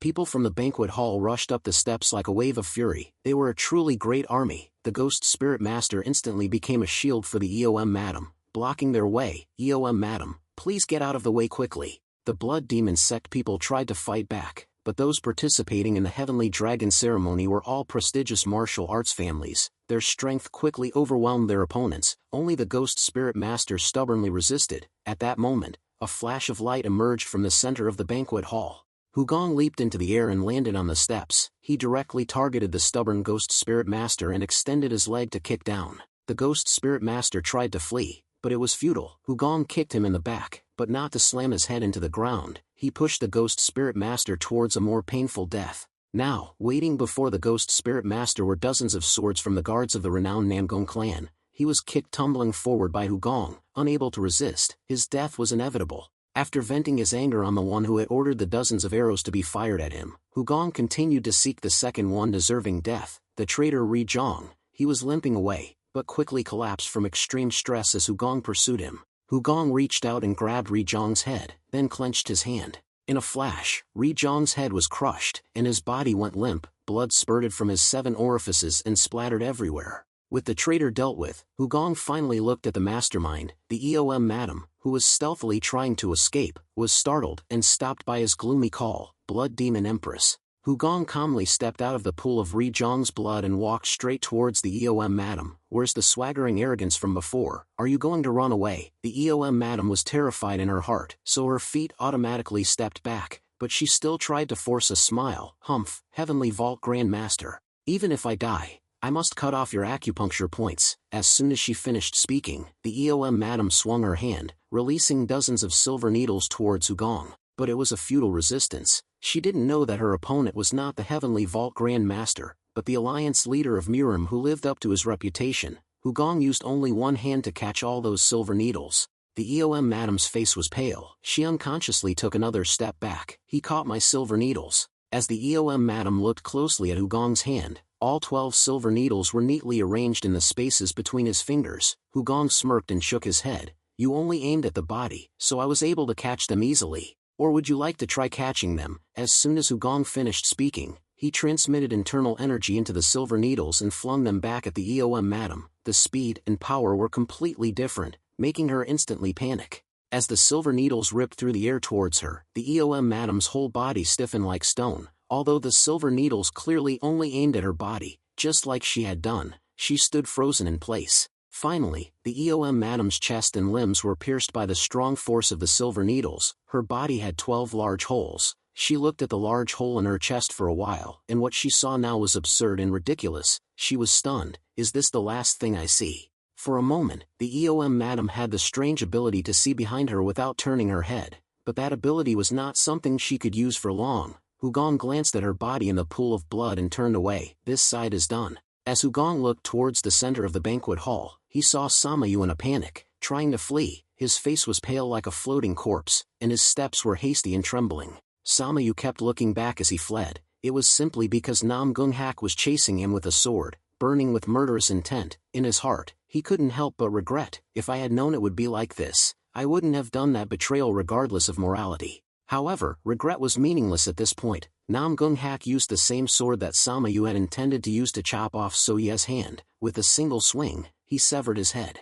Hugong had no intention of stopping Nam Gung-hak from avenging his daughter from the very beginning. He clicked his tongue in his heart. So-sama family head was dealt with by Nam Gung-hak. Well, he was going to harm So-ye. Suddenly, a familiar yell came from a distance, attracting Hugong's attention. Where are you running? Then Hugong's eyes fell on Yan Mong, who was catching the Daocheng merchant. He laughed amusedly. Oh, what a worthy branch head of the Miram Alliance. He's enthusiastically tying up that old man like a bundle of legs. You little bug. Do you think that because you specialize in bugs, you can sneak away like a bug in this situation? Hugong was pleased with Yan Mong's actions. Although those people deserved to be killed in anger, Yan Mong had made a wise decision. After all, it was necessary to capture one alive for thorough investigation of the blood demon sex remnants. After a while, the sound of swords and spears ceased. Hugong stood on the steps, looking into the distance, when he suddenly heard Nam Gung-hak call, Heavenly Vault Grand Master. Hugong received bows from everyone gathered in the banquet hall. Roughly counting, there were almost 1,000 people. Hugong saw his own image reflected in their eyes, and he could also see the gratitude contained within them. As Hugong had seen and felt, everyone was grateful. If he hadn't been there, the place would have been stained with blood tonight. Some people would have died in the pain of losing loved ones and had to wander like lost spirits, unable to descend to hell or ascend to heaven. They would have to carry that terrible memory, whether it was day or night. Everyone together expressed their respect for Hugong. No words were spoken, only profound silence, because even if they tried to express it in words, they could not express their gratitude completely. This scene was exactly what Hugong had hoped for. When he heard that the EOM madam had arrived at the renowned Namgung clan, blood and cruelty flashed in his mind, but he still held on to the hope that if he arrived in time, he might see this in the end. That's why Hugong couldn't help but be satisfied. If a few of them had been lost, this scene might never have been seen. Now, everyone must be exhausted, but if they erase these bloodstains and when the sun rises, everyone will be able to treat it as a short nightmare. In response to everyone's deep bows, Hugong smiled and clasped his hands in front of his chest. He looked at them with grateful eyes. Not the eyes of someone bestowing a favor on others. Honestly, I have to thank you all, because everyone is still alive. As dawn broke, the bodies were cleaned up, and the blood was wiped away. Hugong sat down with representatives of the 7 great families to discuss the situation. Because of their initial betrayal, the Bai Li family was considered part of the Blood Demon sect, a remnant of the evil heavenly sovereign, so there would be a large purge of the entire Ri Zhong family. As for the Sama family, because it was only the impulsive action of the family head, the entire Sama family would not be held accountable. This was also considered a show of leniency. Then, a new family head would be established under the management of the Miram Alliance and the 7 great families, leading the Sama family onto a path of reform. The family heads all expressed concern at the meeting. I think we need to pay special attention to this Blood Demon sect incident, because it happened less than half a year after Hugong's disappearance. This could also be the start of more turmoil. We must unite with the Miram Alliance and the 9 great sects to focus all our efforts on finding the remnants of the evil heavenly sovereign. Yes, not only that, to prevent such incidents from happening again, we need to strengthen our relationships and become shields for each other. Nam Gung-hak nodded thoughtfully. Half a year. I suddenly remember what my father said to me when he was still the family head. At that time, Nam Gung-hak's father had praised Hugong. The Jianghu we enjoy is truly peaceful because we are living in the Jianghu that Hugong has pacified. Hearing this, everyone fell silent. Now it seemed that they all had to accept the fact that the Jianghu had entered a different stage. It was a Jianghu without a Hugong. The heads of the 7 great clans fell silent in a minute of mourning, unaware that the person they were mourning was sitting right before their eyes. The next night, the promising talents of the Miram gathered in the pavilion of the eastern backyard to chat before the Hugong left the renowned Namgung clan. The Hugong also answered their curious questions and received their gratitude. As the feast was reaching its peak, Ian Gyeowon spoke up, asking the Hugong, "May I offer you a drink, sir?" Ian Gyeowon, feeling embarrassed, held the wine jug close to the Hugong. This time, his face wore a shy smile, remembering how he had provoked him before. Naturally, the Hugong didn't hold it against him and cheerfully said, "Ian Hyung, of course, pour me a drink." Seeing the wine poured smoothly, the Hugong chuckled teasingly, "Haha, it seems Ian Hyung finally knows how to pour wine now." Ian Gyeowon laughed awkwardly, "Ha ha ha, please forget about that day." After that, the Hugong took the jug from Ian Gyeowon's hand and poured it into his cup. "Come now, it wouldn't be right for only me to drink, Ian Hyung. Take a cup too." Ian Gyeowon then burst into a bright smile, "Thank you." At this moment, other handsome young men immediately scrambled for the Hugong to pour them wine. Me, I want another cup too," the Tianghua Shuku Dai Gongzi shouted. "Me too, Beam Hyung," another one added. The Hugong was both amused and surprised by their overzealous reaction. "Haha, I'll pour wine for everyone, so patient." Then, the Hugong went to Mook Young. "I'll toast you too, Mook Gongzi." Mook Young chuckled and nodded, "Haha, thank you." While pouring wine for Mook Young, the Hugong whispered a question, "Mook Gongzi, do you happen to know about the food of the Lu Jiao Zong Xe and the tendons of the Mi Ha Tao?" The Hugong had been very excited and curious about this since he learned that eating the food of the Du Yang Chong was also beneficial to his skills. Mook Young, after hearing the Hugong's question, was stunned for a moment before suddenly bursting into laughter. The Hugong looked at Mook Young eagerly with bright, twinkling eyes. "You're laughing, so you must know then. I knew you would know." However, immediately after that, Mook Young doused the Hugong with cold water, his face beaming with a bright smile. "No, I don't know, haha. If Beam Hyung doesn't know it, how could I know?" At that moment, the Hugong felt like he had been struck dumb. It turned out that Mook Young was happy just because he knew that there were things even the Tianghua Shuku's genius didn't know. After a round of hearty laughter, Mook Young lifted his cup with a serious expression. "However, thank you for asking me to help. I will try my best to find it so I can help you." In his heart, the Hugong sighed. "This kid, just saying it isn't enough, you have to find it." After that, the Hugong enthusiastically went to So Yi, who had been sitting silently since the beginning of the feast. "I'd like to toast Nam Gung Young Miss too." So Yi still remembered how she had been rejected by the Hugong before, so she took this opportunity to make a suggestion. "Wine is fine, but how about we go for a walk later?" Seeing So Ye's face, which seemed to be sulking yet filled with anticipation, the Hugong couldn't refuse. He smiled gently and replied, "Then may I ask young miss to take me on the walk we couldn't take last time?" Although the Hugong only intended to coax So Yi into not being angry anymore, like an elder who couldn't bear to see a child upset, in everyone else's eyes, it was an action filled with affection. "What's this, Dai Gongzi? It seems the rumor about you being chosen as the son-in-law of the renowned Namgung clan isn't wrong, is it? Ha ha ha, oh my, big sister." That night, under the soft moonlight, So Yi finally had some private time with the Hugong. So Ye's heart pounded with excitement, but there was something she really wanted to ask. Gathering her courage, she decided to speak. "I heard you didn't originally plan to come to our family," the Hugong replied honestly. "I was dragged here."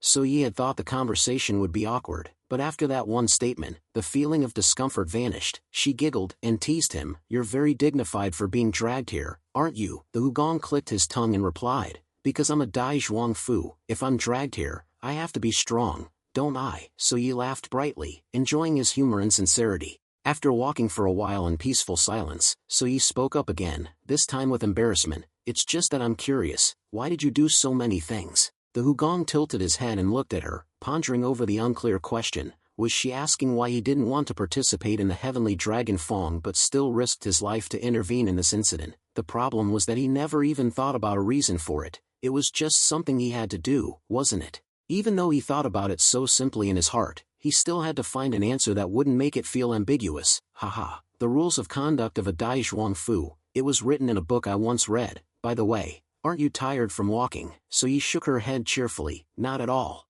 The Hugong chuckled to himself, remembering what So Yi had said when she was younger. Back then, she had said she was very tired. Haha, the little girl had even pretended to wipe her sweat even though her face wasn't even a little damp. So Yi, curious, continued to ask questions. "Ah, right, I just remembered something I wanted to ask. The first time you came here, who was the young miss you went for a walk with?" The Hugong smiled affectionately, remembering the image of little So Yi, and gave a veiled reply. "She was a very lovely little girl." Seeing So Ye's curious gaze, the Hugong pondered for a moment before adding, "But maybe she's forgotten me." So Ye expressed her regret for him. "She already forgot, aren't you sad?" The Hugong smiled warmly into So Ye's eyes. "It's okay, because I still remember." His gentle, affectionate gaze was meant for little So Ye, but it accidentally made the grown-up So Ye feel flustered. She shyly looked up at the Hugong, who was shining in the moonlight. Unconsciously, So Ye recalled the night before, when she was held in the Hugong's arms. Back then, his whole body also emitted such warm light, her heart pounded, and her cheeks flushed uncontrollably. After a moment of awkwardness, So Ye hesitated to speak. The Hugong listened silently, paying attention to the flustered girl. So Ye nervously clasped her hands together and didn't dare to look directly into the Hugong's eyes, because her face was burning red.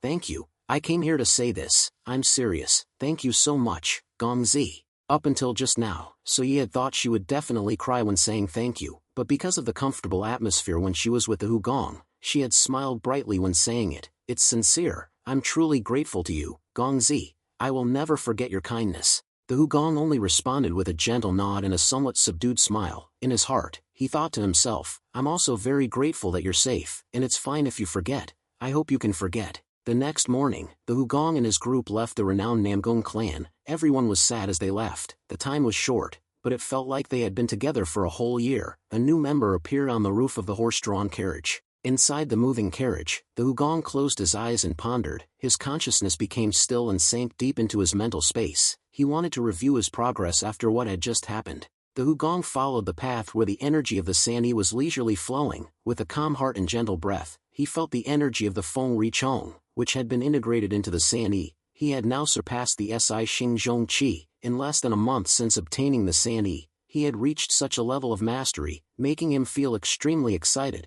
How many years of cultivation had he sped up after all? It was truly lucky. He didn't expect to have to thank Jianling for persistently dragging him here. The higher the level of mastery, the more martial arts one could use. The Hugong currently had two new skills, Huan Ming and Ding Deep. Each one had interesting features that satisfied the Hugong.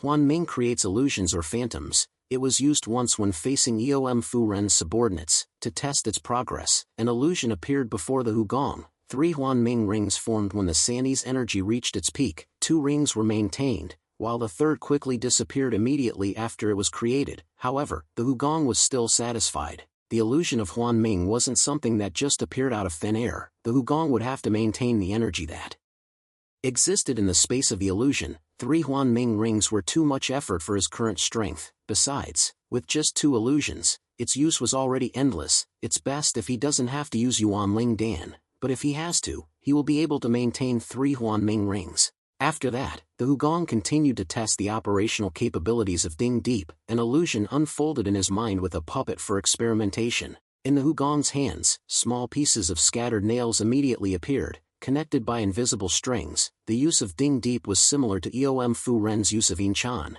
but it was more complicated and different in its function. Inchan was used to paralyze the body or target fatal acupoints, while Ding Deep was like hammering a nail to fix the opponent, and the level of pressure was different. When the Hugong launched the nail towards the puppet in the illusion, it was immediately pinned in a cross shape with strings crossing horizontally and vertically. If someone were forced to kneel and Ding Deep was used on their knees, they would not be able to straighten their knees for half a year. They would have to sit while walking for half a year. They would have to bend their knees while sleeping for half a year. All parts would suffer similar effects. What surprised the Hugong was that Ding Deep had exceeded his expectations, and the Sani played a major role, because those strings were not ordinary energy strings, but a combination of the Sani's energy. It was like 3 strings twisting together, making the connection even stronger. The Ding Deep that the Hugong had just launched combined with Xing Ti Gong, the combination of these 2 opposing actions, one trying to fix the enemy and the other trying to distort the enemy's body, caused the puppet's body to be torn apart. The Hugong came up with another idea. If he combined them with time stagnation and ambush using stealth techniques, it would be even more outstanding. The only thing that made the Hugong feel unsatisfied was that Jianlian was still far away. Achieving a connection with the sword meant that the sword had to recognize itself as part of his body. This process was not proportional to the height of his mastery. Time was a crucial factor. When the Hugong thought about the fact that he had only been connected with it for less than half a year, he clicked his tongue and encouraged himself. There's no reason to be anxious. The Hugong decided that instead of getting anxious about Jianling, he would search for the source of nutrition for the Lu Jiaozong Xa and the Miha Tao. Just like the Duyang Chong grows through the nourishment of the Feng Ri Chong, if he found the source of nutrition for those two things, the Sani would grow even more powerfully. Ending the ability test, the Hugong exited the illusion with a smug smile. Ha ha ha. If I can obtain the source of nutrition for those two things, the Wuxing realm will be even easier to surpass. In an oddly peaceful space, the Hugong looked at the sunlight through the carriage window to estimate the time. It's already noon, it's lunchtime, but why are the Qian Chuan Tuan guys so quiet? Meanwhile, Songhua held the Huangdiao on his hand with a bright smile. Little bird, sing a little. Are you silently cultivating? I'll name you Xiaolang Ting. It turned out that the Qian Chuan Tuan guys weren't bothering the Hugong because they were busy teaching the newcomers. Qiongyi and Anangi spoke in turn. Listen carefully, newcomers. The Qian Chuan Tuan have to hide and laugh. That way, people will look around and ask who it is. Right, then we'll appear and shout each word like this. You ask who we are the Qian Chuan Tuan. But unfortunately, the new recruits don't have any opening lines, so just jump out last. Surprisingly, the new recruit of the Qian Chuan Tuan, Nam Gung Yun, responded to the nonsense instruction of his seniors with utmost seriousness. In a situation where there's nowhere to hide, how should he introduce himself? Miao Bingbing immediately took over the answering of the question. Just shut up, we'll ignore them. Miao Bingbing's answer seemed to enlighten Nam Gung Yun a lot. Ah, of course. Hearing those guys messing around, the Hugong couldn't help but groan in his heart, but he also felt relieved when he thought about Nam Gung Yun's good performance. At last night's feast, he had been quite worried because he said he wanted to join the Qian Chuan Tuan, but he adapted pretty quickly. Well, besides studying seriously, the trip would probably help him loosen the chains of etiquette.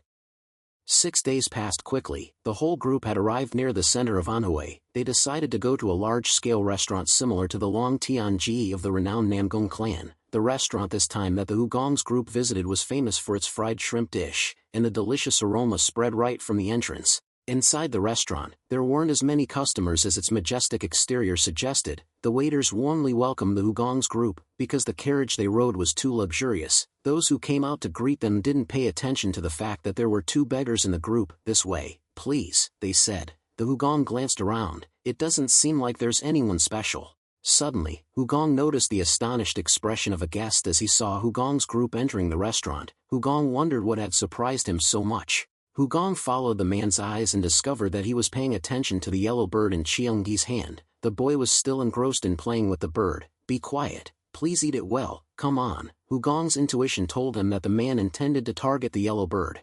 As Hugong expected, after they went up to the 3rd floor of the restaurant and chose a private room, the man who had been staring at the golden pheasant approached them with a polite demeanor. Forgive my intrusion.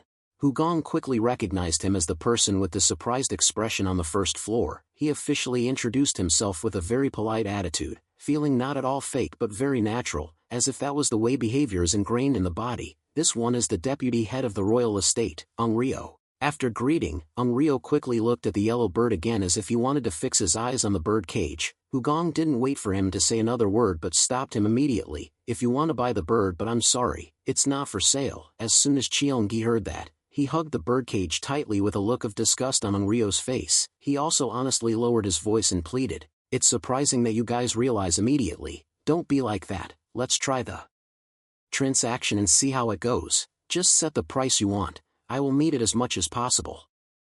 Hugong still shook his head firmly. It has a deep meaning to me, so it cannot be valued in money. Ung Rio groaned. He was willing to pay a lot of money if possible, but there was no room to dig any deeper. When the word meaning appears, oh my god, does it have meaning to you? It's a pity, but what can be done? Ung Rio tries to get to know Hugong because he thinks his fate is not simple when he possesses the appearance of a yellow bird. Even so, it is fate. Let's say hello. Where do you come from? Hugong indifferently replied, I'm just an anonymous scribe. If we have fate in the future, we can meet again. It was a calm tone, but inside it implied a clear line of demarcation. Because Ung Rio understood, he immediately sullenly said, I understand. Ung Rio was shy and didn't dare hesitate any longer. He turned around and went down the stairs. Just as he was about to get into the car, a guy ran up to him and called out to him, Mister, please wait a moment, I'm curious, what kind of bird is that you can pay the asking price for?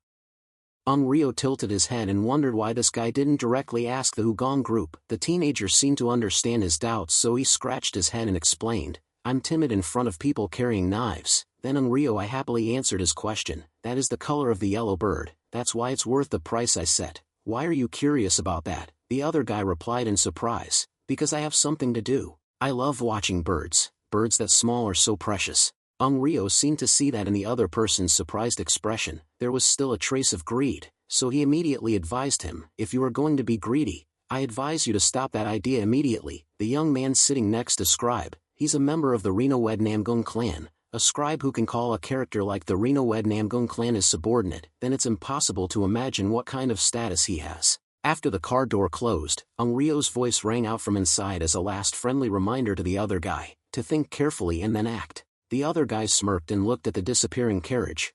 The deputy head of the Tai Falcon estate, his eyes are quite good. I didn't expect that he also recognized the direct symbol of the Reno Wed Namgung clan, but if the treasure is right in front of your eyes, it doesn't matter if the Reno Wed Namgung clan or the anonymous scribe still matters. 2 days later, at a famous casino in central Anhui, the clicking sound of mahjong and the jingling sound of gold coins stimulated players to sink deeper into desire. On the other hand, simpler betting games are also very popular, but the simpler the bet, the easier it is for the player to become a prey to the house. The casino owner held a pipe and looked at his subordinate with disgusted eyes. What's wrong? Why are you smiling like that? It looks so disgusting. His subordinate was the one who asked Rio about the information about the yellow bird the other day. He laughed loudly and danced wildly in front of the casino owner. Boss, please smile. An extremely terrible treasure. Horror is waiting for us. The casino owner immediately became interested in waiting for his subordinate's report. His subordinate leaned into his ear and whispered as if he was afraid of the forest wall. Master, have you heard the name by chance? What color is the yellow bird? The pipe slipped out of the casino owner's mouth in surprise. What color is the yellow bird?